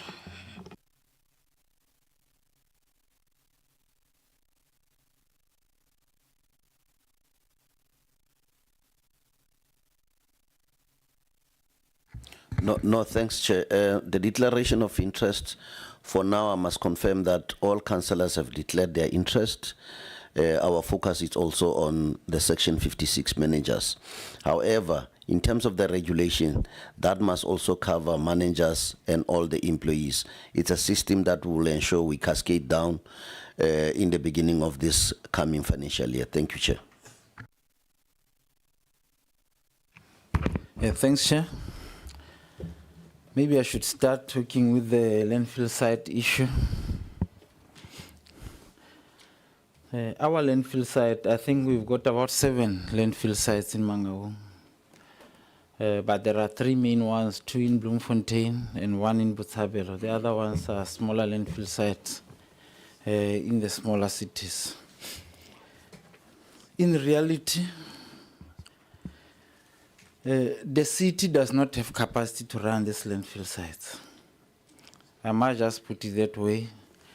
We are trying to recruit that capacity. We have put in lots of resources to manage these landfill sites, some of the external resources. But the plan now that we have agreed on, the Northern landfill site, we are going to turn it into, in fact, we are going to close it and turn it into a green landfill site. And we'll also be having skips as drop-off zones for that landfill site. So that one we are going to close. We've got actually a letter from the relevant department to close it within the next 6 months. So we have responded to that. The one in the south, we are aware there are deeper challenges there. There as well we have put in serious resources, but we have taken a decision as the city to maybe get private hands. We are going to temporarily put, we have requested the province to give us some of the skilled professionals to assist us. But ultimately we would want to turn it into, maybe give it to private hands to manage it for us. But we have done several things on compliance. We have fenced it. But the challenges remain, very deep challenges for the Southern landfill site. It's a den of thieves, if I may say so. We have just recently also requested, we have done a tender for cameras there because we are mindful of the fact that physical security is not sufficient because there is a lot that is happening there. So we are putting in cameras. I've even suggested that maybe we may even need to look into putting drones in the meantime whilst we are working on other processes. It's a bad situation. It's not just environmental. It also has a lot of criminal aspects to it. We are aware that there as well, like I've said, we don't have sufficient skills to manage that landfill site. So the intention is to regularize it a bit and then perhaps put it into private hands to run it with us. So we have a choice to either put it into private hands or invest heavily as the city into that landfill site. We also have intentions to create what we call a regional landfill site that will take a lot of waste from our landfill site. But we are also implementing what we call, we are piloting what we call, what is this thing? Separation at source, where we want to direct as minimal as possible to the landfill sites. But we are engaging in operations with various stakeholders, environmental, security, just to ensure that as we do all these things, that there is nothing that will be disturbing. We are working with the police and other role players in that regard. I will touch on the Vista Park issue. Vista Park issue, I thought we have reached an agreement with the service providers there. But about 2 weeks ago, I got a call from one of the service providers to say, actually, we are getting out of that, the agreement that we almost reached. We're almost at a point where we would have reached an agreement with the service providers because the municipality is doing what you call a self-corrective action. The land availability agreements were totally unfair on the city. Gave all the powers to the contractor. So we're saying, let's correct that. The asset remains the asset of the municipality. There were a lot of changes in between the years in terms of management and ownership of some of the companies in the process. So we're doing what we call a self-correction. So I've directed that maybe we need to go to court, but it's the matter that we are going to take to council. Maybe we need to go to court as part of self-correction to the municipality to say that we have given our land to people, and they are not, in fact, there were amendments on the contracts, land availability agreements, that actually disadvantaged the municipality. We were supposed to play this role, the companies were supposed to play this role, but it came to a situation where the municipality had to provide both internal and external services, which was not the initial agreement on the Vista Park. So I've said to the HODs, both for human settlement as well as corporate service, that urgently we need to go to court to enforce the original agreement on the Vista Parks, because what has been amended, various amendments could border, in fact, borders towards irregularity, if I may put it that way. In terms of MIs, I think the CFO did reflect when she presented. I've put a team of experts, both internal and external, to help us deal with MIs. It's not like we are doing nothing on the MIs. We keep on responding, but you would get responses that would say, I could not satisfy myself from the AG to say, we could not satisfy ourselves in terms of the information that you have provided. I think that is why it ended up with escalation. So I've put a team of people that will help me as the accounting officer, but they are all internal, except I think there is one expert who used to work for the AG that we have brought in to come and assist us. Because sometimes it's not a question of answers, it's a question of, I think, interpretation of what questions are being raised. So it is my view that perhaps we don't have sufficient, but we do, I think the CFO reflected, we do respond to these MIs. And of course, as an accounting officer, I become worried if information goes to and fro and we are not able to close this. So I'll be putting those time frames. I've said actually we must handle MIs at least once a week. That committee will be meeting and advising me and probably putting a submission together for this MIs. They are too many.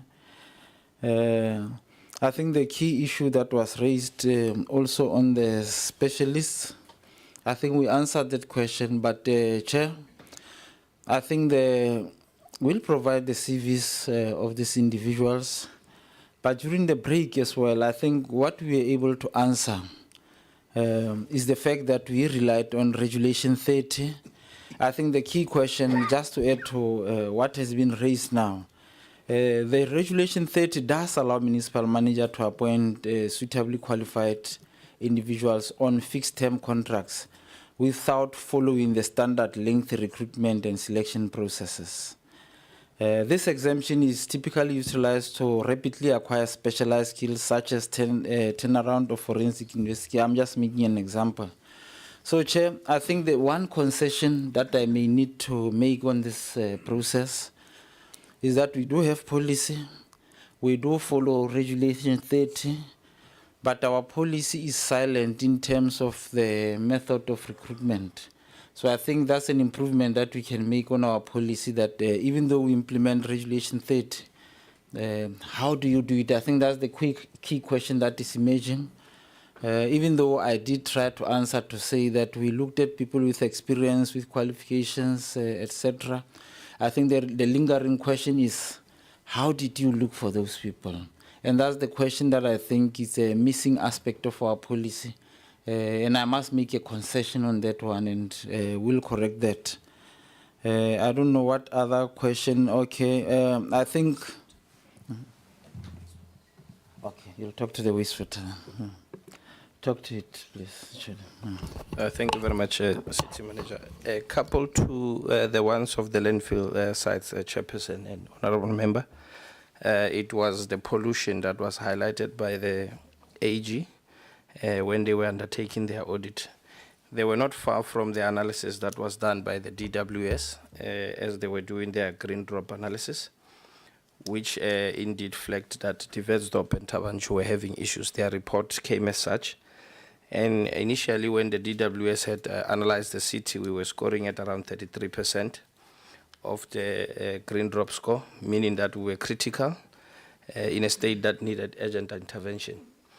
But since then, as we responded and as they analyzed recently about late last year, we scored about 43.2, meaning the performance was still poor, but however, it now needed some targeted interventions for gradual and sustainable improvement. So it has improved from 43.2 to 33, from 33 to 43.2. And in this regard, working with the specialists from the National Treasury, we submitted a document of a performance improvement agreement, which will go hand in hand with the water and sanitation reform that the Council wants to effect from the 1st of July. And we have targeted and, of course, outlined over 6 years how the green drop will be improved. Indeed, with the target of 25-26, already we have met 43.2, though we had targeted 42. And we are taking it there with 27-26, having to planning to have achieved 49.2, and the outer years to achieve 56, all the way up until 75%. So we are still on par. And of course, with the people and specialists that have been in the space even before us, helping us to streamline our performance and make it practical, it is still very much possible to achieve and steer the ship outside the dire situation it was in. CM and Chairperson, I submit. Perhaps, Chair, just one last point from my side. All these people that I mentioned are in my office, like I reflected when I started. Even my PA, my then PA, I recruited through the same process. So I just wanted to say they are not people that are in the mainstream operations of the municipality. They are in my office to assist me as I was setting office to deal with pertinent issues by that time. Thanks, Chair. Thanks very much. I'll give the honourable members a time for follow-up questions. And if there's any time left, I'll ask Honourable Nilman. Honourable Mtolo, we don't have a follow-up you sounded like you were asking a question subject to if the answer was going to be whichever way you were then going to ask a follow-up. That's the impression I got. No, I thought I was going to proceed with further questions. Chair. Or not, so now I'm giving you the opportunity to do it because I was just managing the time. Remember, we have to be in the house at 3, and we're trying to finish with them so that we can start with Ekurhuleni later. And Honorable Skosana and Honorable Nilme had not yet asked questions, so that's why I was taking all of you together. So I'm now giving an opportunity for a second round of questions to all of you. Okay, no. Maybe I'll make a follow-up question, maybe through in writing. Okay, all right, thanks. Yeah, no, thank you very much, Chair. Yeah, just 2 follow-ups from my side. With regards to the issue of financial recovery plans target, CFO, I think I appreciate the fact that you are indicating that you are in the process of reviewing them since they are old from 2022-23, so that you've got targets that are relevant to the current situation. But I'm interested in finding out as to whether are there any officials that you have identified that have contributed in missing those targets, the previous targets, those targets of 2022-23, the fact that we were moving very slow up until now. Are there officials that have been identified? Are there any consequence management directed to those officials? And then my last question with regards to the issue of MI's city manager. I think I appreciate the fact that you are saying you have established a team that is meeting every week to look at the MIs, because I think we are also appreciating the fact that 27 is too much, and that they were 19, then there's a new 8 added, so 27, but 1 resolved, still 26, which is still very high.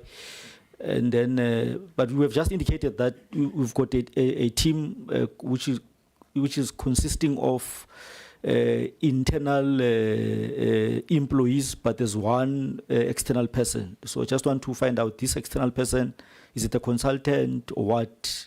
How this external person who's also sitting in that committee to assist you resolving the MIs. Thanks.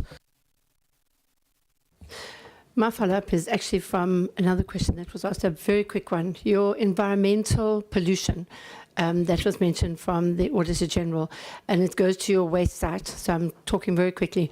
Do you have lethate ponds? Do you have a lethate treatment site, a lethate treatment plant?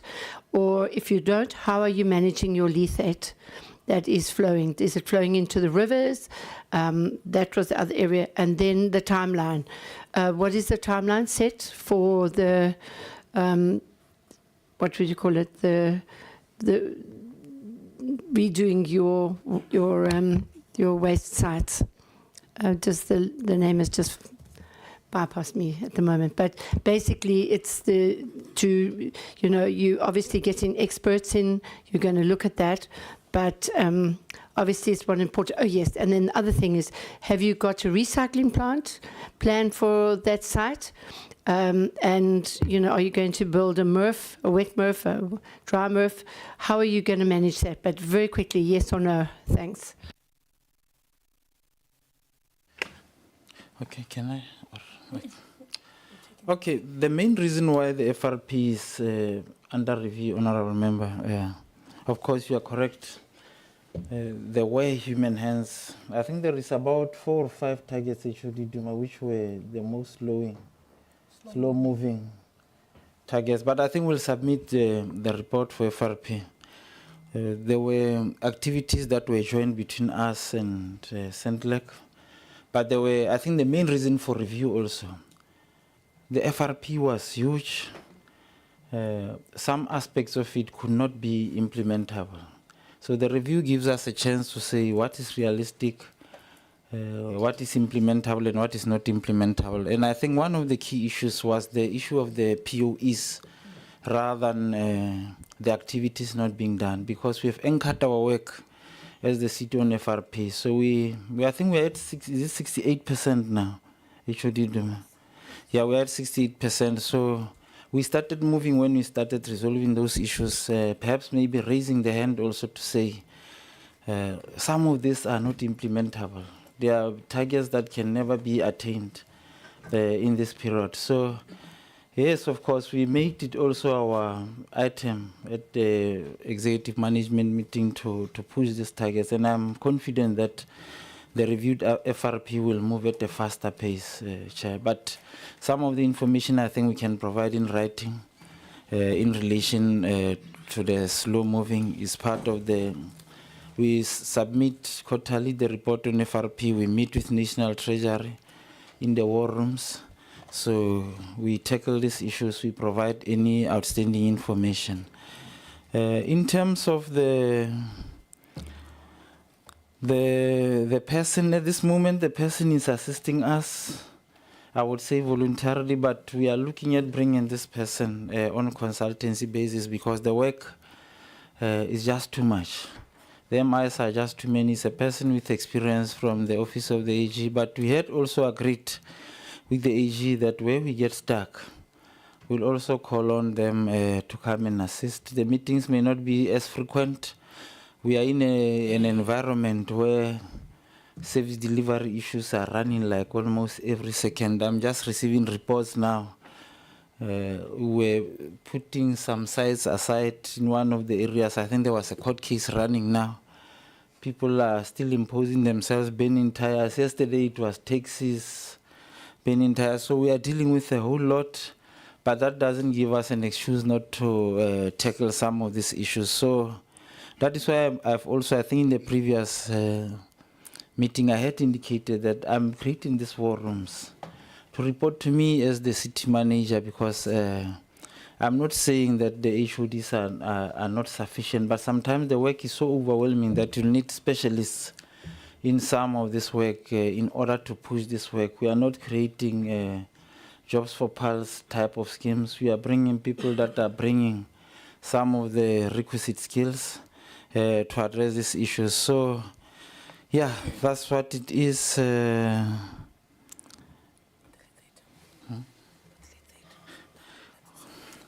Okay, you raised a lot of environmental technology, Honorable Member. What I know is that we've got a stripped material sorting facility at the southern landfill site. One of the key issues that's happening in Mangaung, people steal everything. We used to have about 3 buyback centers. They strip everything. They strip even the equipment in the landfill site. You put in, I think DFFE provided us with machinery. When you just look the other way around, the equipment is stripped, batteries, tires. So, sorry, so I am really trying to accommodate. You know, your Honorable Mayor begged me that he has a flight. Okay. Okay, and we are now at 3 o'clock.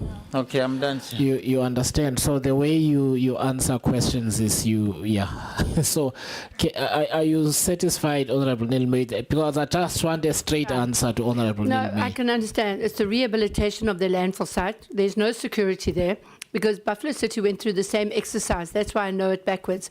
And the most important thing, and I want to give you advice, is that you have to have security. And that's the only thing, because yes, your yellow fleet is going to disappear fast. Thank you.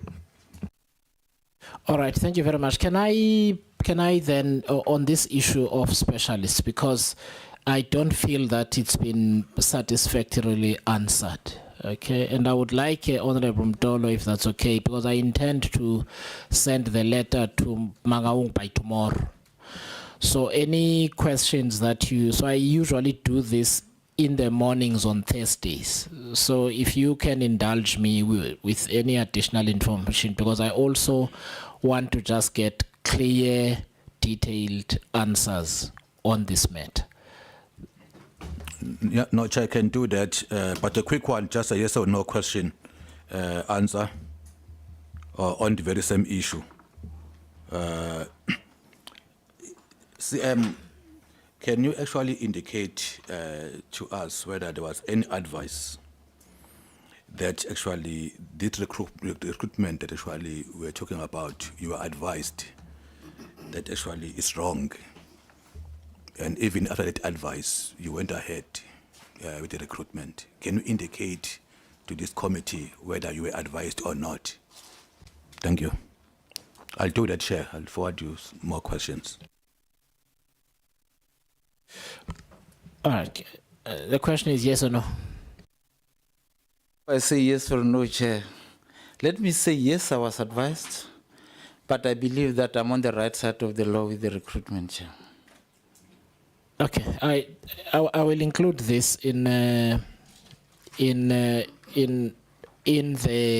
letter that I'm going to send to you, because I just think we lost an opportunity to just deal with it in a direct way, right? So we'll send a letter that just asks a set of questions, because when you answer for it, you mentioned that your PA is also, so now I'm wondering if your PA is permanent or temporary, because I've read Regulation 30 and it says temporary. So I just come across things that cause more questions for me as well to do that. So before you go, because I know it said we'll finish at 3.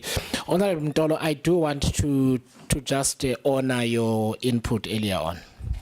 First of all, I want to apologize to you and your colleagues if in the manner in which I conducted the previous meeting as well as this one, I have come across as partisan. It certainly is not my intention.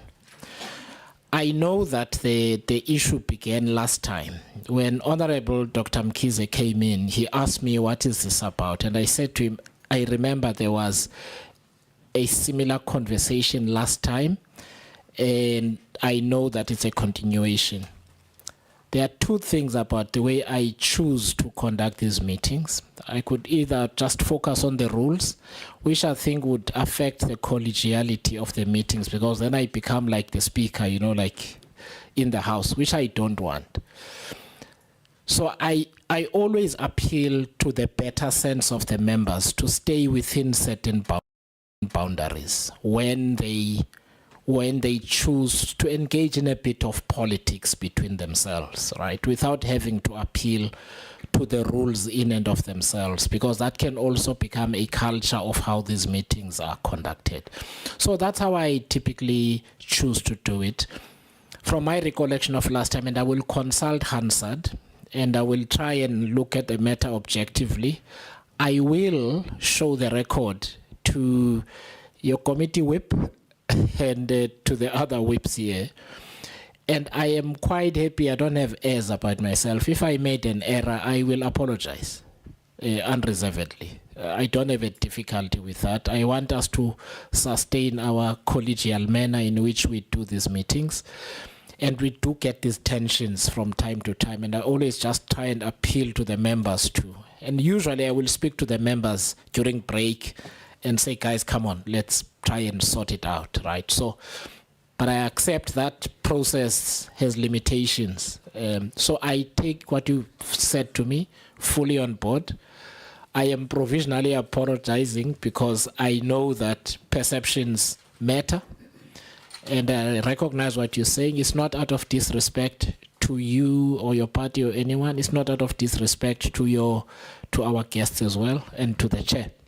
So you can just be assured that we'll deal with it in an open manner and just resolve on it as adults in the manner that we've related before. Is that okay with you? All right. No, thanks very much, Langamandla. I appreciate it. Honorable Mayor, you are going to get a love letter from the committee with a lot of questions, which I hope that you will, in the same manner that you provided information to us, you will deal with it similarly, and then we will distribute that information to the members of both committees. We will catch up with one another once your future audit is done at some point in the future. But let us please stay in touch. From time to time, we might see something and send you a note and say, can you please send us a report? it's just that so that we've got first hand of what's going on. We don't just rely on newspapers and that kind of thing. But thank you very much. And thank you, honorable members as well. Team from the AG, thank you very much. Honorable Chair, thank you very much for your interventions and your guidance. Much appreciated. Okay. Thank you very much. Let us adjourn. Oh, sorry, no, you are not coming back, but we are coming back. What time are we coming back? 6:30 we will be here. But I am going to be unpleasant with time so that we can go to bed on time.